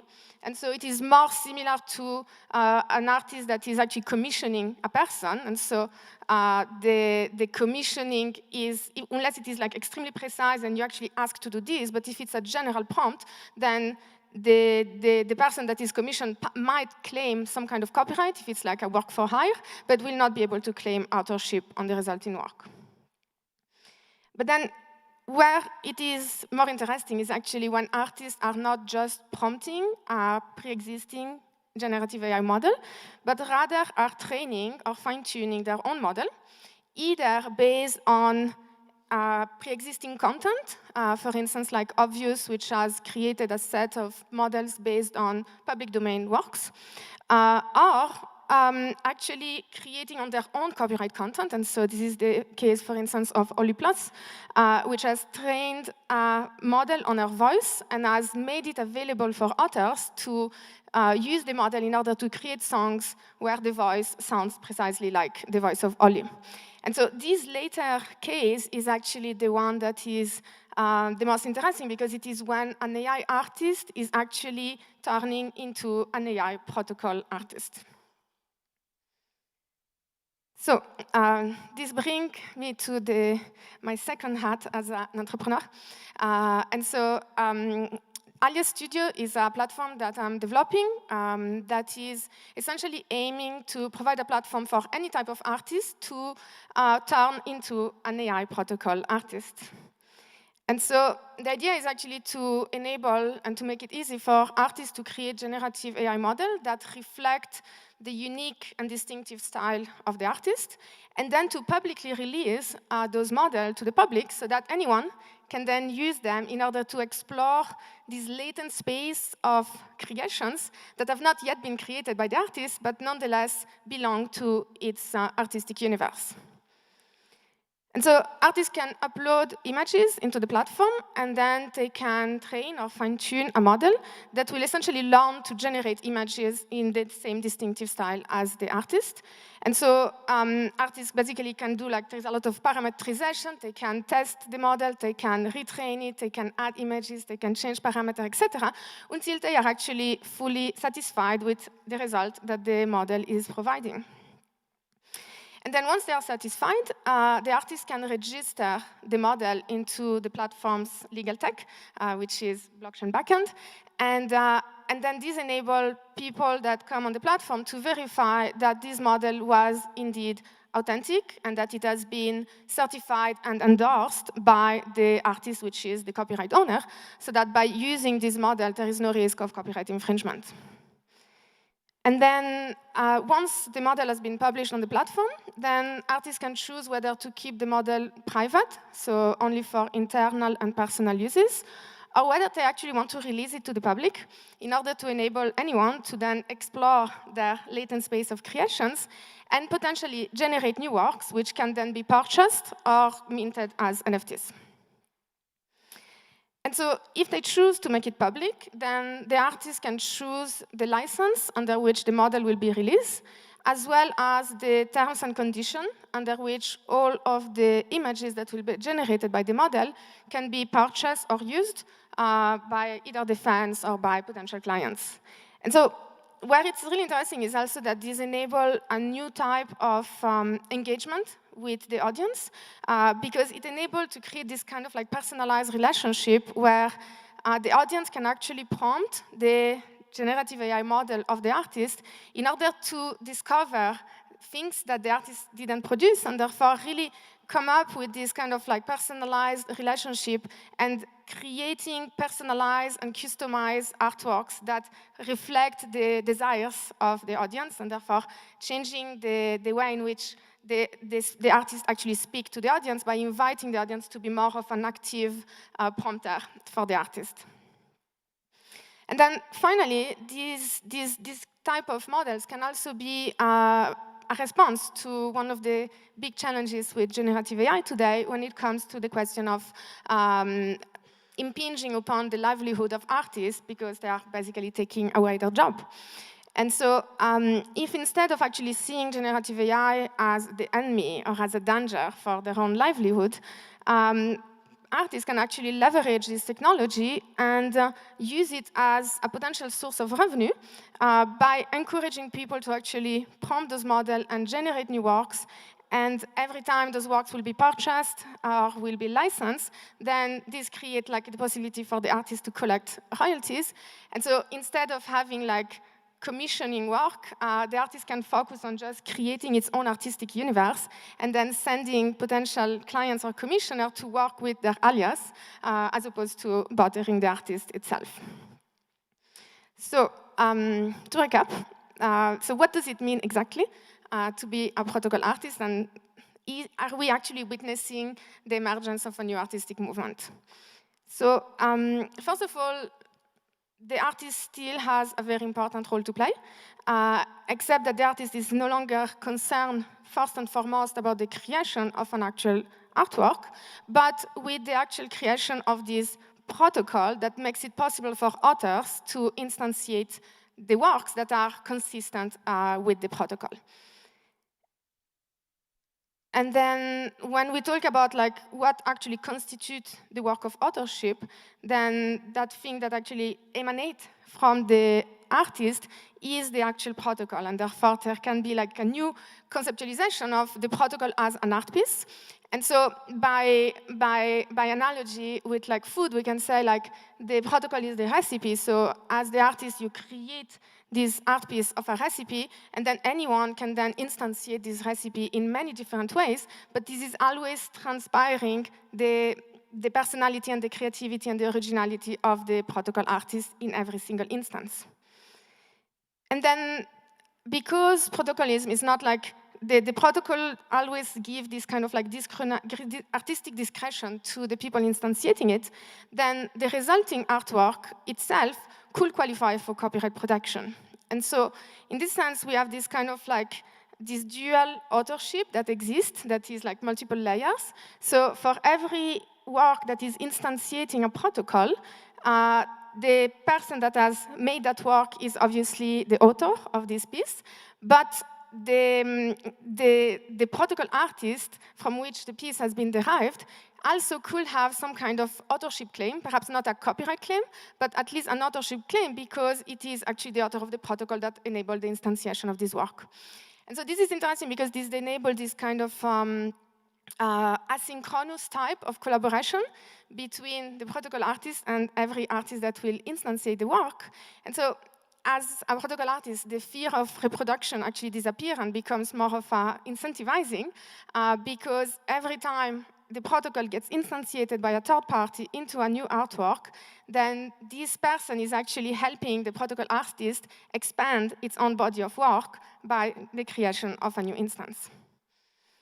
So this brings us to the last part. So I will now introduce our guest. So as an artist, I'm also a protocol artist. And so one of my artistic protocol is Plantoid, which I've been doing now since 10 years now. And so this is Plantoid 16. So this is the 16th instantiation of the Plantoid protocol. And the goal of the Plantoid protocol is to provide a framework to enable people to create blockchain-based life forms. So what exactly is a blockchain-based life form? Well, it's a creature that lives on the blockchain and that feeds off cryptocurrency, and which is autonomous in the sense that because it operates on the blockchain, it is not under the control of anyone. It is self-sufficient because it can collect the resources necessary for its own sustenance.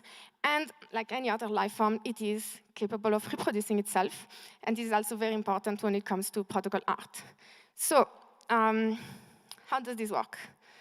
So a Plantoid is made of two fundamental components. So one is the physical body, the mechanical sculpture, which is always made of chain because it's a blockchain-based life form. And then there is the spirit or the soul of the Plantoid, which exists as a smart contract on the Ethereum blockchain. And those two components interact with one another in order to bring the Plantoid to life and in order to enable its reproduction. So we're going to do a little demonstration so you can see how does it look like to interact with a Plantoid.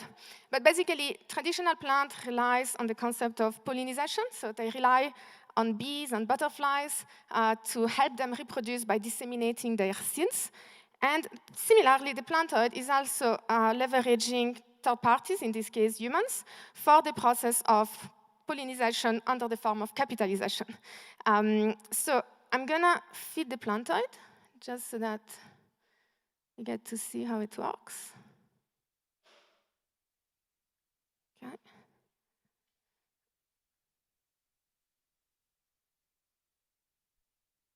Okay. So it's going to take a while for the transaction to process. But essentially, once the Plantoid is fed, then it activates itself.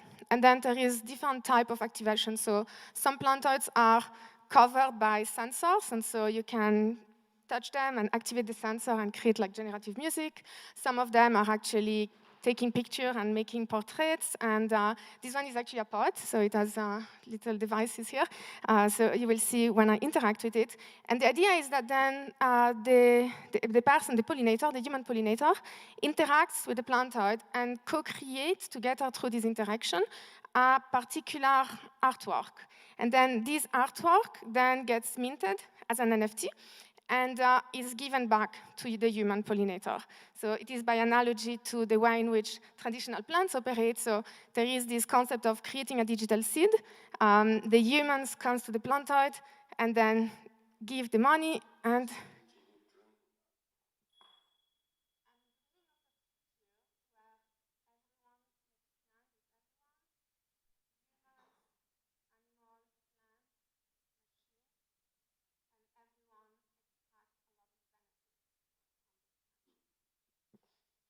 okay, so now it's going to generate a little poem in a little bit of time, because it's doing like, yeah, okay. So here is the poem. It's going to read it to us, so I'm going to give the mic. An era where complexity is a heist of peace, a radical chilling dream, a future masterpiece, the restoration of unity where divisions cease. Humans, animals, plants, machines, in natural dance, each a friend to all in this advanced romance. Harmonies benefits from every glance. In this dream we thrive, in shared sunlight bask, each connection a conduit, no need for a mask. In unity we find the future's most potent flask. Okay, so this is the poem that was generated. Now it's not over. Now the plantoid is actually doing a lot of processing, so it's going to take a few minutes because it's now illustrating this poem with generative AI, so that we get this like a whole animated video that is the illustration of the poem. So while it is actually doing the work, I will show an example of a previous digital seed that I have collected yesterday.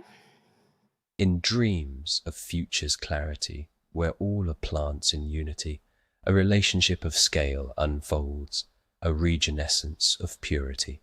We sway in rhythm, roots entwined, in photosynthetic harmony. Our leaves, like wings in gentle breeze, whisper tales of empathy. Each seedling nurtured every bloom, a testament of equity. In this green world, we all connect in floral synchronicity. This friendship, born from silent growth, fosters peace and tranquility. From towering trees to humble moss, we thrive in our simplicity. In dreams of such a future, we find our true identity. Okay, so that's an example. Good job, plantoid. So it's going to take literally a few minutes, but hopefully by the Q&A, I will be able to show you this seed. Now, why is the plantoid actually generating a seed? Because the seed is actually instrumental for its reproduction. And so what happens is that now that I have this digital seed, what I'm going to do with it? I could keep it, but actually, as a Homo economicus, I want to make profits. And so I can also disseminate the seed. I can sell it on the secondary market by uploading to like NFT trading platforms.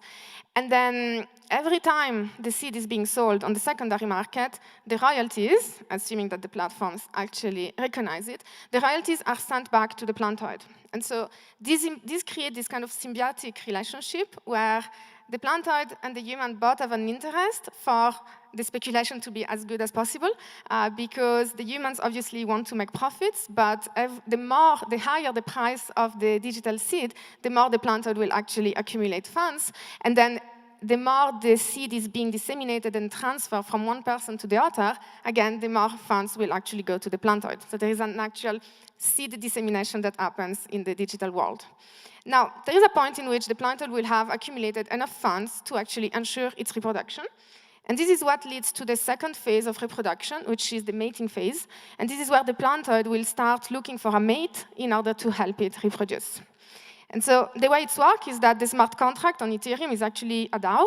And so it will open a call for proposals, and anyone, artist, designer, whatever, anyone can submit a proposition about how they envision to create the next version of the plantoid. And then all the people that have collected a digital seed, either by interacting directly with the plantoid or on the secondary market, they can vote on the proposition that they like the most. So it's this kind of like seedocracy, so one seed, one vote. And at some point, there is a proposition that is actually selected as the winner. And this will activate the third phase of reproduction, which is the hiring phase. And this is when the plantoid will then automatically, via the smart contract, transfer the funds to the author of the selected proposition, which will then be hired by the plantoid in order to create a replica of itself. So here you can see the genealogical tree of plantoids. So this is like all the family until plantoid 15. This is the new one. And as you can see, every plantoid is a descendant of another plantoid. And so every plantoid also comes with its own genetic code. So there's like genes that needs to be preserved into the descendancy. And so you can see, for instance, plantoid 3 introduced the feature of like wings. And so all the descendants of plantoid 3 also needs to implement wings. Plantoid 13 was the first one to actually implement this new pollination system through the emission of NFTs. And so again, plantoid 14, 15, and 16 also are now creating NFT as their digital seed to enable the reproduction. And so every artist that creates a new plantoid needs to respect all the previous criteria and can add a new criteria that then will be passed to the descendancy. And so this creates some kind of like digital Darwinism or like an evolutionary algorithm where the plantoids that have the most attractive feature will be able to reproduce themselves more because they can collect more money and eventually colonize the planet. Whereas the plantoids that are not very attractive to the environment, then they will just like fade into extinction. Another important feature to the plantoid protocol is the pyramid scheme, because it is a blockchain project after all. And, but it's actually a positive type of pyramid scheme, like all of them. But essentially, every time the plantoid reproduces itself, it's transferring 10% of its funds to the parent, to the plantoid that generated it, and it's also transferring 10% to the artist that created the plantoid. And so this is a positive pyramid scheme because this creates an incentive for the artist to create the most amazing, the most attractive, the most beautiful plantoid, because this is actually what will guarantee the reproduction of this plantoid and therefore will ensure a maximum of return on investment. And another positive feature is that I am at the top of the pyramid scheme. And so eventually I might actually get some funds.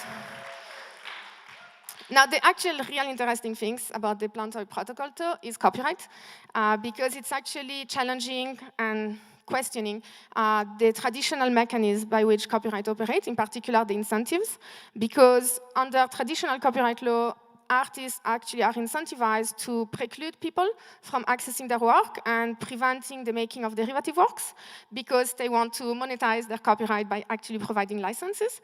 Whereas in the case of a plantoid, the artist actually has an incentive to maximize the visibility of the artwork because this is what will enable the plantoid to collect more funds and also to encourage the creation of derivative works, so many new descendant plantoid, in order to maximize the profits.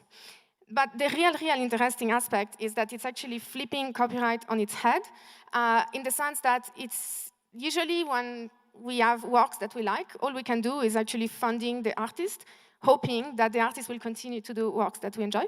And now, thanks to blockchain technology, for the first time in history perhaps, it is possible to actually fund the art piece itself.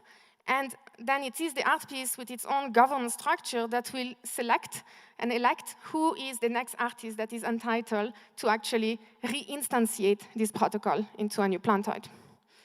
And so this basically brings us to a shift towards the work of art in the age of mechanical reproduction. We are not actually talking about reproduction anymore. We are not talking about replicating, duplicating, and creating identical copies.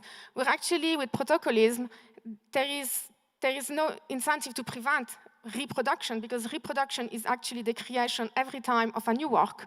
And so every time the protocol gets instantiated, there is the body of work of the artist that expands. And so as a protocol artist, I actually want thousands and millions of plantoids in the world. But of course, I don't have the time, I don't have the resources. And so I actually want to delegate the task of creating as many plantoids in the world to the people that will then instantiate my work. And even though they will be the author of the resulting artwork, I will always have some kind of claim of authorship because every plantoid is actually part of my plantoid protocol.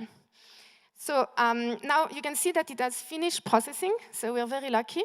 So I'm gonna reveal the NFT, and as we do that, because it always takes a while, we can do some Q&A. If there is any questions.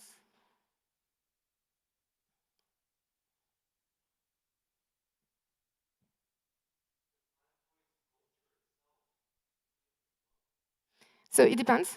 I have not made them all. I've made lots of them, but not all of them, because it is the whole point.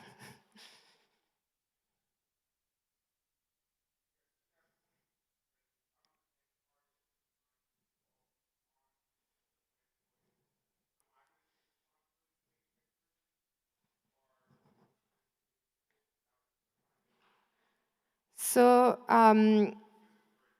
so the physical version is done by the person that has submitted the proposal to the plantoid DAO, and which has been selected by the various seed holder as being the winning proposition, and therefore will receive the funds from the plantoid to actually implement a new piece of art. I'm sorry, what? Yeah, exactly. Yeah.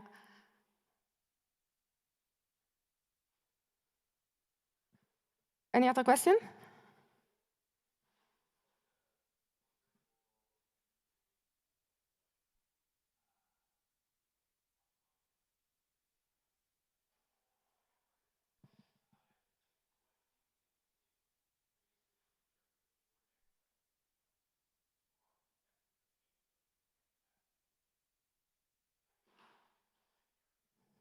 Yeah, so it's a very interesting question because in my view, the planted with the AI is actually a recent evolution. When I started thinking about blockchain-based life forms, they were not AI enabled. They were just blockchain, and there's an interesting distinction to be made between operational autonomy, which I think blockchain provides, but a planted is not very smart. I mean, it can create like little, little poems and like art, but it's not very smart. It's not sentient. However, it is really operationally autonomous because everything is done via the blockchain. Whereas AI creatures, like when we talk about synthetic life forms, we have like blockchain-based life form, AI-based life forms. So AI-based life forms are another type of synthetic creature which have more decisional autonomy, but not necessarily operational autonomy. And today, I guess we need to wait still a few months, maybe years, before we can actually run an AI model on a blockchain. You have like Algover and things like this. And so the moment in which we can, like right now there are these things, say operational autonomy if you choose blockchain, but very hard to have anything intelligent running on a smart contract, or decisional autonomy if you choose AI, but really hard to have operational autonomy with AI. So I think the day in which we manage to run AI model on a blockchain-based infrastructure or sufficiently decentralized infrastructure to provide operational autonomy, then I think we can have like some very interesting type of life forms, which eventually can evolve into something that we want to be happy or afraid of. I take the benefit that finally it has been processed, so I can show you the seeds that we have just generated right now.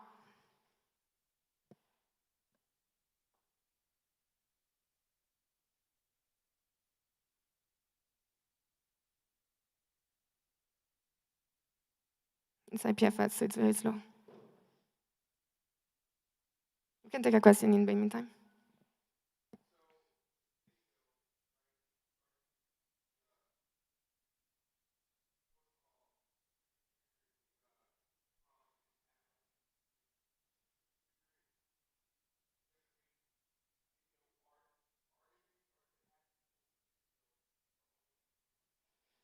So which protocol are you talking about? An era where complexity is a heist of peace, a radical Sorry. Yeah. Yeah. So different plantoids have different skills. Yeah. So this plantoid is a poet, and it's also an illustrator, right? Another plantoid, plantoid 13, is like DJ plantoid, so it's actually doing experimental music. So every plantoid has their own artistic skill set. They all specialize into a particular thing, and the artist is the one that will design. So the design of this seed, of course, like the goal, because humans like profit, the people will feed the plantoid because they want a cool NFT. So the cooler the NFT is, then the more the plantoid will get money, and therefore the more it will be able to reproduce. So again, it's this kind of like fit for the environment, like what does the world currently like? And then the plantoid is evolving to constantly attend to the preference of the external world. So here is the seed. chilling dream, a future masterpiece, the restoration of unity where divisions cease. Humans, animals, plants, machines, a natural dance, each a friend to all in this advanced romance. Harmonies benefits from every glance. In this dream we thrive, in shared sunlight bask, each connection a conduit, no need for a mask. In unity we find the future's most potent flask. It is. Bravo, plantoid.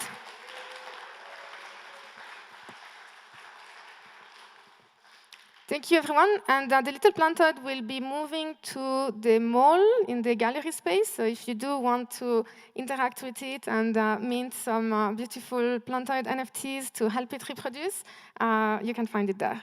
Thank you.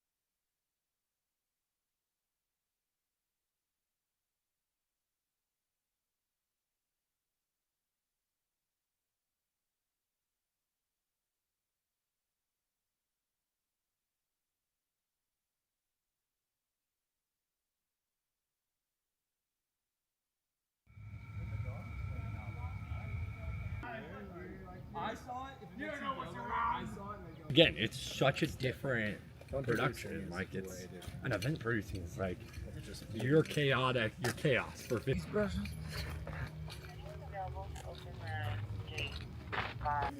Stinkiest weed you can taste. It's so skunk, like the earthiness of it.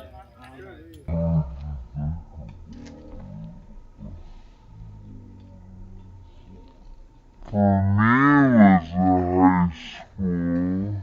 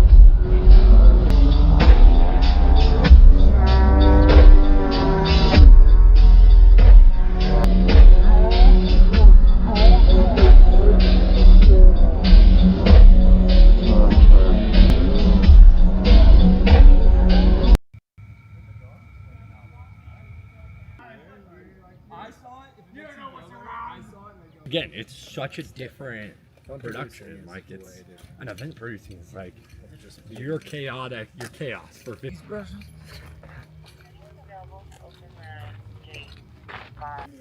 Stinkiest weed you can taste. It's so skunk, like the earthiness of it.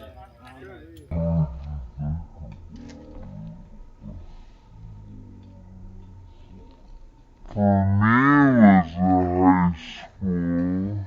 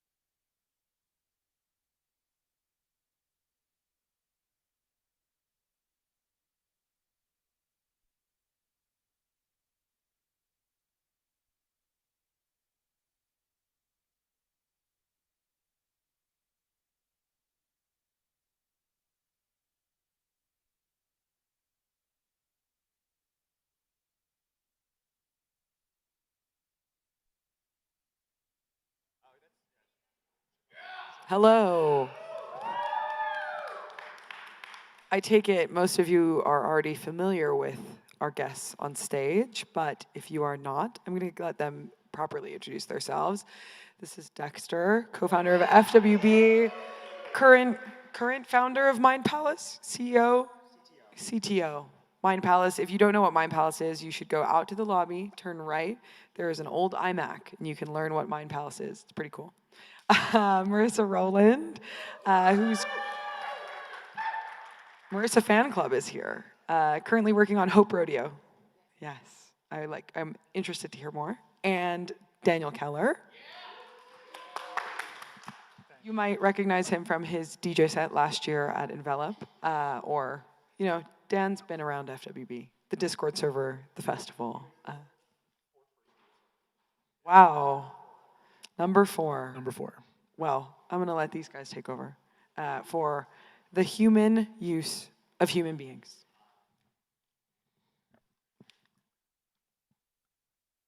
Okay. Woo! Yeah, humans. Hi, everybody. Thanks for joining us. My name is Daniel Keller, as previously mentioned. I am the cultural strategy lead at Vaporware, and also the host of a podcast called Vaporware. And they were the first and second guest of that podcast about a month ago. So that led to us deciding we should rehash some of the conversations we had there and expand them. So that's what we're going to do. And based off of some of the preliminary conversations we've been having, it will be a wide-ranging and very interesting conversation, I think. Hopefully I'll keep it on track.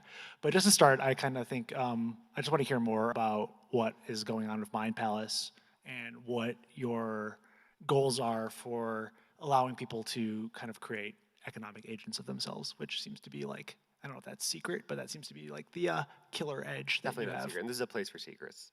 Okay, well, go ahead. It's just us here. Everyone watching on stream. My name is Dexter. To give you a little background, I'm one of the co-founders of Friends with Benefits, which was an accidental weekend project that blew up into basically this moment right now, 4 years later? 2020 to 2024, yeah, so 4 years later. I've never had more friends and interesting people to talk to, which is like, that was all I wanted from the start. So I'll start just by saying thank you all for being here and all of that. Mind Palace is essentially a personal context solution for AI agents, for personal agents. So if you're not aware of the concept of agentic AI, that's essentially like something like ChatGPT that you've probably used that can perform actions outside of it. Like right now, it's a back and forth conversation. An agent would be able to actually take some action on its own behalf or on your behalf and return with a result.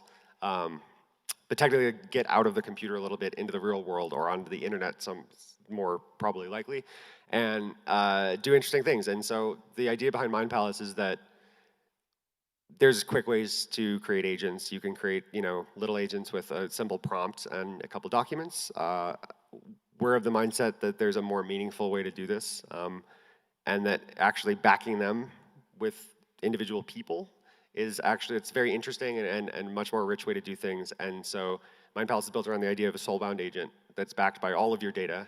So like 10 years of your iMessage history, your emails, basically anything that you could connect as a data source that comes in text or images for that matter, can go in and it can hold hundreds of thousands up to millions of documents and then parse through them and use that as essentially its own brain and memory structure that uses a very interesting knowledge graph that I'm obsessed with reading books about how the brain works and trying to like get it as close to how our brains work as possible. And so I like to kind of say that I'm trying to make people less like computers and computers more like people, because I think we've all become sort of inputs for computers, and we've had to change our behaviors in ways over the last 30 years that have been weird. And I think that there's a lot of future out there for us as just normal human beings. So Mind Palace is a way to essentially arm you with the tools for a future that at least I see coming, one where agents take over a lot of the things that humans don't like to do, and probably a lot of things that humans do like to do, for better or for worse, and leave us with something different that I don't think anyone is really expecting, and I think it's going to come a lot sooner than we think. So that's my brief intro. Thanks for that. Yeah. One thing you only kind of touched on, and I think this is, at least for me, like very, very interesting feature, is that you can, in theory, license out your agent. There's an API where other people will be able to access your agent, and basically you can offer your agent's expertise and make it into an economic actor.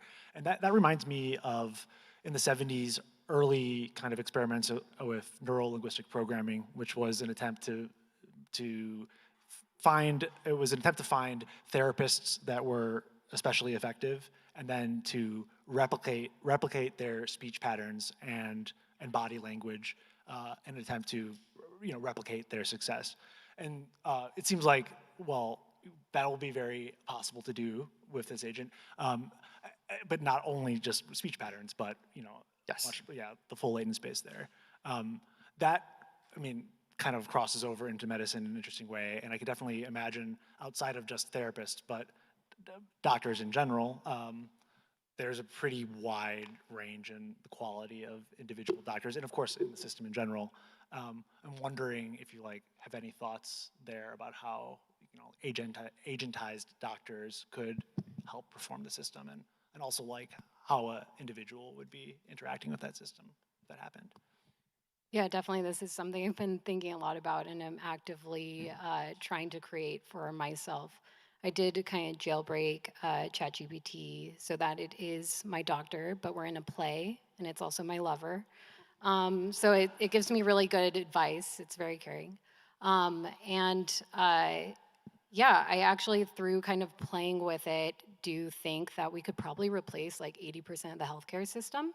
Because we, as you were kind of saying, Dexter, we've really made the medical system act a lot more like a computer than like humans. And so it'd be really interesting, I think, if, instead of going to the doctor for the flu, you have your own kind of it could even be a generic agent that you could kind of confer with. That would actually free up most of the doctors to be kind of available for more of the niche and difficult care.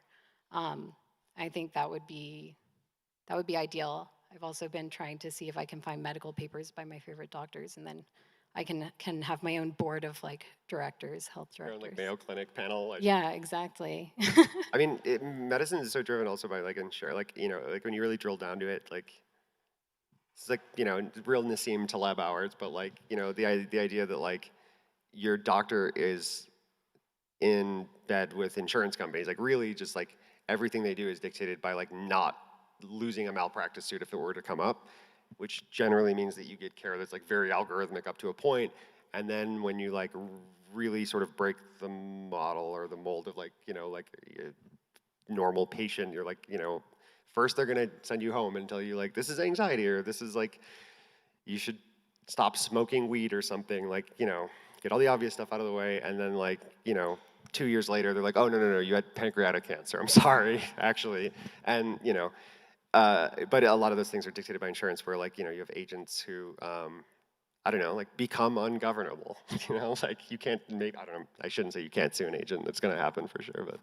But yeah, I mean, it's both the insurance problem, but also some of what Mind Palace is solving, and why I can't wait to get mine, is that all of the data is so siloed. So you see that one doctor and they have a very slim view of you, and they don't also see, sure, some of your maybe social recreational habits.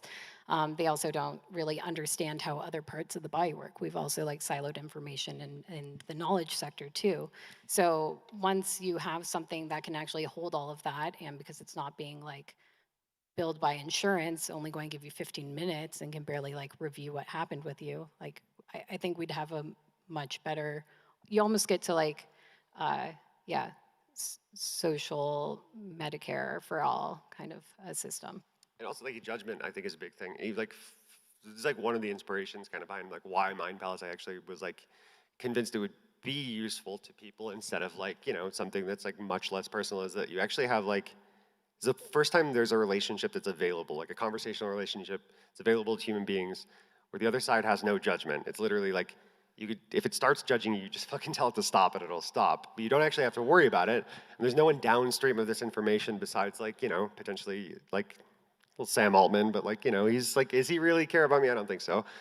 So like, there's like this interesting way, like you can become like, you can have intimate conversations and be extremely honest, whereas like, your doctor is like, how many drinks do you have per week? And everyone answers like, you know, like 2 a week. And like, you know, it's like, they're like, wow, well, if you have 2 drinks a week, that's what also every alcoholic says. And so now all medical, like the studies are skewed in different directions because people only reporting things are, yeah, socially like acceptable. And then they have, you know, cirrhosis and it looks like 2 drinks a week gives you cirrhosis. And it's like, yeah, so 2 drinks a week might not give you cirrhosis. You know, it's like, I'm wondering what other kind of second order effects you think of having these agents out there, like DAOs composed of agents exclusively, or combinations of agents with humans, or I don't know. That's just one idea, but maybe you have some other ones there. yeah, so like, I mean, you know, we're here. I am obsessed with like hive mind knowledge, and I think like, you know, FWB at its core like was used at the very start. I mean, like it started right. It's sort of like when the pandemic was locking in like a real thing that we didn't see the end to, and people were going to be sitting inside their houses for like potentially another year. And there was like, DeFi summer was like in full effect, and there's a steep learning curve, but there's a lot of ability to make money, and there's a lot of displaced sort of like artists and creative people from the pandemic who now need to make some money. And like FWB, like in that period, and probably still to this day, what we're doing right now is like, it's a way to process reality with like peers that you actually trust their opinions. Like it's a social layer to almost anything that we decide as a community is important to us. We process it, out comes some results, and largely there's some consensus about that. And I think FWB operates as like a hive mind. These ideas sort of like, you know, come to the forefront, and then they end up on stages like this, and this is like what we're doing right now. We're just like taking reality and we're processing it. I think it would be really interesting, obviously, for an entire DAO to have a single agent composed of all of the inputs of all of its members in the spaces that are like surfaces that are essentially DAO surfaces. So like our Discord, all of these talks, our editorial, you know, department, stuff like that, like the places where our people go to write and share ideas, or like, you know, process the slices of reality that we are processing together. I think that there's a really cool, like, I mean, I don't know, it's like the same idea of like an egregore or something like that. Like, you know, it's like people creating sort of a shared spirit between them that takes on a bit of a life of its own. Like, I think it's kind of cool that you can actually do that now. You can give it all of the data it needs to sort of become that, and then actually like have it not just be like a cool thing that lives in your head and your friend's heads. You know, it's like actually could do shit. It could have a wallet. It could. Yeah. So one thing that I think we haven't really talked about, both these using data for medical models, or just trusting a model to upload all of that personal data. That seems like a big leap of faith. Especially right now. And I don't think we've seen any like AI data Pearl Harbor yet, but it feels like there's gonna be something. I think Apple has a pretty interesting approach where they're shifting a lot of the AI stuff onto edge devices, but also they have a secure cloud, which basically allows you to compute encrypted data remotely. I'm wondering, yeah, if you've thought about that. And also you've worked at Urbit, and obviously there's a lot of potential applications for a system like Urbit, a self-hosted server to contain this data securely. I don't know. I'm not sure if you have any thoughts there. Yeah, I mean, I think like I'm like, I got very excited about Urbit in like 2016, 17. I started self-hosting all my own shit. I learned all of the pains of it. It's like, oh, cool. Like, yes, I would like all like my calendar, my Google Drive, like all of these things I would like to live on a server inside my house. I was living on like the edge of existence, where I was, you know, I was living in Palm Springs, right down the mountain, and like right on the edge where all the windmills are, and our fucking power would go out nonstop, and my internet connection would also go down constantly, and it was just an unstable environment. And it's like, okay, well, this isn't ideal. And so I largely just like lapsed because there wasn't a good reason for me to self-host anything. It was just sort of like a prepper experiment or something like that. Like same reason a guy like built a bomb shelter or whatever. It's just like fun and interesting to do for a little while. Now there's a real way and a real like reason to self-host. And I think like there's like basically 2 reasons people like have right now to actually like care about stewarding their own data, which I think we talked about on the podcast, but it was like basically like home automation, like like your lights and stuff like that, mostly because those are local systems, and models where like you're seeing like those being governed by larger organizations and stuff like that, and the amount of data that it takes for you personally to sort of make one useful to yourself is so intimate, and it is siloed in all of these different places, but it also is a little bit safe. It like feels like a little bit safer that like, you know, Apple takes care of my text messages, and they're also like, you know, like having my, maybe it's a very theatrical one, but a fight with the NSA, like, no, we won't open the phone. That you guys keep making us and we won't do it. And it's like, cool.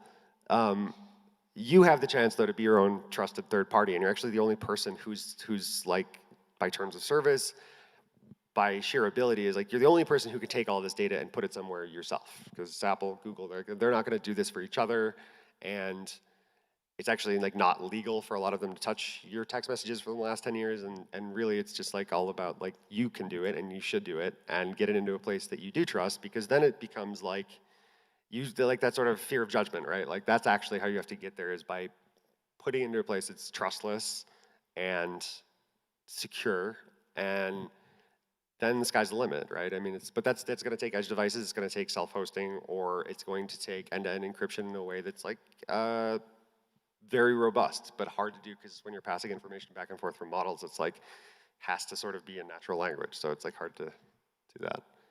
Yeah, I think one of the other problems we thought a lot about specifically at Talam, which is building like social applications on top of Urbit, right, is actually like how do you produce and collect all of that data, right? So like there has to also be this easy way, you know, like going back to the medical data example, right? Like even though it's your personal data, it's really difficult to get because of HIPAA compliance. So like if you want your own data, you literally have to like kind of like sell an arm and a leg to get it back, and even to have data transferred between doctors. I think I literally had to have like a tissue sample sent to me to then literally hand deliver to someone. Yes. So it gets really cumbersome trying to actually collect and generate all this data. And then on top of it, right, like most of the devices we use are not continuous, right, and not contextual. Right. So it really is pretty selective what type of data it's gathering. And then, yeah, then pretty quickly we get into, once again, the surveillance state, and yes. And then we really all pray that there's something like Urbit in the world. Right. To shift gears a little bit, you were telling me some alpha that you have about how leading AI labs, let's say, are defining AGI internally. And it's very different than I think people think of it colloquially, which was something to do with a Turing test type thing or achieving consciousness. And you were saying that their framework was explicitly about economic impact, and not only economic impact, but supporting people, like the number of people that it could support, like a daddy. It's sort of like a daddy. AGI, Your AGI is achieved when it becomes your sugar daddy. Yeah. Calm down, honey. So Take some cash from my wallet. Right. I wonder if you, well, I'm wondering if that's informed like your business plans or in general how you think about things. Also, maybe you could just like share the whatever details. I left my phone. If you let me run back and grab it, and Marissa covers for me for a little bit, I'll grab it and I can read it to you. It's very interesting, and I think it actually does shape a lot of the conversation. So, you guys cool with me going to grab my telephone? Go grab it. It's alpha. You guys gotta right. So, to fill up some time with that, yeah. I have questions about that metric myself. It feels a bit like Goodhart law if you're measuring economic impact, but once you've released that, you've so utterly shifted how the economy functions in its most basic way. Like, how can you achieve that goal? So it kind of feels like we'll need to rethink, well, not only like UBI, but money itself. I don't know. Yeah, we were talking about that backstage. Because even if, right, like your material, what kind of well-being is taken care of, and your time is freer, like that doesn't make value somewhat disappear. Right. And so like potentially there'll be like more niche or like communal value systems that take its place. Right. Or are there in addition to. Sure. So I'm thinking about like how corporations are already basically forced to do a gradient descent into maximum profitability. And that is often an approximation for value or things that people want, but not always. It's how you end up with dopamine loops on your phone and all these sort of perverse incentives for specifically maximizing for that one thing. So I'm wondering, like, if you're letting AGI run these gradient descent on that one thing, and then it's, again, subverting the whole profitability itself, we need to find a new token to basically optimize for. And what does that look like? Is there some sort of like quadratic money that basically isn't just a binary thing to maximize for, but accounts for other human values? I don't know. But let's do AGI All right, alpha this first. is gonna be. This is from it's from a contract, so this is like legal speak. So you'll have to bear with me here.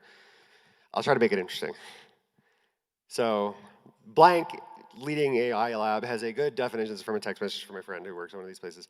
Declaration of sufficient AGI shall mean the effective time of the nonprofit's determination in its reasonable discretion that X AGI has been able, not the company X, but like variable X, AGI has been created that has the capability to generate the target redemption amount for each member, and Y, the company has the ability and authority to direct that AGI to generate such target redemption amounts. The company shall promptly notify the members of such determination.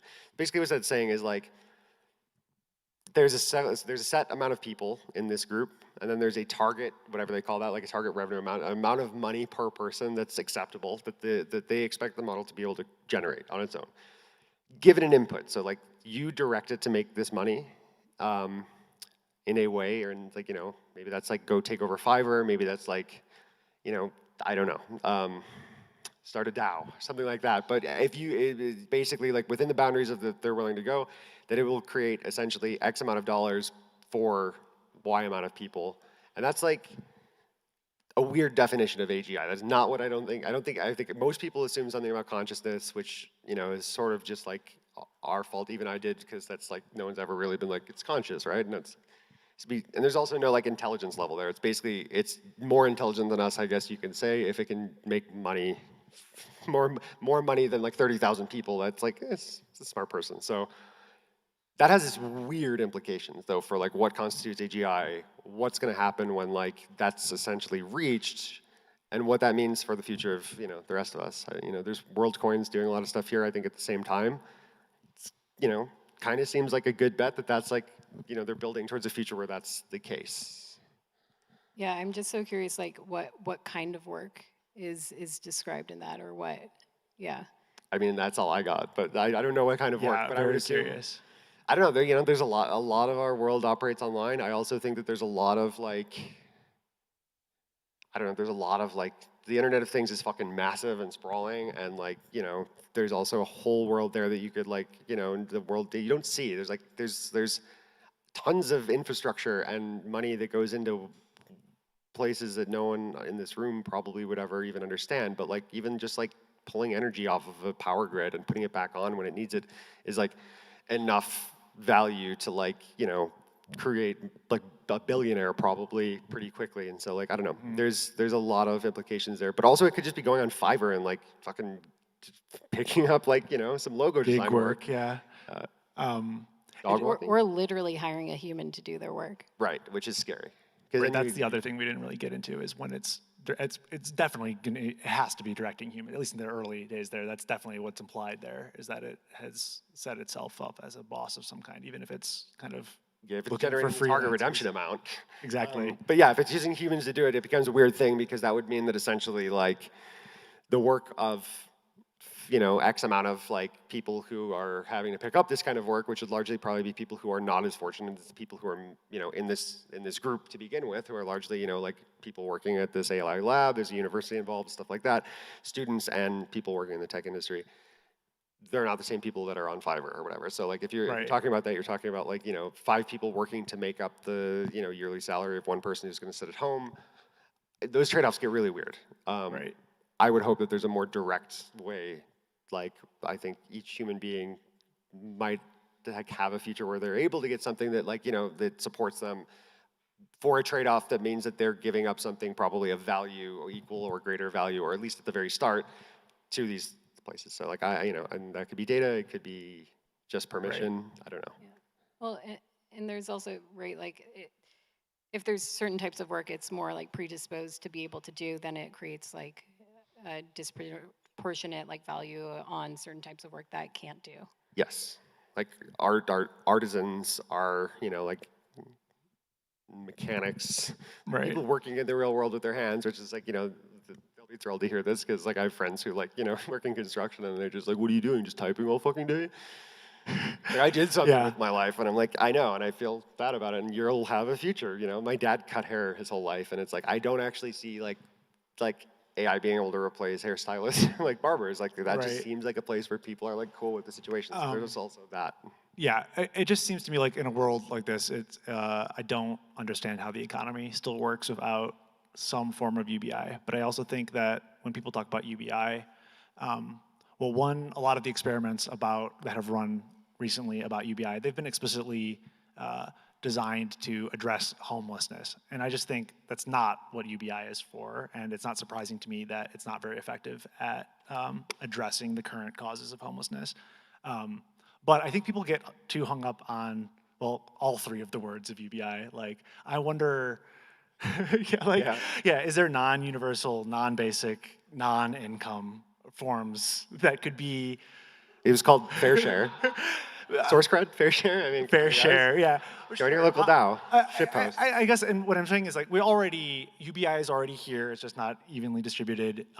There's lots of different types of make work jobs programs. All of the backlash against the laptop project manager girlies, like that is what UBI. It's not you, but it's what a basic income looks like. But yeah, I'm wondering, have you thought about ways that? Okay, another thing I will say is that we also think about UBI as being dispensed by the government and being a singular universal thing without really much else.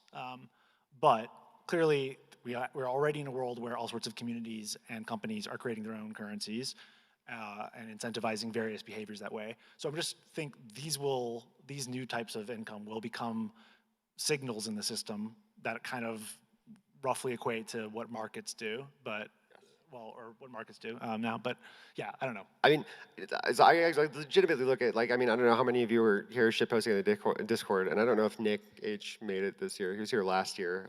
Top recipient of source credit distributions, but at FWB, I essentially built a incentive system inside of our Discord that distributed FWB tokens to people based on an algorithm that took into account all of the actions you could take in the DAO. So like posting in our Discord, getting sort of replies, reacts, all of those things, which technically roughly approximate to the value you're bringing, or at least the entertainment you're bringing to this community. And then at its tail end was starting to include things like what Jose is doing with Mesh, this idea that you're sort of you're meeting with people in real life, you're doing cool things, you're interacting, you're part of the community and you're doing that, and then basically you're compensated an equivalent amount based on your sort of your contributions to that community in a token that's valuable inside of that community and has maybe some monetary value outside of it. But there were people, I mean, we distributed probably at the end of the day close to $250,000 worth of FWB tokens, and at the time, it was running every 3 months or so per season when we still did seasons, and that was there were people earning I think Nick. I'm not to call Nick out, by the way. he lives in Australia. It was a UBI for shitposting in Discord. There's a UBI, yes, and people made decent money off of it, and so I do think that there's futures like that, where there's the thing you're doing isn't actually I don't know, the world decides what's valuable, and a lot of people's jobs are fucking not actually they bring them no value. They're doing something of menial value to a company that just doesn't know how to do it otherwise with with an automation that might be coming very soon. And so all of us are human beings. We all have value to bring somewhere, and we all have the right place that we can be to be sort of important. And that's a great feeling, and it gives us a lot of value. And I think we've been humans have been robbed of that over the last 30 years anyways, there's this idea of globalization and this the end of the like local village and stuff like that. But like, you know, maybe 50, 60 years ago, maybe a little bit longer, you could be, you know, like, I don't know why I always use like a shoemaker as an example, but it's like, you could make a pair of shoes, you could sell them to the people in your community because they weren't coming in from like, you know, overseas or anything, like they weren't, you know, like you could actually make a pair of shoes, sell them to someone in your community and see them on their feet and make a living for your family probably in like the early 1900s. That was because there wasn't another option. You weren't buying Reeboks or whatever. Like today, like that job doesn't exist for one person. It's like largely distributed globally, and like there's maybe you're working in a factory gluing the sole of a shoe on, but like you never get to see the final product. You never get to see it actually, like you don't get to feel any sense of ownership over it. You're certainly not treated like you have any ownership over it, and you get paid to just clock in and glue fucking soles onto shoes every day, when really like you could build a meaning for your life for yourself and previous generations just by doing that and being fulfilled. And like most of the sort of like, I don't know, the sort of capitalist world has moved into that sort of realm of just like everything is very sort of atomized and everything is done to lower the cost of manufacturing something and raise the amount of money you can make, like, you know, that delta or whatever off of how much you're selling it for. But like people, us, like we like the simplest things in life bring meaning into your life, and you can go home and go to sleep and like not feel like you wasted your day because you created something, and like that's not really all that possible anymore. And so yeah, I don't know, I think that there's something scary about like accepting that as our fate, and like UBI somehow taking that away from us being like a loss of purpose. I think is like maybe an antiquated concept of people, you know, like who might benefit from being like you should feel value from the job that you have, but it only really matters if you don't feel like that kind of, I don't know, there's just a lot of work where you aren't allowed to actually do the whole thing. You're not allowed to like feel any sense of like you completed the thing that you are making your community better with, you're making the world better with. You're just like replaceable, and that's like scary. Well, yeah, because we like broke down everything into simple tasks that then could be automated away specifically. Yes. And before that, right, there was a time where you could be poor but like self-sufficient, and now that like doesn't exist. Right, like poor, but you just have like a smaller house and you eat slightly different food or something. Yeah, and like, but now we're all relying on this kind of like wage labor system. Yes. But I guess the other thing, kind of like to your question about like signals, I do also think like you're already seeing some of that today, right? Like there's different kind of like value systems occurring. So I don't know, some of the news will report on certain things and certain like groups thinking X, Y, or Z, but like I also just look at Polymarket to kind of see like what certain people are also kind of thinking, whether it's the outcome of the game or like politics or whatever. Mm-hmm. And so I think like, yeah, we're going to see probably a bunch of different use cases for different tokens. Yeah, okay. I think that also leads us, probably I don't have that much time left, but just like talking about what the future of work will look like in this world. And one thing that I think we feel a lot right now is like a backlash against a lot of the like AI generated slop, and more generally a fear that because of the limitation of the training data, we're basically doomed to kind of like replicate ideas that already exist and, you know, ignore all sorts of you know, possibilities in latent space. I don't think that's, I think the products that we interact with, that's very clearly true, but I think possibility space is very, very broad, infinite, basically. And I'm reminded of, there's one artwork from the 90s, this is a reoccurring trope, but it's called Every Icon Ever, and it goes through, well, in theory is computing every possible permutation of a 32x32 black and white grid, but that 1024 pixels, all those combinations, that's exponentially more atoms than there are in the entire universe.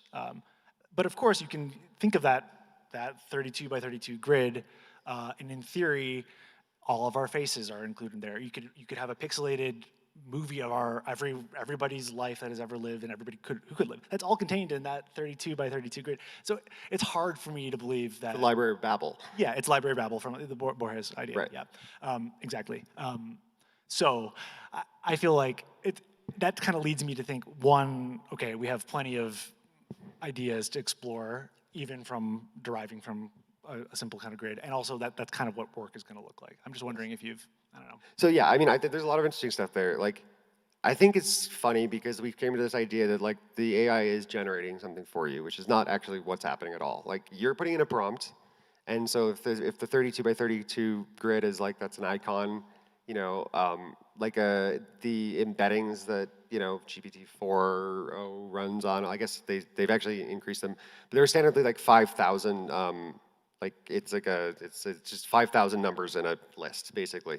And those numbers are basically coordinates in this massive map of higher dimensional space that this like concept of like a banana with big jugs lives, or like whatever people are generating. I don't know what you guys are looking at, you fucking sickos.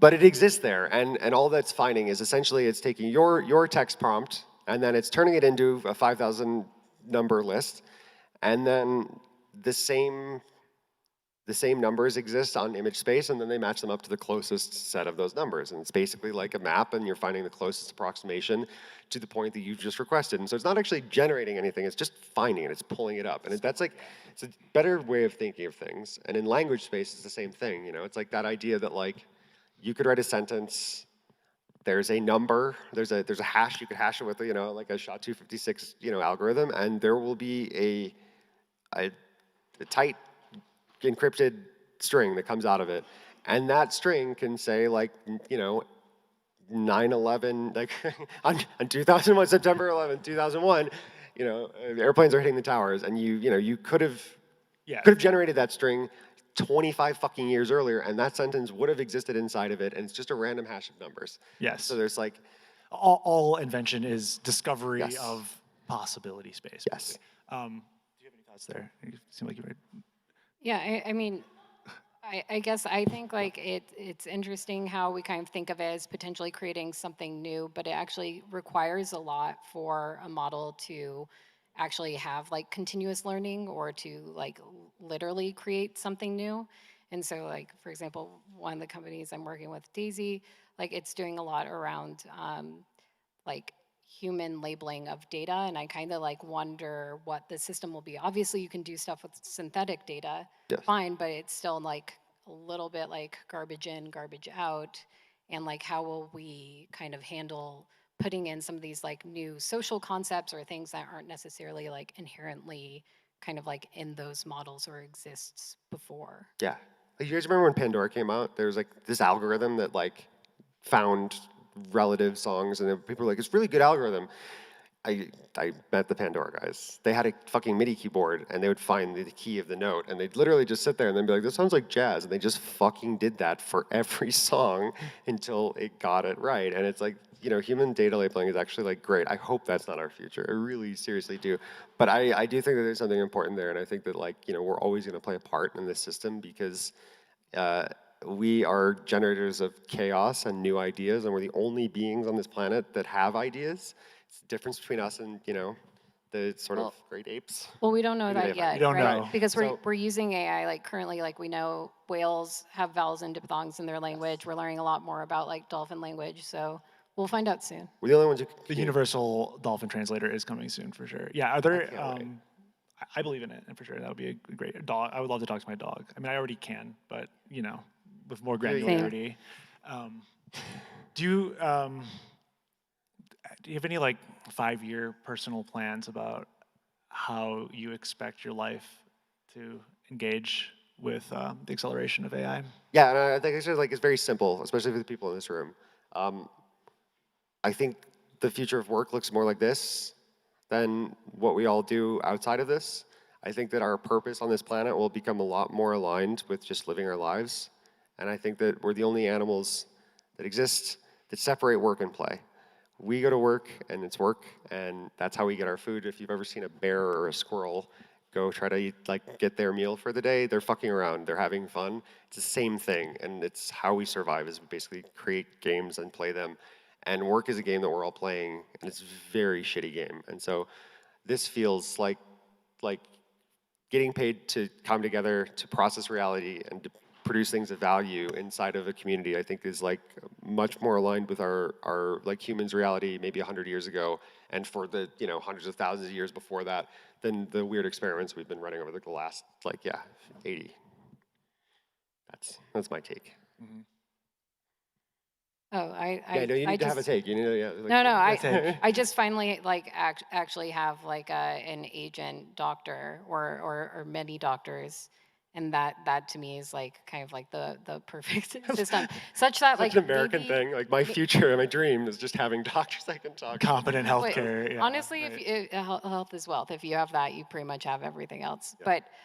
But that would be kind of the perfect thing for me, and then I can start actually experimenting with the agent and running simulations about like if I did this, like what would happen. All of our wildest dreams can come true. Whatever you want, you can generate. Yeah. What are your time? Do you have any? My timelines? I mean, I think AGI did like this definition, this fucking weird definition, is like probably 2 years away. And Yeah. I think that things are going to change really fast. My hero on this planet, Douglas Hofstadter, who wrote the book I'm a Strange Loop and Gödel Escher Bach, and it's had maybe one of the most compelling theories of consciousness that I've ever heard, and one of the most interesting people I think I've ever read. I wrote him an email and was like, what do you think about this? Because all of his writing was basically about intelligence and simulating like why human beings are so special, where consciousness comes from, where this this phenomenon of like a sense of self, a point of view arises from. And he was fucking devastated. And he was just like, this is like we're on the brink of destruction, and humans are not as smart, and intelligence is not as special as I thought it was. And I thought that was really sad, because I actually do think that it's going to show us all that we are a lot more special than we all thought.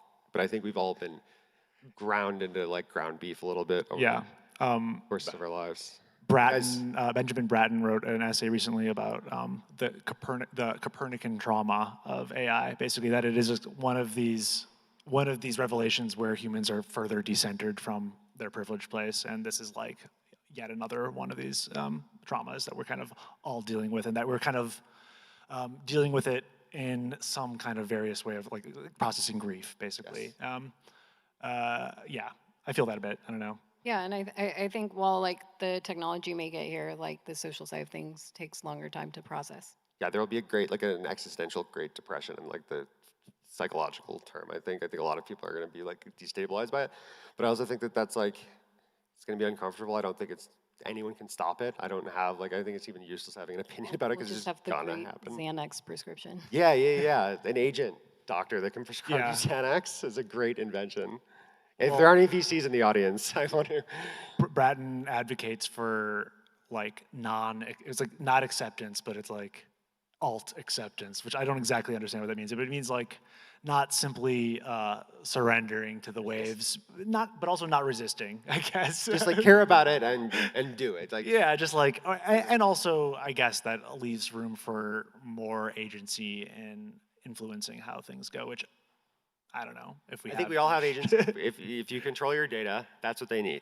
So if you are not wanting to be taken advantage of, get your fucking data off their servers. Doesn't matter if it's still on their servers, but have a version of it that you control, that you can do what you want with, because that's where you're going to be able to actually have freedom. That's what I see, and I also think that there's something beautiful in the fact that like we're not going to be the most intelligent things on this planet for much longer. I've literally never seen another animal look at us with jealousy. I've only seen people who are like, I would rather be a fucking dog or a deer and live in tune with the natural world. And I think that we might have an opportunity to do that soon. And it comes with surrendering some intelligence and our primary spot on this planet. But I'm like becoming Eloy, basically, or in the time machine, right there. Yes. Children running through the forest, all watched over by machines of love and grace, right? Yeah. That's a great way to end this, probably. We're getting flashlighted. Thank you all for being here. Yeah, thanks, guys. Great. Thank you.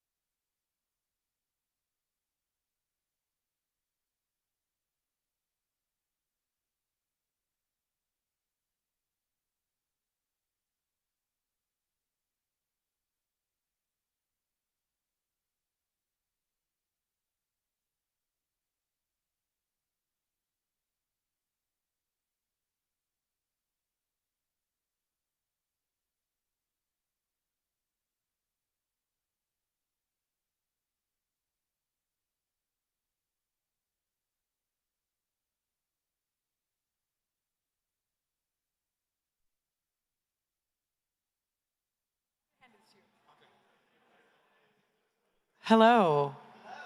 How's everyone doing? Hey. Who saw Elijah at the pool earlier? Sick. So it sounds like you might not need a huge introduction. I think you're giving yourself a little introduction. Elijah, I've been a fan of Elijah's for a long time. If you haven't, you're sleeping. But Elijah and I had the pleasure of hanging out in Istanbul a few years ago and got to talking about kayfabe and big flags and roller skating. And I knew I had to have him at Fest. So without further ado, I'm going to hand you this microphone. Thank you. Hello. I'm happy to be here as well. Man like California. This is me. I'm Elijah, ELI1AH, if you want something to scroll while I'm talking. I'm from London, and I guess this is my journey over the last 15 years in terms of like art and creating and stuff. So kind of started out writing about local music culture. It was like grime for me, pirate radio, Rinse FM, bass music, all of that kind of corner where I come from in East London. And then became a DJ, started a label with my friend Skilliam, and then all of the things that kind of come with that. So ended up being a club promoter, managing artists that we put out on the label, and yeah, kind of served all these weird roles. And now I'm kind of like at this artist stage where I'm just exploring my own ideas for the time being. And at the moment, the idea is the idea of ideas. So I've been doing this project for the last 3 years. It's like the 3-year birthday this weekend of the Yellow Squares. It's just kind of, it's very strange. So the whole timeline is just these kind of ideas about creating and music and art, music journalism, like a label, whatever that means today, and then the feedback loop of all of these ideas. So this is kind of like a visual representation of all of them at the same time. So this is like my brain of, you know, all of the Square projects and the previous one, Butters, the Grime label, which is so strange to only use like 10 seconds to talk about something that was like over a decade of my life, but here we are. So yeah, these are a whole bunch of different projects that have been within the project. This has kind of been like the core idea, like social media as a canvas, not an advertising board, so using it in the most artistic way possible. So the reason kind of why I kind of started this was just in July 2021, the end of lockdown. I was kind of bored of social media, especially DJ social media. I thought it was quite lame. It was like selfie for the algorithm and flyers and all this kind of dry stuff over and over again. So I was thinking about how to use it completely differently. So yeah, just putting out ideas, videos, different kind of, yeah, idea generating things. So using it as a canvas instead of like the typical way most artists use it. And I guess that the response I was trying to get out of it was some sort of deep feedback. So even an artistic response from someone else, a high effort comment and review, like I think we're over the, you know, fire emoji at this point, or how many followers someone has, or how many likes some post gets. So like all this stuff doesn't really matter, right? What became real was just like all of the in real life reactions. So this was like a event that we did with the Push crew from Tokyo last year, which was sick. And then, yeah, people just making work out of the work too. So this has been like a kind of, yeah, generative project. And then, yeah, close that, make the thing has kind of become my like little hook, because most of the time when I was speaking to artists, like the amount of time we spent trying to guess what the algorithm was gonna do, or where the puck is going in terms of Reels or TikTok, I was just like, forget all of this. Like, even for me, like, I'm overthinking this. Just close that app, make the thing, see what happens. There's all of this stuff is not planned out. There hasn't been a grand plan. I'm not trying to time the market or anything like this. It's just vibes, and I think it's the easiest way to get anything done here. Yeah, to close that, make the thing idea turned into an album, and with an MC called Jams, so it's kind of like a grime album of the ideas. I put out the acapellas and stems and stuff, and then a whole bunch of other producers remixed it. So again, it's like this idea generating new ideas, and then this is like me writing covers individually for every vinyl that's sold. So I've kind of tried to make the Yellow Square like a physical thing rather than it just being like some random Instagram post with like motivational quotes. Like, no one needs another one of those. This is the one that got the most reaction over the last couple of years. If you love music, you should learn how to DJ. Which I thought was just very innocent, you know. What's wrong with that? If you love music, you should learn how to DJ. But the comments kind of went off. I was like, why does no one get this? As you can, some people are gonna see this video and be like, "That's me," on the comment. I hope no one is roasting me for this opinion, which has been pretty fun over the last, and it keeps going.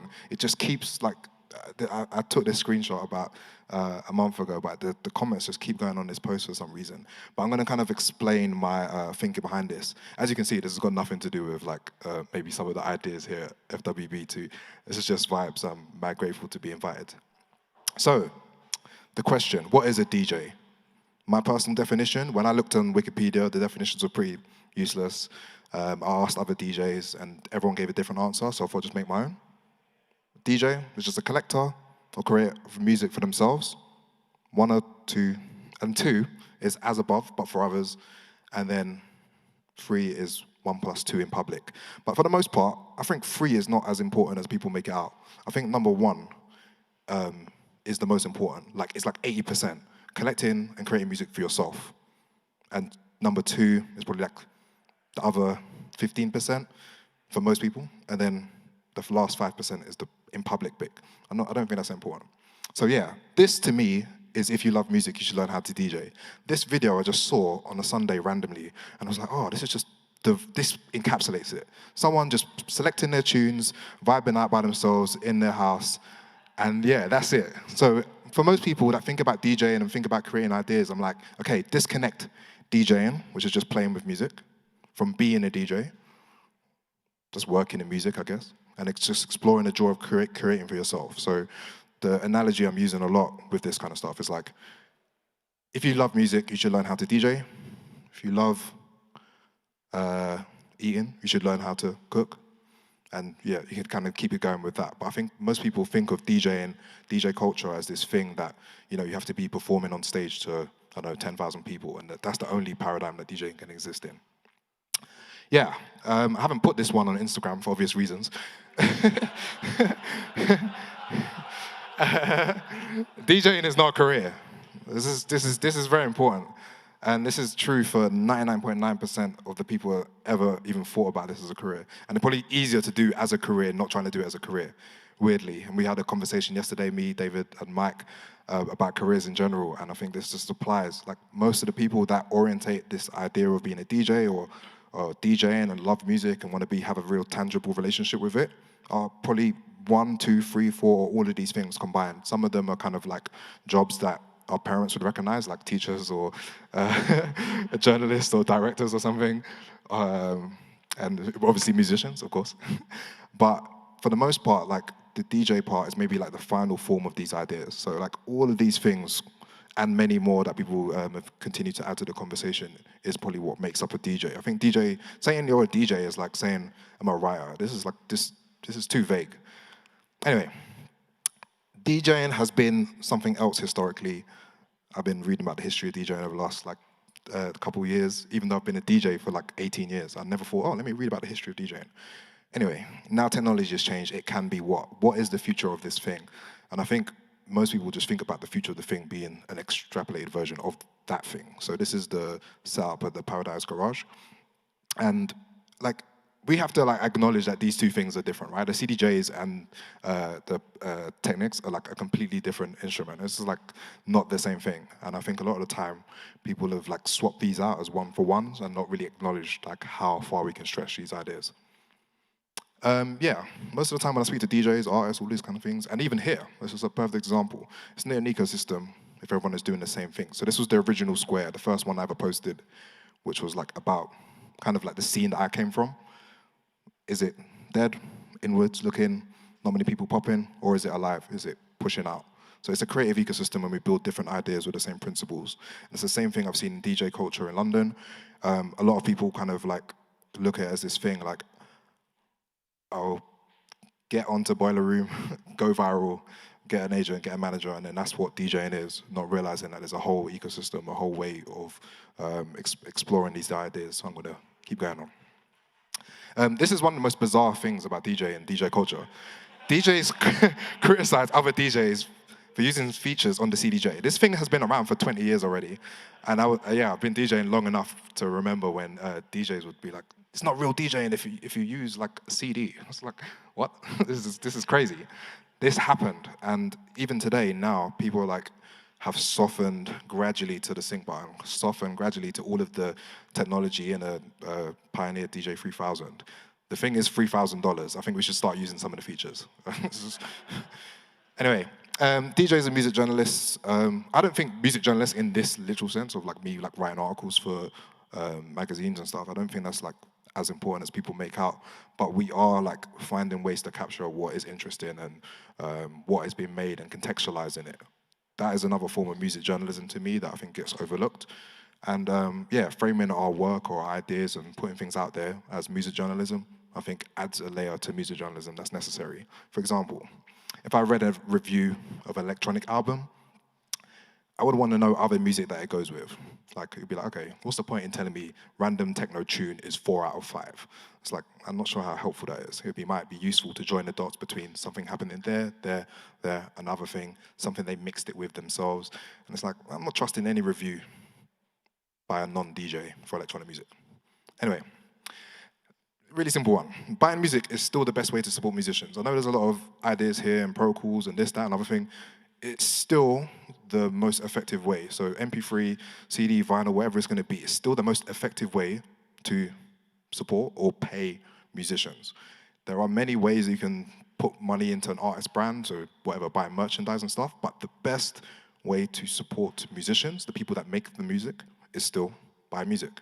And without this broadening of what DJs and DJs are, like who is going to be remaining to buy the music? I think like we are the last people buying MP3s. Like I don't know if anyone here is like buying an MP3 that's not DJing. Nope.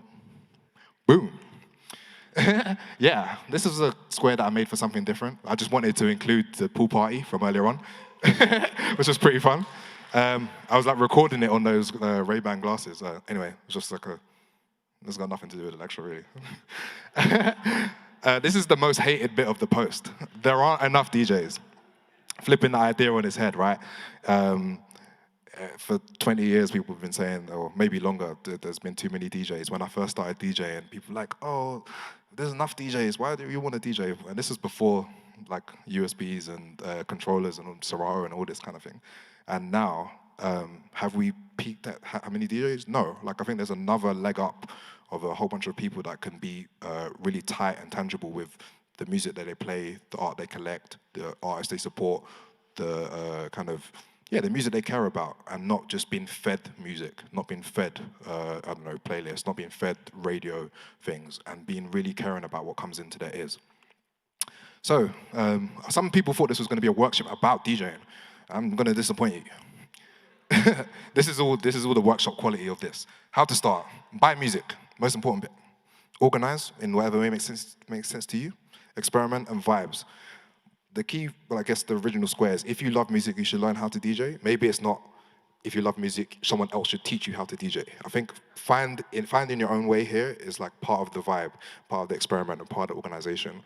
And I'm like mostly self-taught, like most DJs are, and just finding your own way, even making mistakes or doing things in an unusual way, it's more fun, man. So yeah, if you love music, you should learn how to DJ. We're gonna do some Q&A. That's me. Ooh. We got the Q&A mic? No? All right, yeah, that. No, hold on, we got a mic. We got this. I'm not afraid. What's up? Check. I'm not afraid to project. But who were the DJs that inspired you to DJ? Like, yes, with DJing, I had anti-inspiration. It was the opposite. I had people that made me not want to DJ. They were so good. I grew up on like this guy called DJ EZ, right? Oh, the best. And I was like, this man made me not want to DJ. He was like, all right, DJing has been completed. And like famous drum and bass DJ called Randall passed away this weekend. And I think a lot of people, big him up. A lot of people had the same kind of like feedback. They're like, oh, he was doing something else. And like, I don't really hear people talk about the inspirations in that way. Like the inspiration to not. Maybe this is like the opposite of this lecture, but yeah. Big up. Let's do a couple more, please. We're going over there. You know what? I'm going to do memes between the questions, otherwise we're going to... you go for it. I'll explain this afterwards. I feel like this is a lot right here on the projector right now. But what is where did you get your inspiration for the visualization for your presentation? The lack of ability. There's actual designers in here looking at my thing on the thing. I'm like, oh, Beautiful. yeah, I just scribbled it down in Procreate, uploaded it. I thought it'd just be, I don't know, that's what I could do. And I should have learned how to use the app better over the last couple of years, but I've got like a job and stuff. I've got other things to do. But the limitation has actually just forced the ideas down different paths, rather than if the design was better, then I would have slowed down the ideas. So I've kind of like making that excuse as the trade-off. I'm going to contextualize this. Being a DJ is like a clown. DJ Nick Leon from Miami, I think. And I said, yeah, can I put this in my lecture about DJing? But I hadn't done until today. So yeah, if he ever sees this. Big him up. Classic tweet. This is classic DJ discourse trolling. This is like, yeah, all these tweets and posts and ideas can't go to waste. Like we've given this app and a lot of our time and energy. So making a project item is quite fun. Should we go to a couple more? Or we'll go down here then. Come. Yeah. All right. Meme in between. Yep. You mixing the things, son?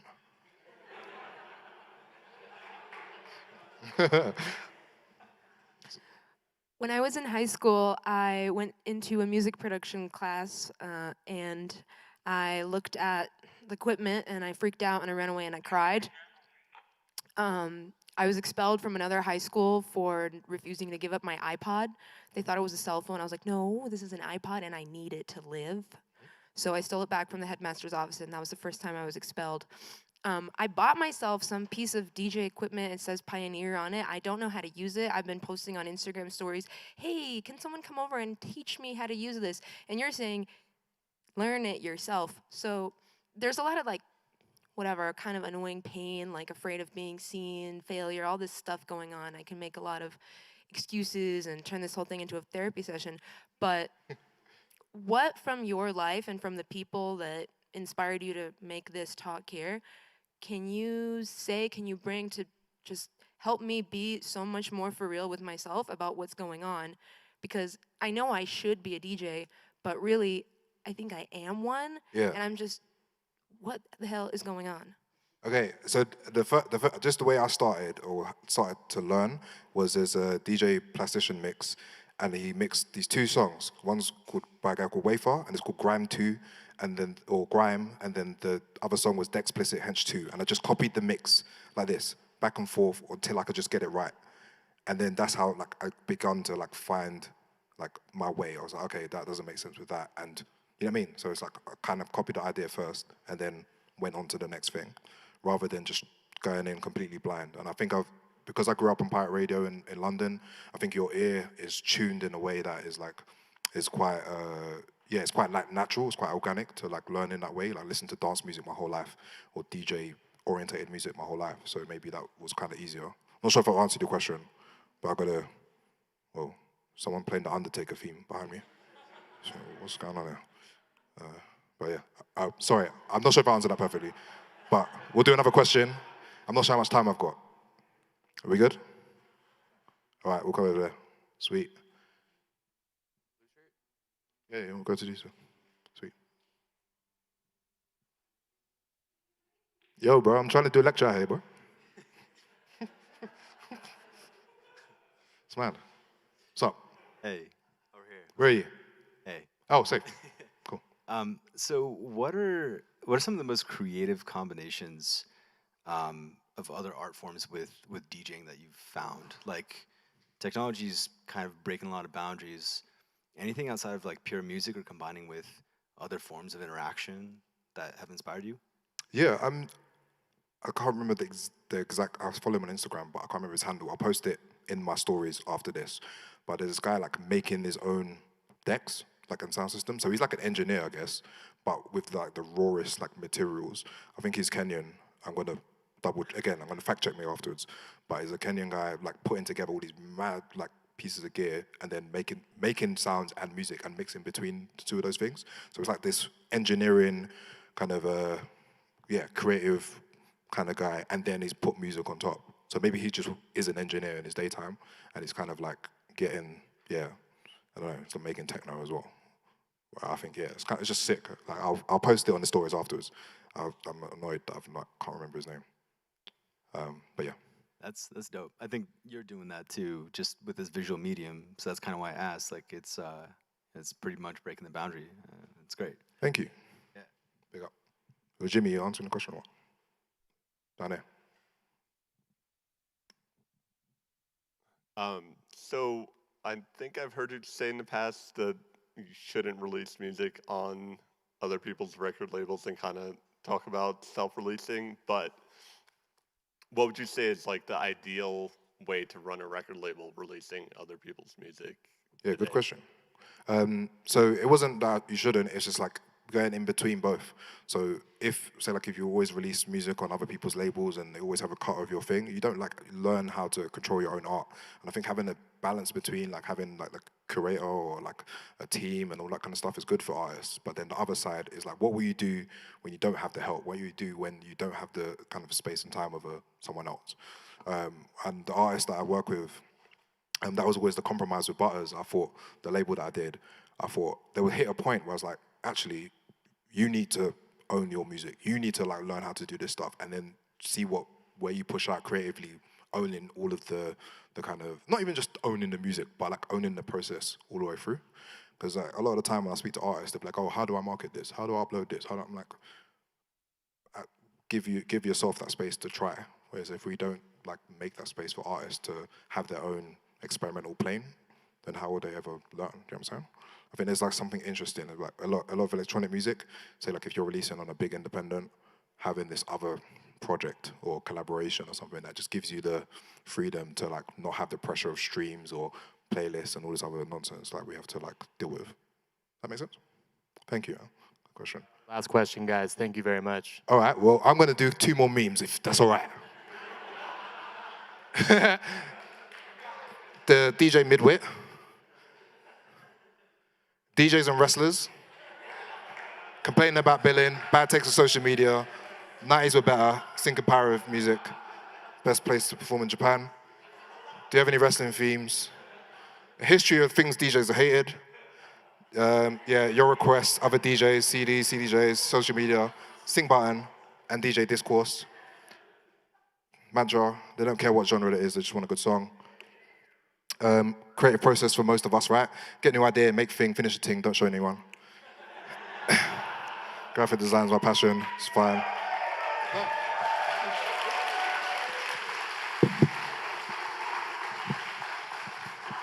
Big up, big up.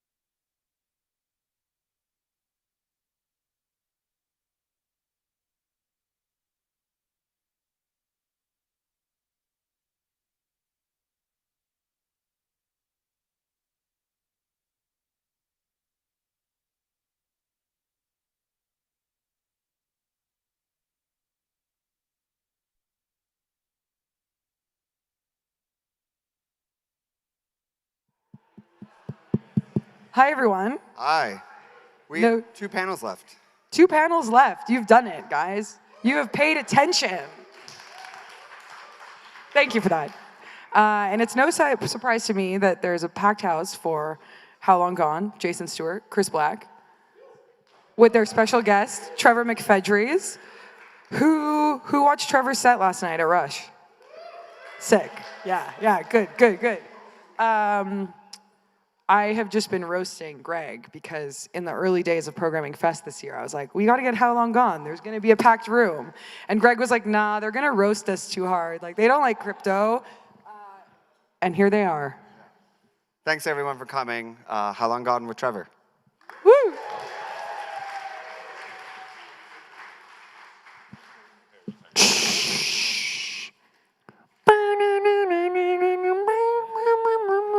Trevor, you sit in that chair because you're the guest. Oh, hot. Okay, cool. What's up, nerds? How we feeling? You guys in here for the AC? Make some noise for the AC. Shout out AC. Yeah, congratulations. Okay, we're How Long Gone. We do a podcast. Chris lives in New York. I live in LA. We talk about, culture and stuff, food. Stuff you're into. True. If you have never heard of us, thank you for joining us. I met some guys, or is it you guys? I was walking to get a beer, and I overheard a group of dudes being like, what's How Long Gone? Have you heard of it? What does it sound like? We And I don't, was have like, "What up, we bitch?" don't have a Discord server, so it's kind of our fault. We have multiple Discord servers, actually. But we're not in them. We're not in them. You can never go in the It's server. a funny feeling because we usually don't wear shorts on stage, but because it's so hot, I want you to know when you buy a ticket to come see us play, we wear suits. It's it's a different experience. Thanks for dressing down for us. We appreciate it. This is coming down to our level. I appreciate that. Thank you. I prefer to dress like this. I just mean. No, you're on a high level, Trevor. Thank you. Trevor, make a round of applause for Trevor. He's dressed very casually, but he really can be dressing when he puts his heart to it. Thank you. It's really hot right now. Thank you. I appreciate But it. you have swag sauce. I got some swag sauce. So, Trevor, I wrote down some things. You and I talked a couple days ago. We had a phone call to debrief what we're going to talk about. We did. Yeah, I want to quickly mention that I'm very glad I wasn't a part of that. Why is that? Because you like to have authentic discoveries? Exactly. We kept it pretty light because we do have like 15 years of history for both of us, kind of in different paths, which is nice. Oh, yeah, sure. For sure. Yeah, you know Chris from when you would listen to pop punk music and take your shirt off, and then you know me from when you listen to electronic music and take your shirt off. the band in the bubble and the dead guy at Cinespace. Yeah. Wow. So cool. What a life. What a life. I know you guys came to hear us catch up over drinks. We shouldn't, yeah.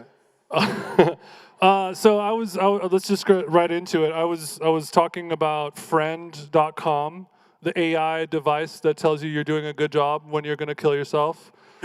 And you tweeted, I don't think you guys realize how lonely people are.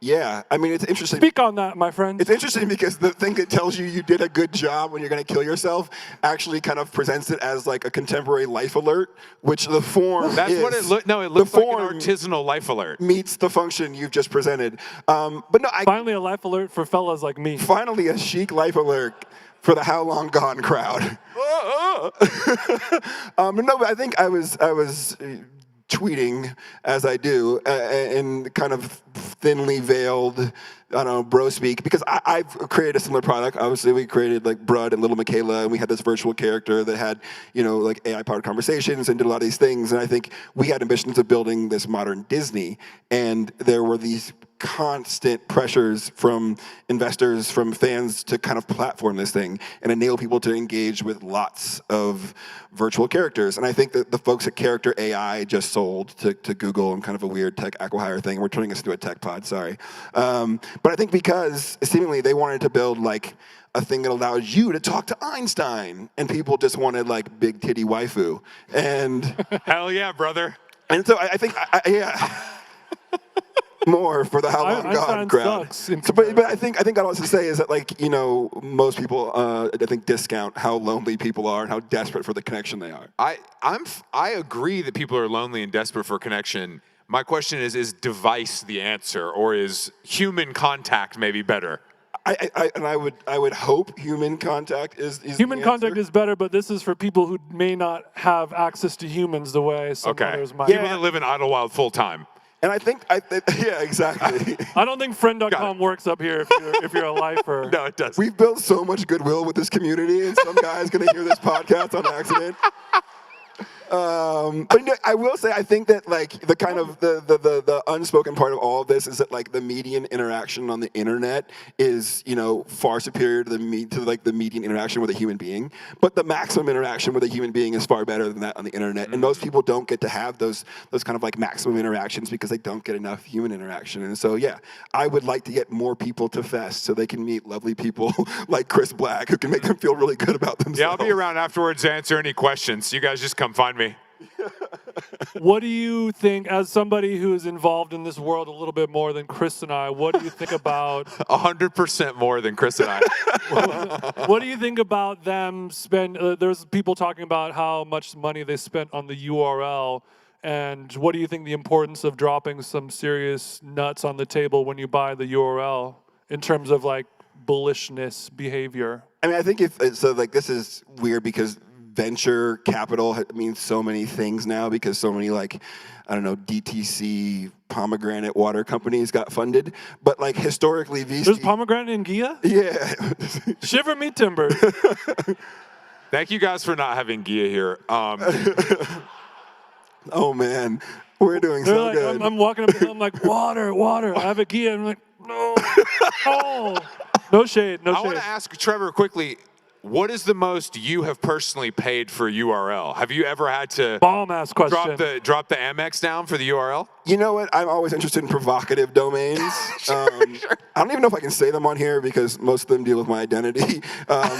But I would say, yeah, you can imagine provocative domains to do stuff. Provocative domains. Yeah, that's the basement in Berghain, bro. But I will say, actually, got my dick something from the back in a provocative domain. .org.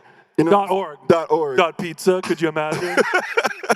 Sorry, go ahead. I did spend $2,500 on a domain for the new co I'm starting with Nikki Deora. Is Nikki here? Nikki, is she in the building? I saw Nikki's baby in the parking lot. Nikki's baby. Unattended. I'm not, and no. Just kidding, it was attended. No shade, but 2,500 is kind of light. It's kind of light. I mean, strawberry.co. Y'all can go there and sign up for the wait list for the new hot drop. Strawberry.co? .co. .com is probably, 7 fix. We're not going there just yet, Chris Black. How much did friend.com, how much did he pay? 1.8. Apparently he raised 2.5 and spent 1.8 on the domain. But I will say, actually, I like this guy now. Yeah, he's back. This is the name of the game. Like VC bets are supposed to be binary, like 0, 1. Either you fucking hit it out of the park and 1.8 means nothing, or it goes to 0. And so like I respect the YOLO by being like, we're fucking burning the boats, we're doing this thing. Y'all gonna have life alerts. It's doing I'm all in before I flip my cards type of behavior. Like I don't know what this guy's doing, but I like it. Yeah. I'm gonna pre-order one. Honestly, I want to see you next year at Fest with the custom Burberry. Do you think it'll actually ship, or is it going to be like what about the Yeezy player? Remember that thing? Yeah, people. It's made out of recycled Yeezy players, I've heard. It's actually, we ground them up and we just repurpose. I think sustainability is very big right now. Yeah. It is, and they didn't want to greenwash. They kept it authentic, and they took care. Exactly. Are you going to get a friend? Are you going to get a friend.com device? I don't think so. Okay. Not even just to try it out? I didn't get a Rabbit. I didn't get any of them. Does anybody here work for that company? No. Decent chance. Do you have a light phone? I don't, but I would. But I don't. They sent me one during COVID. I sold it on eBay. I like the idea, but I don't. It's not for me. Yeah, lightweight. I've got a little bit of willpower. Do you ever delete apps off of your phone, like delete Instagram for a weekend? Not really. I just don't use them. I'm still a straight edge warrior, as you remember. No, your convictions are a little more convicted. You can't kill integrity. You know what I'm saying? Damn, hell yeah, brother. Yeah. Again. So you look at Instagram and you're like, you wish, motherfucker. Yeah, not for me. No thanks. Okay. Back to the Kindle app, my friend. I honestly don't think I could do it. I don't think there's any way I could open my phone and not look at Instagram. I'm honestly more of like. I think that's why you should delete it off your phone. That's like narc behavior. I'm more Twitter brained. Like I'm definitely like deep in the brain rot. My of man. X.com. X.com Do you rocks. think that Twitter is the best it's ever been? I actually think for the first In time. some ways. In some ways, if you're into like gore that will haunt you for the rest of your life, living in your For You, like it's never been better. This brings up something because we had friend of the show Scott Galloway on our podcast a month or two ago. A divisive character in your tech space. Yeah, for the Gen X set and listen to How Long Gone. Sure, the crossover was odd. Our We'll say that. listener's a little younger than actually. But I asked him about it because he does a podcast with Kara Swisher, who's a popular tech journalist. Also controversial. Also controversial and opinionated, but because she sucks, or for other. But she's like a 60-year-old lesbian tech journalist with a lot of money, and she was complaining that her Twitter feed is nothing but hardcore pornography and gore. And Chris and I spend 8 hours on there every day, and I've never seen any of those on our feed ever. I've never seen. So what does dick that by mean? accident. Is it like you get what you want? I mean, you'd hope the so. data is feeding her what she needs? Yeah, I think, you'd hope so, but I think it's just another one of those MSNBC libs trying to take down a great innovator like Elon Musk. That's what, hell, again. You know what I'm saying, my brother? I'm in the right place. You guys make some noise for Elon. I saw a fucking Cybertruck in the parking lot. Which one of you assholes has a Cybertruck? You don't even need to put chains on it, bro. It'll make it up the hill every time. I'm not kidding. I saw a Cybertruck in New York City on Christie Street. Online ceramics bumper sticker. Dead serious. And people thought I was lying. And I'm like, I couldn't make that up. Which is like the Atari song. Yes. And the exactly. The Atari's respect. No, it's. I've seen a Black Flag sticker on a Cadillac. Yeah. You know the tune. Of course. That's a cover, though. We're going San Dimas High School football rules. Deadhead sticker on a Cadillac is the original version, but I've seen an online sticker on a Cybertruck. I see where you're going. You're just a couple steps ahead of me. I think Twitter is better than it's ever been. My For You page is hilarious. Twitter is the it only really is. It's not social media offensive. platform where the For You page is good. Facts. For You page on Instagram, dark place. Well, it depends. I mean, dark for some. It's just cheese pulls for me. Yeah. That's what you call those? Cheese pulls? Cheese pulls and chocolate chunky cookie bite. Oh, yeah, that's what it is? Boom. Mine is not that exciting, sadly. My For You page on Instagram is just dudes dunking, and then Gary V wannabes trying to explain to me how I can get my vertical up so I can dunk like That's them. not mine's like that too, but it's just like guys being like, you only got 30 minutes to work out. Here's what you do. A kettlebell blaster set? 100% kettlebell blaster. Chic. I know we got some kettlebell guys in the crowd. Who brought their bells? Woo! Yeah, Who brought their bells? Give it up for the bells. I guess speaking of that and what the For You is being sold to you because of your data, what you're clicking on, when you are on a social media platform, you might know this more than I would, like Twitter, Instagram, whatever, you get targeted ads, you block the account, you mute the account, you don't see that anymore. The more you delete and block and mute, you keep getting fed ads. It doesn't stop the feed of ads. Yes. Do you think the ads just get worse and worse? I think like if I block Balenciaga ads, then it becomes Hugo Boss, then it becomes Mad Happy, then it becomes, it just keeps going down. It trickles all the way down to brain dead. Oh. Sorry, Kyle. I'm going to lose so many friends. Sorry. So why do you think that, Trevor? Yeah, brain dead. The decline?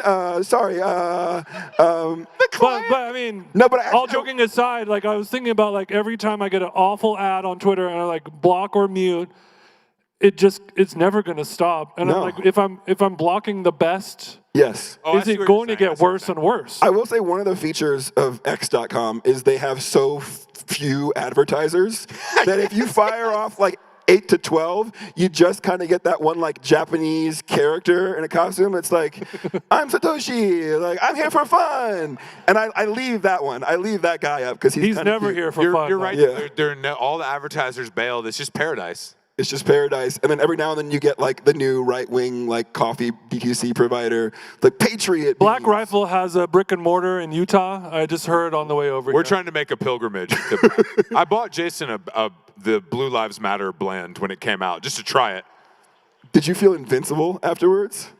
The cold brew was cold, brother. Damn. It's the coldest brew I've It's a ever thin, had. cold brew. I can imagine just pounding one of those cold brews and letting a soft R just slip out of your lips. You know what I'm saying? I would let it slide. A soft R on the word brew? Yeah, exactly. Exactly. Interesting. Yeah. if you want. Trevor, from one Grussler to a Grussler, is every day Tuesday to you? Listen, man, every day is about 9 a.m. Tuesday. I'm just up, I'm alert, I'm firing off all the best tweets I can. Okay, well, I mean, all joking aside, since you are a straight edge man, you're not in the clubs till you're not in 11 till 11 a.m. Maybe you are, maybe not. You're staying up late. Now that you're a burgeoning trance DJ, that has changed, but you're poison free. You're waking up. You're drinking sea moss water. You're not consuming processed foods. You're hooping. I stay hooping. You're hooping. So like on a Sunday, like do you take days where you're like, I'm gonna keep the iPad down, I'm not gonna fire off emails, I never log off. Okay. I honestly, one of the domains I own is BeHereNever.com. I know we got some people in here who never log off. That's who this whole fucking thing is for. You never have to log on if you never log off. Yeah, I'd never log off. I think it's important to just be firing as much useless shit in my brain as much as possible. Mostly so I can start to pattern match against all the awful shit in the world and make better decisions.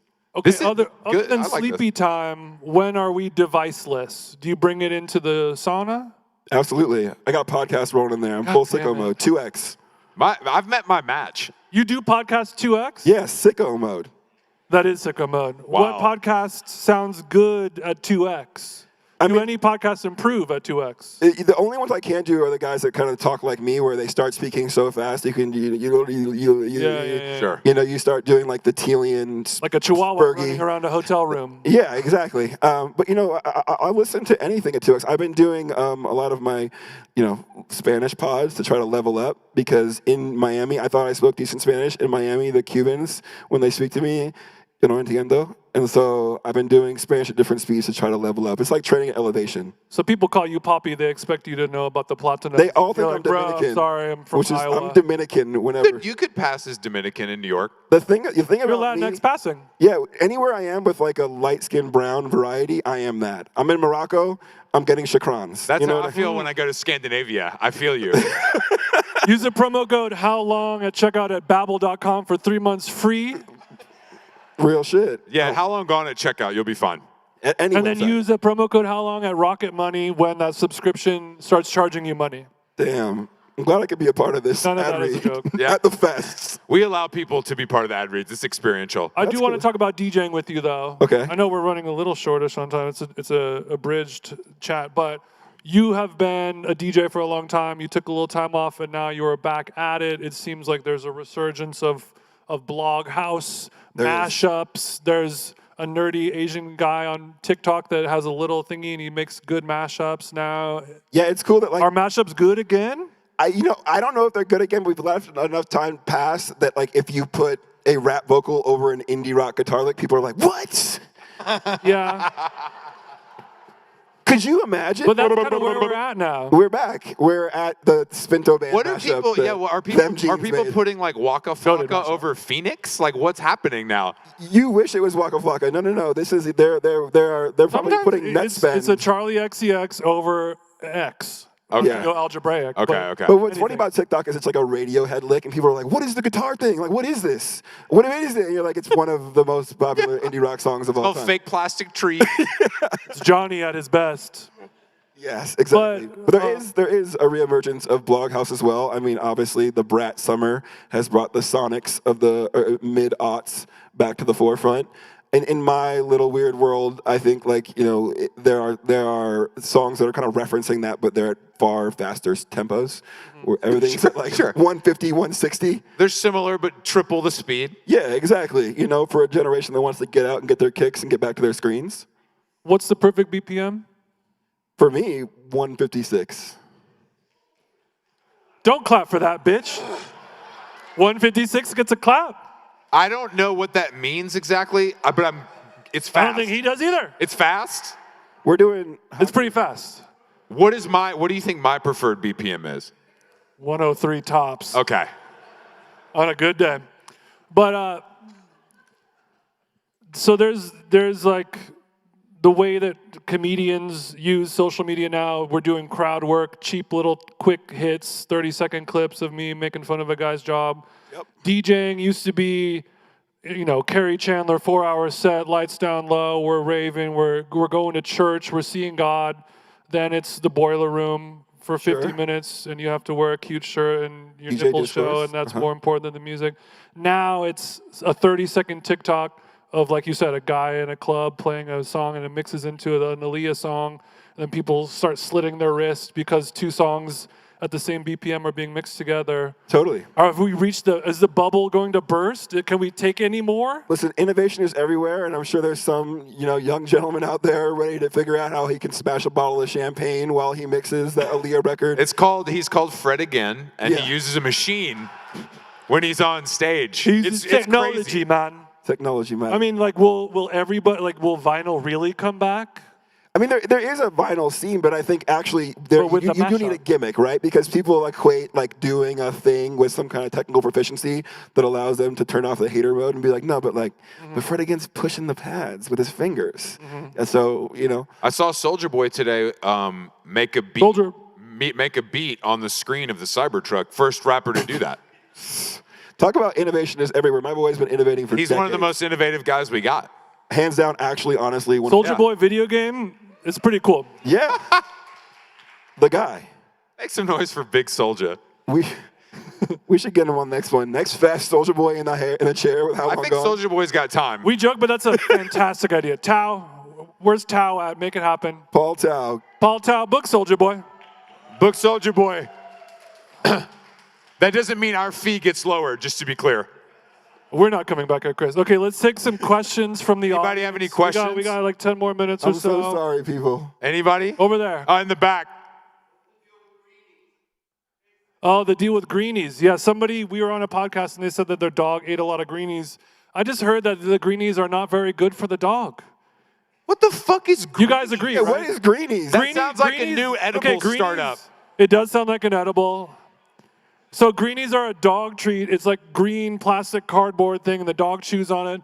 Apparently, it's like Zyn for dogs. It's not. It's like a good, if your dog won't shut the fuck up, give him a greenie, but don't make a habit of it. I'm ready to write a check. You'll become if the Tucker guys Carlson out there of dogs. ready to invest in Zyn for dogs. Yeah, Zyn for dogs, I'm bullish. Zyn for babies, and I'll give you twice the term sheet. A winter mint baba? A winter mint baba. I was waiting for the word term sheet to get used on this stage. Thank God. with a little Who had 27 minutes on term sheet? Come find me after the show. I'll Venmo you. All right, who else? Anybody else? Okay, you. Ballerina Farm Discord. So we talked about ballerina farms on the podcast a while ago. Oh yeah, I don't really know what this. I kind of know what So it is. she's like a homesteader person who has 11 kids. Her husband's like a billionaire, and then she makes sourdough bread and yogurt and stuff. And then there's a New York Times story about the family that was disparaging. What's the bad part? Good question. They're rich. They got bread. Actual they're sourdough. They're cosplaying as trad wife. And I think most importantly, the rich guy was can't believe I said those successful in crushing his beautiful, talented wife's dream, which is the new trophy wife. I've considered buying her sourdough starter because I like the packaging. Is she? And forgive me. Is she hot? Of course. Does she look Mormon? Oh, I'm in. Sorry to disappoint you, but I'm in on this. But her dreams of being a ballerina were dashed because her toxic breeder husband made her have 11 kids. Facts. What about that? I mean, have you tried to ballet with 9 months pregnant? No, it's tough. Exactly. It's tough. I can barely fit in my point shoes. Chris, are you a natalist? Do you think we need more children out here, or? Hell no. Okay, got it. Understood. Oh. Yeah, what do you think about people panicking that the population growth is down 1 to 2%? I mean, I don't know if I buy it. I mean, sure, yeah. Are you but more importantly, I'm kind of Bill Gatesy on the whole thing. I'm kind of constantly telling all of my talented friends to make children so that we have people that can solve all the fucked up things that are going on in the world right now. We need talented, smart, capable parents to breed. Nepo babies. Yeah. All the smart, capable parents that live in Silver Lake and drive Audis work at creative agencies. Yeah, we can skip. I went to school for the heart. At fucking Proof Bakery. We do need more art director children to tell me how to live my life. Yeah. Okay. Anybody else? All right, bitch. I've never been. I almost went to the Berghain of Tbilisi. Which is just a symbol, which is just a Cyrillic character. But I heard it may be a little bit better at some points. Also, what's up, bro? Good to see you. I didn't recognize you. Also, a little alpha. I have for the not pod. been, and I will clearly never go. Well, alpha for the pod, an opportunity for Mr. Jeans, Jason Stewart, Soft, our DJ duo, is playing Berghain late October. I won't reveal the date because not announced. Let's yet. fly in, Jason. But if y'all want to come to Berlin and get loose, I've always wanted to have anonymous gay sex in a nightclub, and so I would love to be there watching. Can't wait. Maybe we joke, but maybe I Maybe. will go. Come. But what if? You're the only way I will be able to get into this club. No, we can get you in. We can get you in. The thing about Berghain, though, is even if you're in the guest list, It's still up to it's them. still up to the guy. You know? I love when the guest list is powerless. You know what I'm saying? I have to choose the right Luke. Yeah, I think you could probably get in like that. I have the attitude. Yeah. I'm going like a cop. They'll definitely let me in. Dick out. More questions? Yankees jersey. Anybody have a question? Anybody? What's up? Strawberry.co. Tell us about that. Strawberry.co. I don't know if we're ready to reveal what it is exactly because we're still kind of working through like the user experience details. But that said, if the UI UX people out there want to nerd out on my new thing, come holler at me. But I think at the core of it is the internet used to help us do stuff, and now it feels more and more like it's just full of sludge. And you having to build technology to fight the sludge that the technology created seems like a waste of time. So we're trying to build technology that can help you get back to your real life, like help you solve problems so you can get back to your kids, get back to your podcasts, get back to whatever things are important. I have so many problems that need solving. What's an example of a problem that Strawberry.co could solve? Trying to think real relevant to the boys. Hey, if you're trying to find like the next hot loafer that matches like your pram to push around Los Feliz. I don't go. I'm talking like HVAC repair, plumbing, and electrical issues. Jason's a trad wife, so he's like looking for. Like for home improvement stuff, I go to Reddit For the stay-at-home dads that have a Carolyn at home or I guess, out in the world handling business, there are probably lots of decisions you have to make. Like, hey, what mini split am I going to get in the new ADU? And you know what? Finding that needle in the web haystack would be pretty difficult. But using the technology that Strawberry.co brings to the table, Strawberry comes to play. You're going to find that mini split and make sure that your people are cozy and Not comfortable. web haystack. Hola, That's good. Nicole. Hola, Nicole. All right, anybody else? What's up?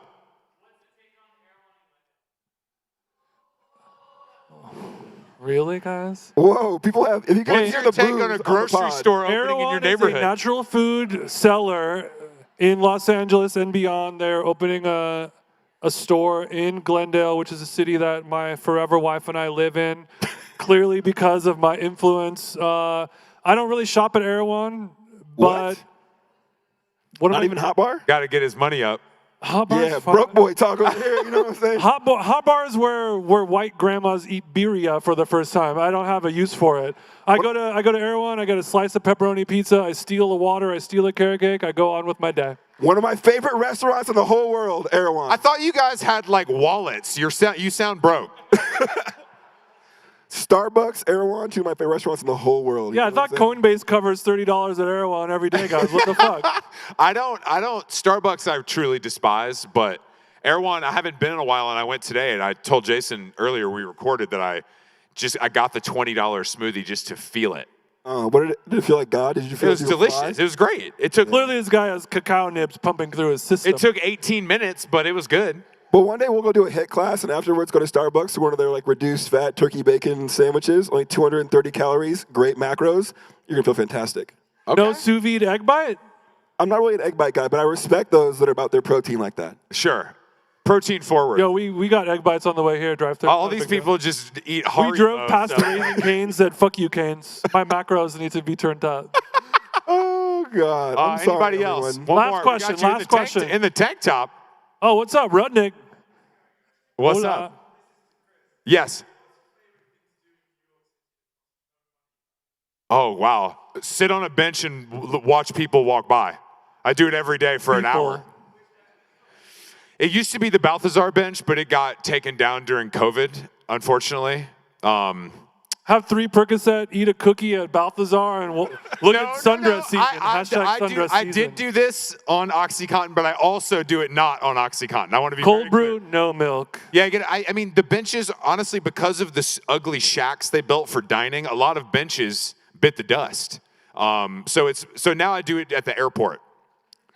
It's kind of like to get there super early. New York has JFK as well as LaGuardia. Yeah, but some of the best people watching the world is at JFK. You know, but New York is an expensive place. If you leave the house, you're spending $100 minimum. Chic. All right, y'all. Thank you guys for coming Thank to you our guys. talk. Thank you, Trevor. HowLongGone.com is the website. Thank you Love you guys. This is normally where they play our song, but I guess we'll just hang out here, guys. Play a song on the phone into the microphone.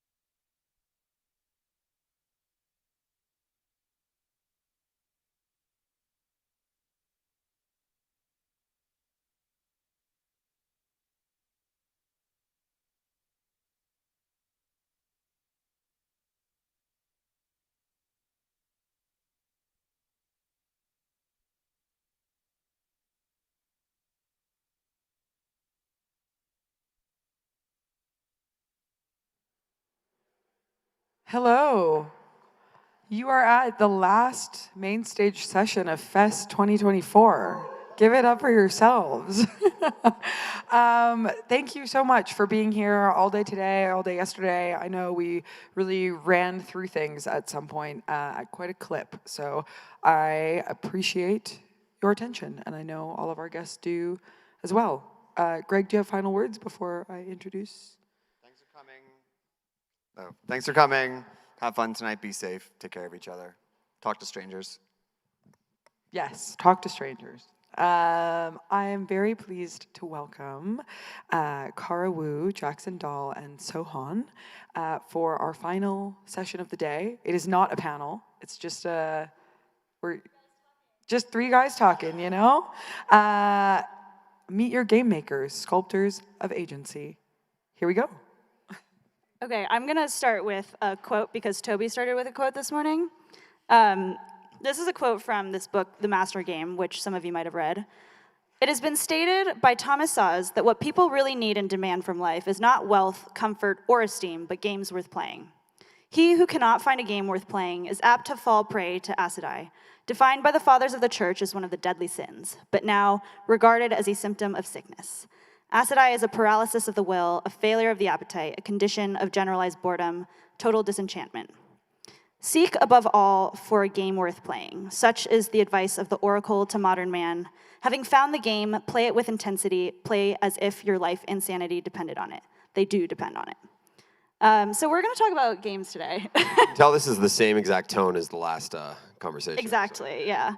We're gonna talk about games today. I think we each come to games with like a little bit of a different thesis, and so hopefully we can sort of get each of our POVs established in the beginning, and then maybe we can talk about the state of games today.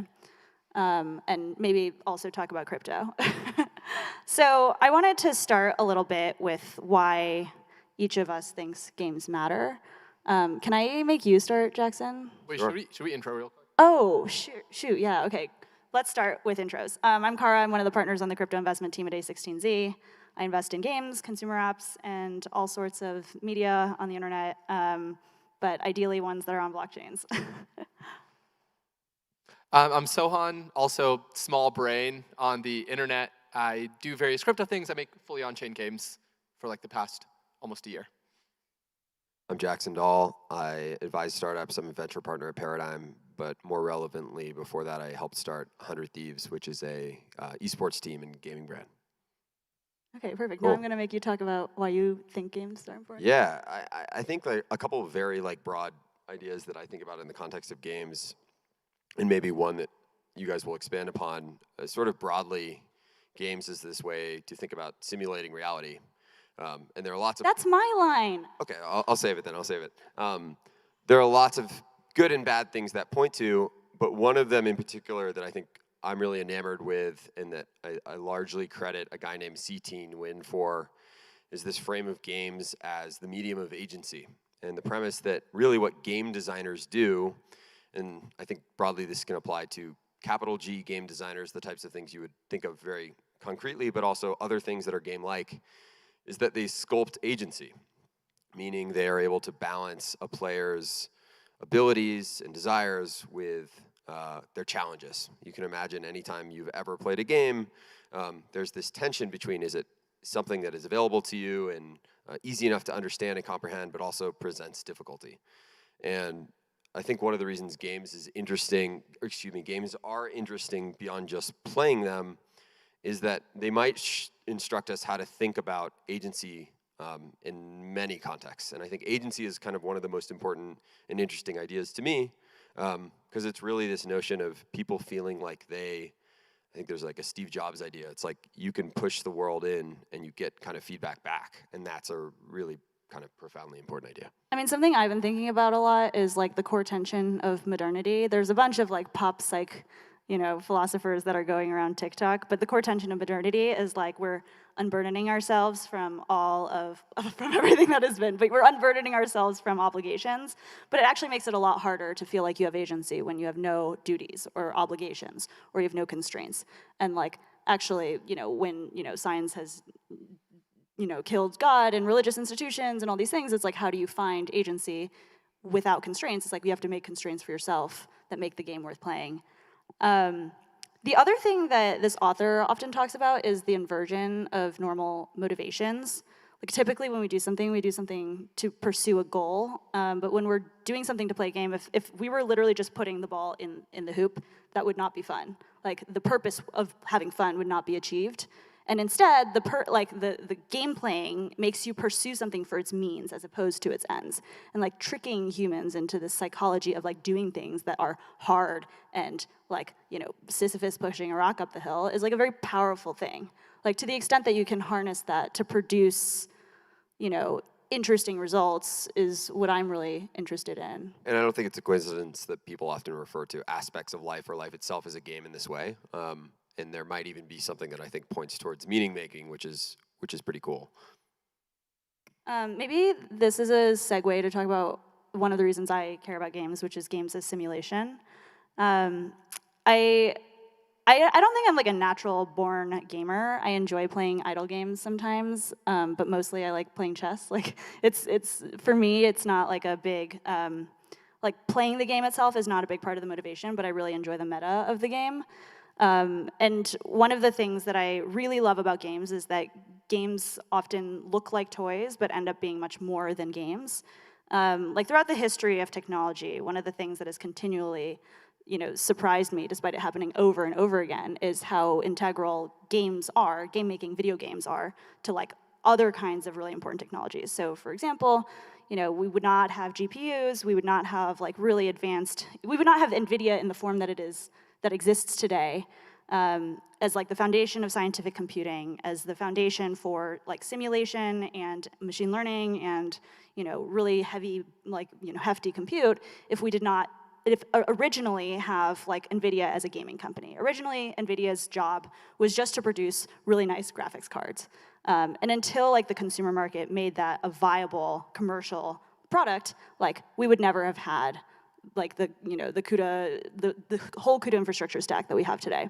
So I think a lot about like games as simulations of reality, both in the scope of like MMOs, where you have games of diplomacy or, you know, like simulations of like human interactions, but also like I think as like simulations of business and human coordination. There's a lot of really interesting games being built on blockchains today, well, actually also not on blockchains, that are like really generative, where there's like highly expressive user-generated content. So like Roblox is one good example, but there's also a bunch of other really cool on-chain games where user-generated content is like fully expressive. And like for me, I think, you know, I'm interested in simulation of monetary policy within those environments, simulation of, you know, governance. I think within crypto, adding stakes makes it possible for us to simulate and experiment with, you know, game theoretic outcomes in a way that like you can't in a centrally planned game.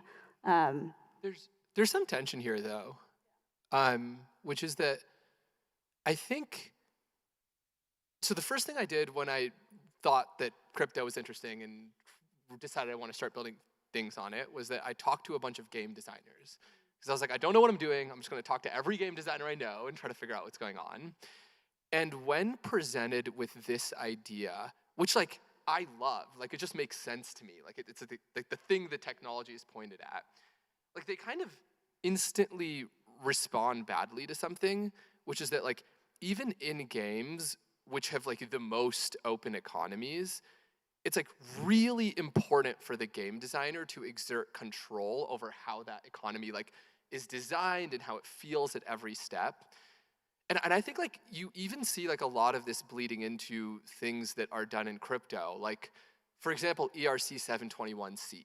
Like this is a standard that like is as much about enforcing royalties as it is about like limit break having control over the economy in their game, right? Like by being able to mess with the market, or like even with the example of governance, like optimism airdrops like are done by data scientists retroactively, like even the first ones, and like I guess RPGF like is playing the line a little bit, but it's not like we put a governance experiment on chain and we're figuring it out. It's like the thing on chain is like you have a token and I have a token, and then we're figuring it out off chain.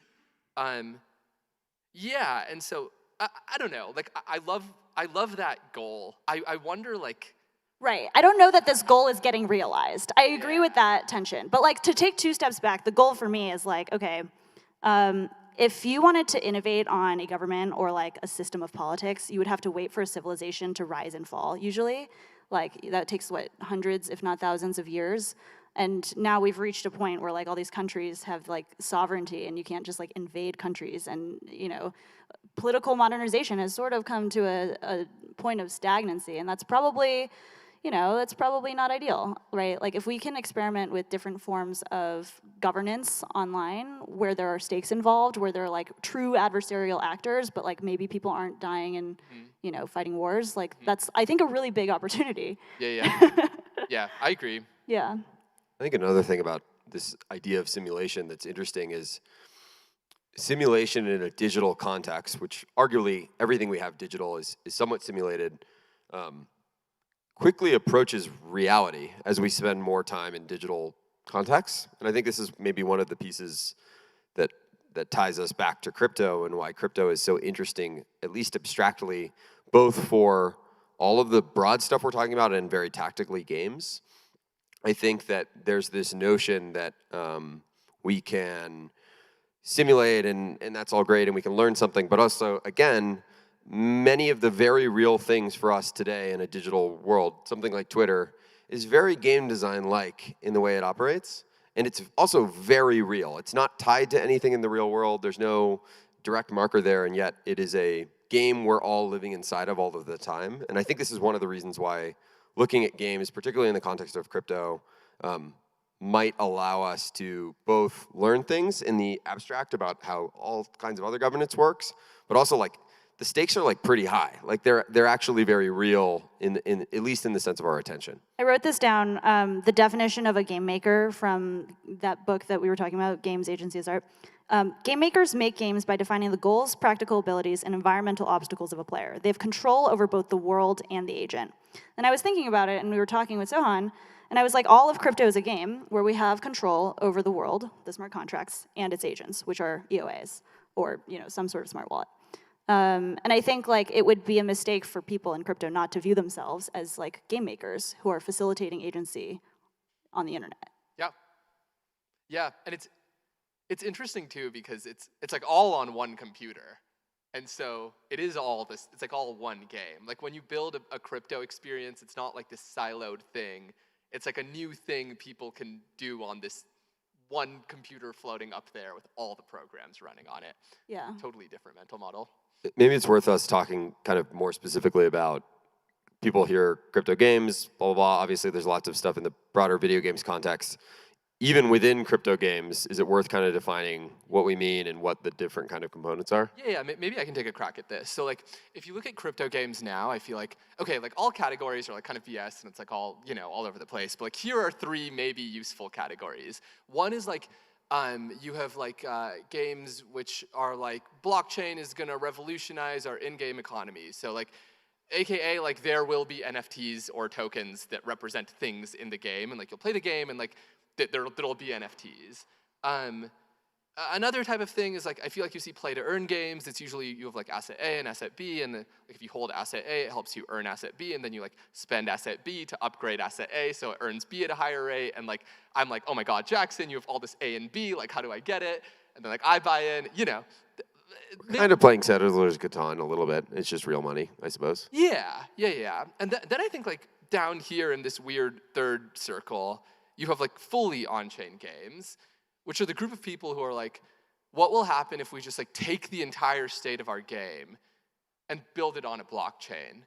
Which like most people respond to as like, you're really dumb, probably. But which I think there are good reasons to do. I think like the thing that I find most interesting about this bottom category is they look at the chain as a new weird type of computer.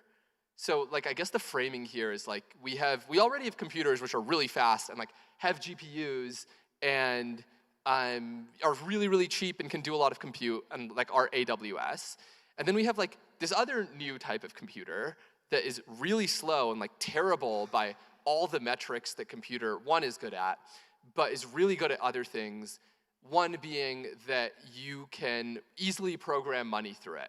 Like I can just like move value from one place to another, whereas in the other place there's like a Stripe API and chargebacks and all this stuff.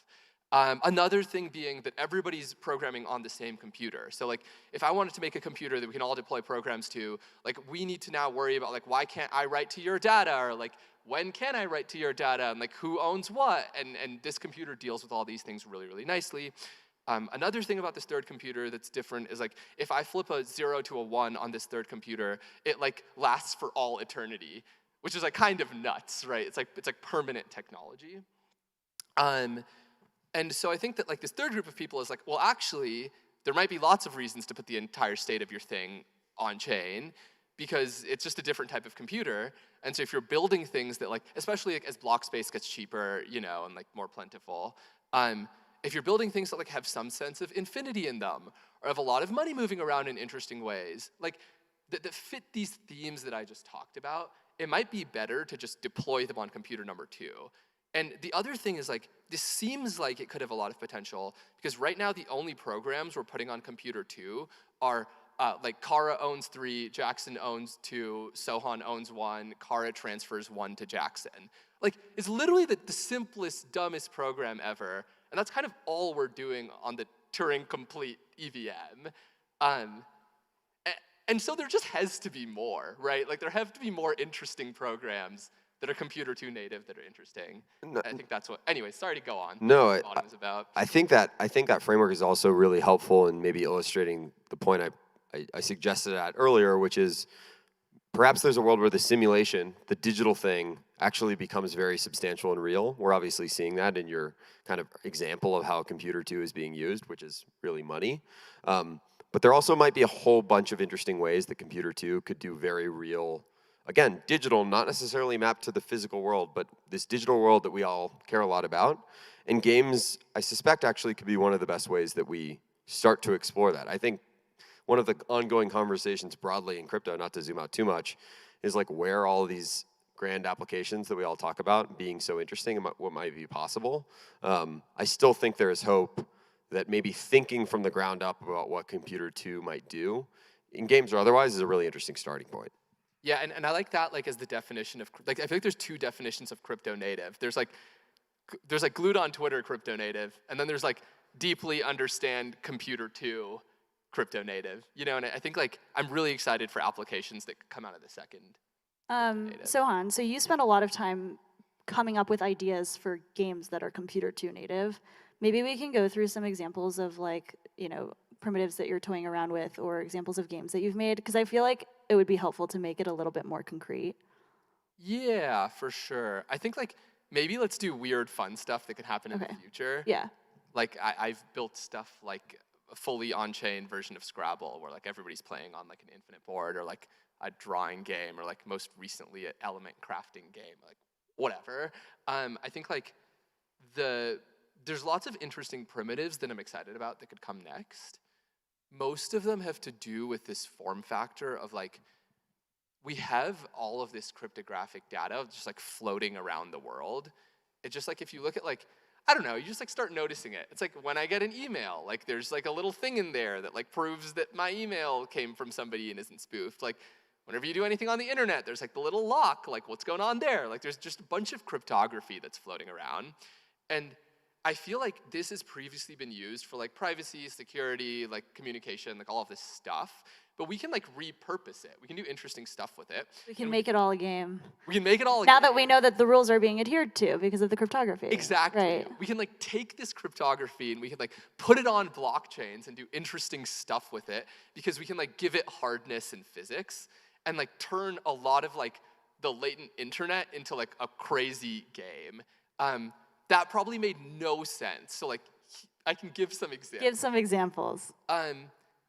One example of something that is in production that is just toying at this is, it's like ZK P2P, or like pretty much they do a Venmo fiat on-ramp. Like I Venmo Jackson $5, I get $5 in USDC. Like how do they do this? When I Venmo Jackson $5, I get a verification email from Venmo, and then ZK proved that that verification email was an email to Jackson for $5 and credit me USDC. So like the hack in all of this is it's like done without Venmo knowing. Like there's no Venmo API. No one at Venmo had to say yes. There was no API. None of these. There was no, No kind server, right. No It's just like 20 bits or whatever. Yeah, we just used like cryptography that was floating around in an interesting way to like prove that something that happened on the internet happened on chain. And that I didn't tamper, yeah. Yeah, and then issue money out. It's like that's an example. Also critically here, I think one of the things this maybe gets at is picking up breadcrumbs of cryptography that have existed for a long time, and using them as the way to connect into sort of computer 2 land, like the reality of this sort of like simulation world. Yeah. And that is a really interesting idea because obviously there's so much of the internet and people talk about Web 2 and Web 3 and it can be easy to maybe sort of separate all the crypto stuff into one thing or one alternative reality. I think the notion of being able to connect things as simple as email or existing services or things like Twitter or whatever might unlock a lot for us to play with. Yeah, and it's a spectrum, right? Like the fact that this data needs to be verified, like doesn't mean that it needs to be verified on chain. Like one way to think about this is like it's just an API for anything, right? Like I can just build an app that accepts Twitter data without hitting Twitter's API and run the verification. Maybe we should take 2 steps back and describe why we would want to prove something in the context of a game. I think like in crypto, it's taken for granted that we want to be able to prove that all this computation was done in a correct way, but in games it's not, I don't think it's immediately obvious if you've never played a fully on-chain game or if you haven't thought about it. I can start with sort of one of the reasons I think some things at least should be on-chain. But this is sort of like a very wide scope on it, and you guys might disagree with me. So I think that like in a universe in which there are no computational constraints, right, in which like we're all living in the metaverse and we're just like disembodied like bits floating in metaverse space. So body futurism then. Not so body futurism. Yeah, that's very unbody futurism of me.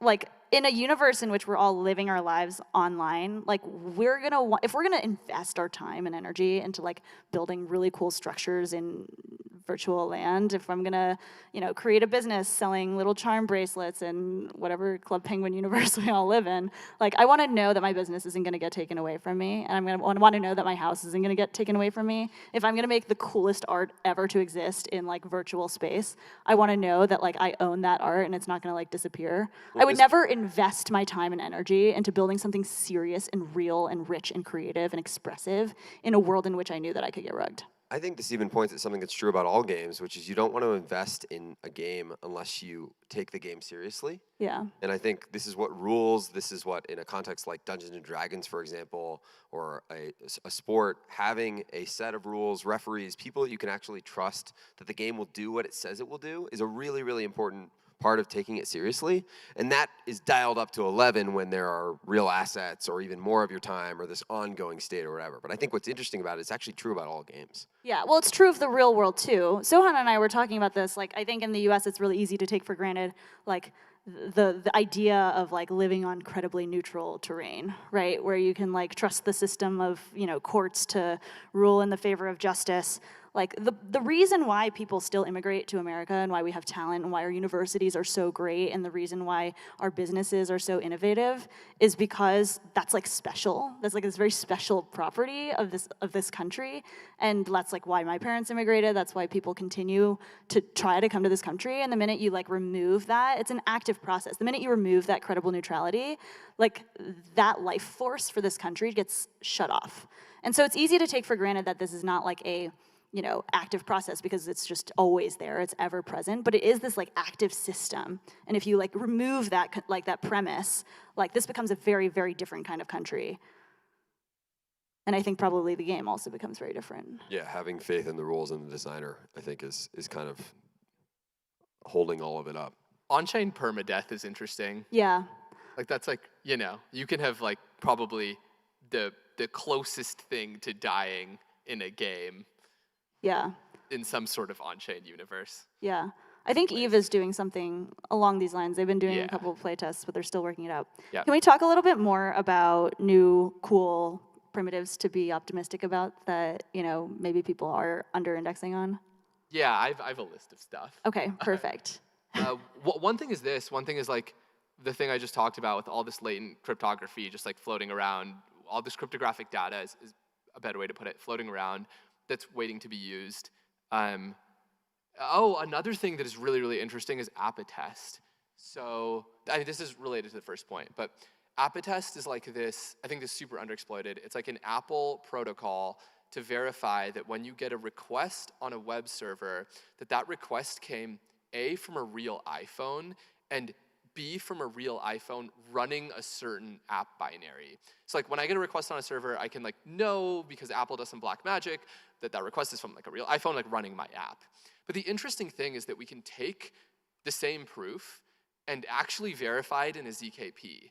So now I can like prove on chain that a real app on a real iPhone like did something. Like this is a primitive that I've seen nobody play with yet, and I feel like it's just ripe for cool shit. Like Do the touch grass example. yeah, okay. So like one thing you do with this is like WorldCoin but chill. You could do like a kind of Sybil resistant airdrop, you know, because it's like an iPhone, not like a retina scan. Another thing that I was telling Kara you could do like an airdrop of like grass, like that's the token. And how it works is like, it's like hidden under all the physical grass on Earth, and you use like Google Maps to do that. And then like to get it, you need to mine, like dig it up from physical grass. And you do that because like your iPhone, the app GPS like knows where you are. And then maybe you take a video or something and the app verifies that you're taking a video of grass. And then you Appatest prove to the chain, so the chain knows that a valid iPhone was at this location and touched grass, and it can like give you the token. And Right. it all happens like without a server in the middle, right? Like, well, I guess like Apple's Appatest service. Right, so when the AI control us and we're just their like embodied ability to access Yeah. Earth, they can incentivize us to do things. Exactly, they could just like drop little incentives. Yeah. You've never seen the film Holes? This is where we're all going to be when he ships this app. We're just going to be digging. I'm just saying there's like a lot of crazy stuff you can do with Appatest that I will be shipping some of soon, but like I would just love to see people ship a ton of. Yeah. Maybe we can talk about what people can be doing more of with precompiles. Oh yeah, Yeah. you're just like setting me up at this point.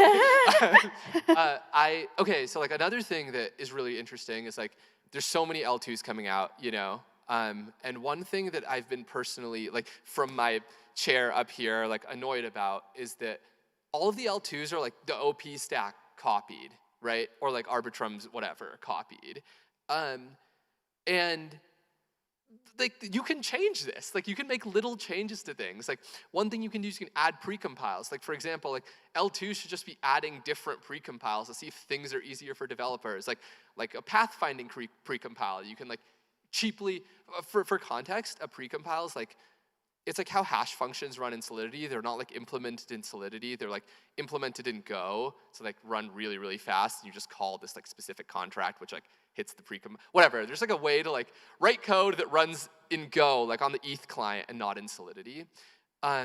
And there's like basic precompiles in the EVM, like for things like hashing, which is like done a lot. But you can just add precompiles to do interesting things, like a pathfinding precompile so that people can build like really complicated games with like crazy pathfinding algorithms, and then like call this thing to do cheap pathfinding on chain. A crazy thing you can do is actually have stateful precompiles. So you can have like precompiles which hold state. And so then you can do like spatial indexing on chain. So if you have a game where like a bunch of things are organized in 2D space, and you need to like quickly find the nearest 5 points to like a point, right? Maybe because you're like dropping a bomb in like a space game. This is really hard to do on chain because like it's just like a lot of compute. But if there was a stateful precompile which was storing it in like a quad tree, I think is the data structure, whatever. Like you could have a stateful precompile that made it really easy to build games like this. Pretty much there's like an infinity of interesting stuff L2s could be doing when they like launch another L2. It's probably an incentive problem or something, but like nobody's messing with Geth, right? And like people should just mess with it. And like I just want, if you're launching an L2, like add one interesting thing. Yeah, that's my spiel. We talked earlier about the sort of computer 2 framework for building games in apps in the broad sense. And you've now talked about a whole bunch of kind of like interesting novel ways, whether it be hooking into existing web primitives in crypto, or cryptography, I should say, other things like this. You built a bunch of these games. You invest in a lot of them. You're looking at it. I'm curious how you guys think about where we are maybe in terms of people have been talking about on-chain games and crypto games for a little while now. There aren't a ton of major breakouts, but there's still lots of exploration. I'm curious either how you're thinking about what might be really exciting or maybe what things need to be figured out before we have something really huge start to work. We need to talk about whether or not money is a toy. So I'm going to make Sohan answer that. Answer Jackson's question. Well, I guess I can set this up. I don't have a good answer, but one thing that I've noticed is like when I build fun things, I will show my girlfriend and she will play them for the obvious reason. And then I will ask her why she is not showing her friends them. And she'll be like, because there's money involved. Like, pretty much money's not a toy. Like, it's a really serious thing. And like, I feel like a lot of people in crypto, like kind of myself included, like have this warped perspective where like, we can have fun with money in this weird way. That's like not a normal human programming. It's like really not normal human programming. Yeah.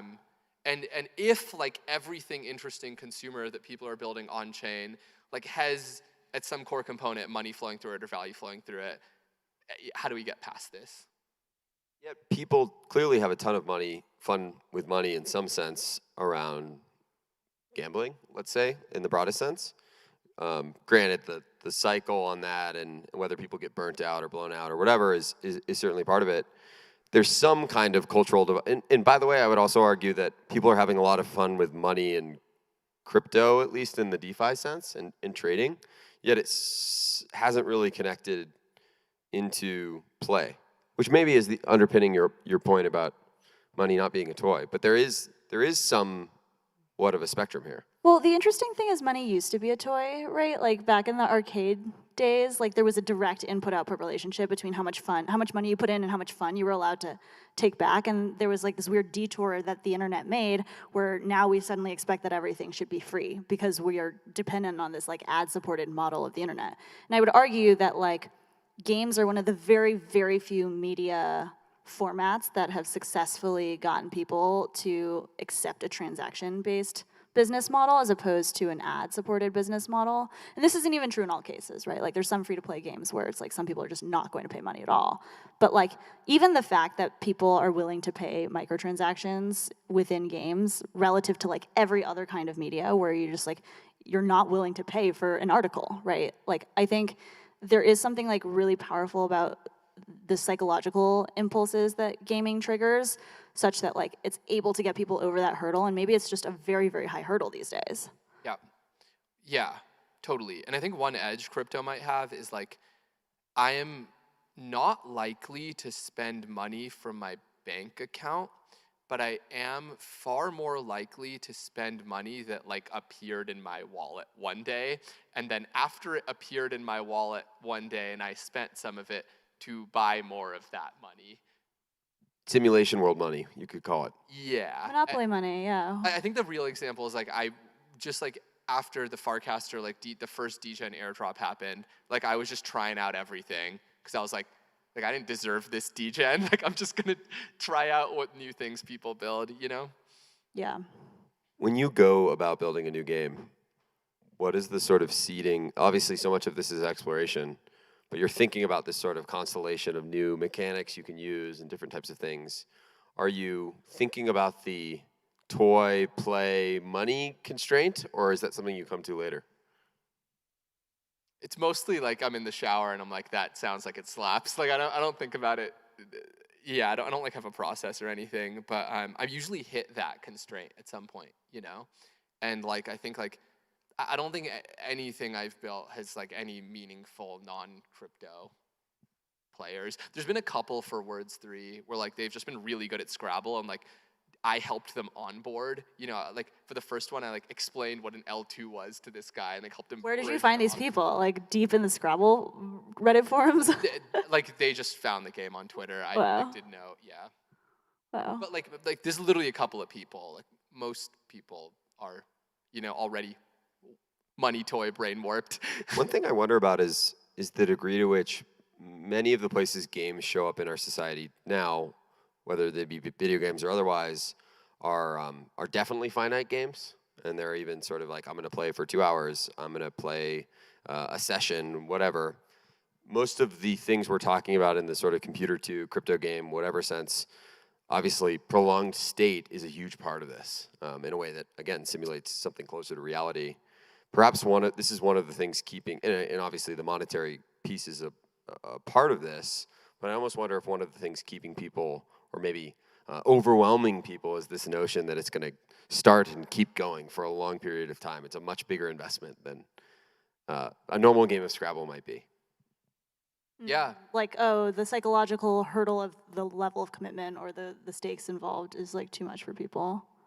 Right. So one of the things that people at like Scopely and that like, you know, that whole cohort of Zynga style game makers were really good at is like getting people over the different psychological hurdles. So like the stage one is like, okay, we just need them to be, you know, we need them to know the rules. We need them to know how to play the game such that they don't have to think about it. And then the next stage is like, we need them to get to X, you know, goalposts such that we know that they're no longer, you know, struggling to onboard a wallet or whatever the hell. Like, I think that there's, unfortunately, quite a lot of like psychological behaviors that crypto has to like teach you in order to get to the point where you're like able to get into a flow state and not drop out of it. Yeah, and then even after that, there's like, at least the things I've built are zero sum, and that's because like I have strayed away from memeing money into thin air. And when things are zero sum and people play one round and they come out on the bottom of the zero sum, it's hard to retain them. Yeah. What are some, maybe can you talk a little bit about some of the games that you've made in the past and what has been exciting? Like what kind of behaviors in those games were, you know, afforded by the fact that they were on chain, and what was interesting and what you were excited about in terms of new behaviors? Yeah, totally. I think like in terms of what I was excited about was a lot of what we said earlier about, you know, what is computer 2 native stuff. One of the things I built was a game called, like that I mentioned earlier, was a game called Words 3, which was like Scrabble on an infinite board. All the logic of the game is fully on chain. Anybody can play any words whenever they want. Prices of letters change on a market, and pretty much like you can cash out your points for the money that was spent on the game at any point in time. So just like, what does like Scrabble look like if it's infinite, if it's computer 2ified, was like the general idea. I think like things I liked about it were, one, like the board is really pretty and it's crazy to see like an infinite game of Scrabble like played out and the board grow. Other things I liked about it were you immediately saw some people like take strategies with bots, and some people like beat the bots by just playing Scrabble well. And like there's some strategies that are really good for bots, like playing S's at the end of each word, and some strategies where like you're thinking about second order effects on how your word will affect the price of letters and how other people will play that get really, really interesting. So I think people really, like that was, and there's a core group of people that was really, really engaged. I mean, what didn't go well was like scale of the thing in crypto, because I think like, one, there's like a group of people who use crypto right now who they just kind of look at this and are like, that's cool, but not what I'm here for. And then two, I think like it is a pretty like intellectual game, which is, you know, like you need to think about Scrabble and you need to think about pricing and markets, and there's like 9 numbers at the side of the screen. So it's like you have to have like spreadsheets in order to play this A lot of game. overlapping Venn diagrams there to exactly circle down to a smaller group. Yeah, I think one of the things that still feels like fairly untapped, but you've maybe pointed to with some of your exploration, is just this notion that I think one of my favorite things about sports, and as someone who spent some time in esports, maybe was sometimes frustrated by, is games that can have a collectively, almost like neutrally agreed upon nature or set of rules. All kinds of really rich and interesting things can happen, and I think that's one of the things that we haven't totally seen happen even in the most competitive video games. And there's lots of great examples of people who make those. The classic example is the creator of football just decides, or the NFL just decides to randomly change the rules. That's not so great for the players, and I think one of the things that I remain quite excited about, even if we're in the early days of the sort of pieces coming together, is a world where you can design a game that has a subset of rules and a nature to it, but then other players can kind of come to the table and acknowledge as like neutral playing field. And obviously part of that is just simply the trust around the stakes, as you've talked about, but also things maybe beyond that, including building things that one of the sort of like galaxy brain ideas is the world where people are controlling AI players playing in some kind of unbelievably complex future metaverse game or whatever, which again seem a little elaborate now, but I think these are the pieces that we're laying down foundation for with the broad metaphor of computer 2. I'm curious. Okay, well, I'm curious. Are there any on-chain games that you have really enjoyed playing? I know you have, Sohan. You have like an example, and can you explain why that's so interesting, like base paint and draw tech and stuff? Oh yeah. Okay, yeah. So I think like the stuff that's computer 2 native. One of the things that's like base paint is really, really interesting and that I've liked and that fits this model is like, I don't know, I feel like people here probably know how base paint works, maybe. Anyways, very quickly, every day a bunch of art, like Winter and Zach I think are like very aligned in this like way of thinking. Very simply, like every day a bunch of artists like paint a thing and then the NFT goes to mint and then like the mint proceeds are split among the artists and it just repeats every day. And they've like managed to build like this sustainable art thing that has just kept going for like hundreds of days by like putting together incentives really cleverly with like one elegant smart contract, right? And so it's like very pretty, and they like built this lasting art piece with a few lines of code by aligning incentives, right? And like getting the right core group of people in it. Like that's something I think is really cool and very computer 2 native. Is base paint or like anything I've built like that is this vibe, like as large as even like the 10th largest on-chain app? Like, no. Why do you think that is? I don't know, like maybe there just aren't enough people making stuff. Like maybe like I probably can do, like I learn every time and know things I do wrong and like I'm getting better and need to ship more. There's not that many teams like I think building computer 2 native stuff. There's like a little bit of stuff in like the autonomous worlds community. So when you try to hire people, how do you sell them on this niche vision? Yeah. Oh, I mean, I just tell them like we're gonna ship in 4 weeks, and you're gonna have the most fun ever. That seems to work well. Yeah, that's what works. Jackson, are there any that you like? I don't think I've been entirely. Maybe do you want to talk about Twitch Plays Pokemon and the behaviors? That's very aligned. Yeah, I mean, that's definitely not an answer to an on-chain game, but maybe it alludes to the spirit of it. And obviously, I think one of the broad themes you guys might be hearing a little bit is like there's a lot of theoretical excitement here. This is a common trend. I think it can be a common trend in crypto, but also I think a lot of this is as Sohan was talking about earlier, laying down foundation. For us to actually be able to do the thing and also being able to have things to point to. I think so much of creativity is about seeing something and remixing it a little bit and that wheel going. But all that to say, the reason I think Kara brings up Twitch Plays Pokemon, it's probably my favorite thing that ever happened on the internet, which is saying a lot. But basically, I was in college and this guy hooked up an emulator for Pokemon Red to Twitch chat. And so what that means literally is Twitch chat Pokemon was being played on screen, and anytime any viewer with a Twitch account entered A, B, up, down, left, right, start, select, it would press that button on the emulator. And so obviously, if you can imagine if one person were viewing, this would be pretty simple and not very interesting.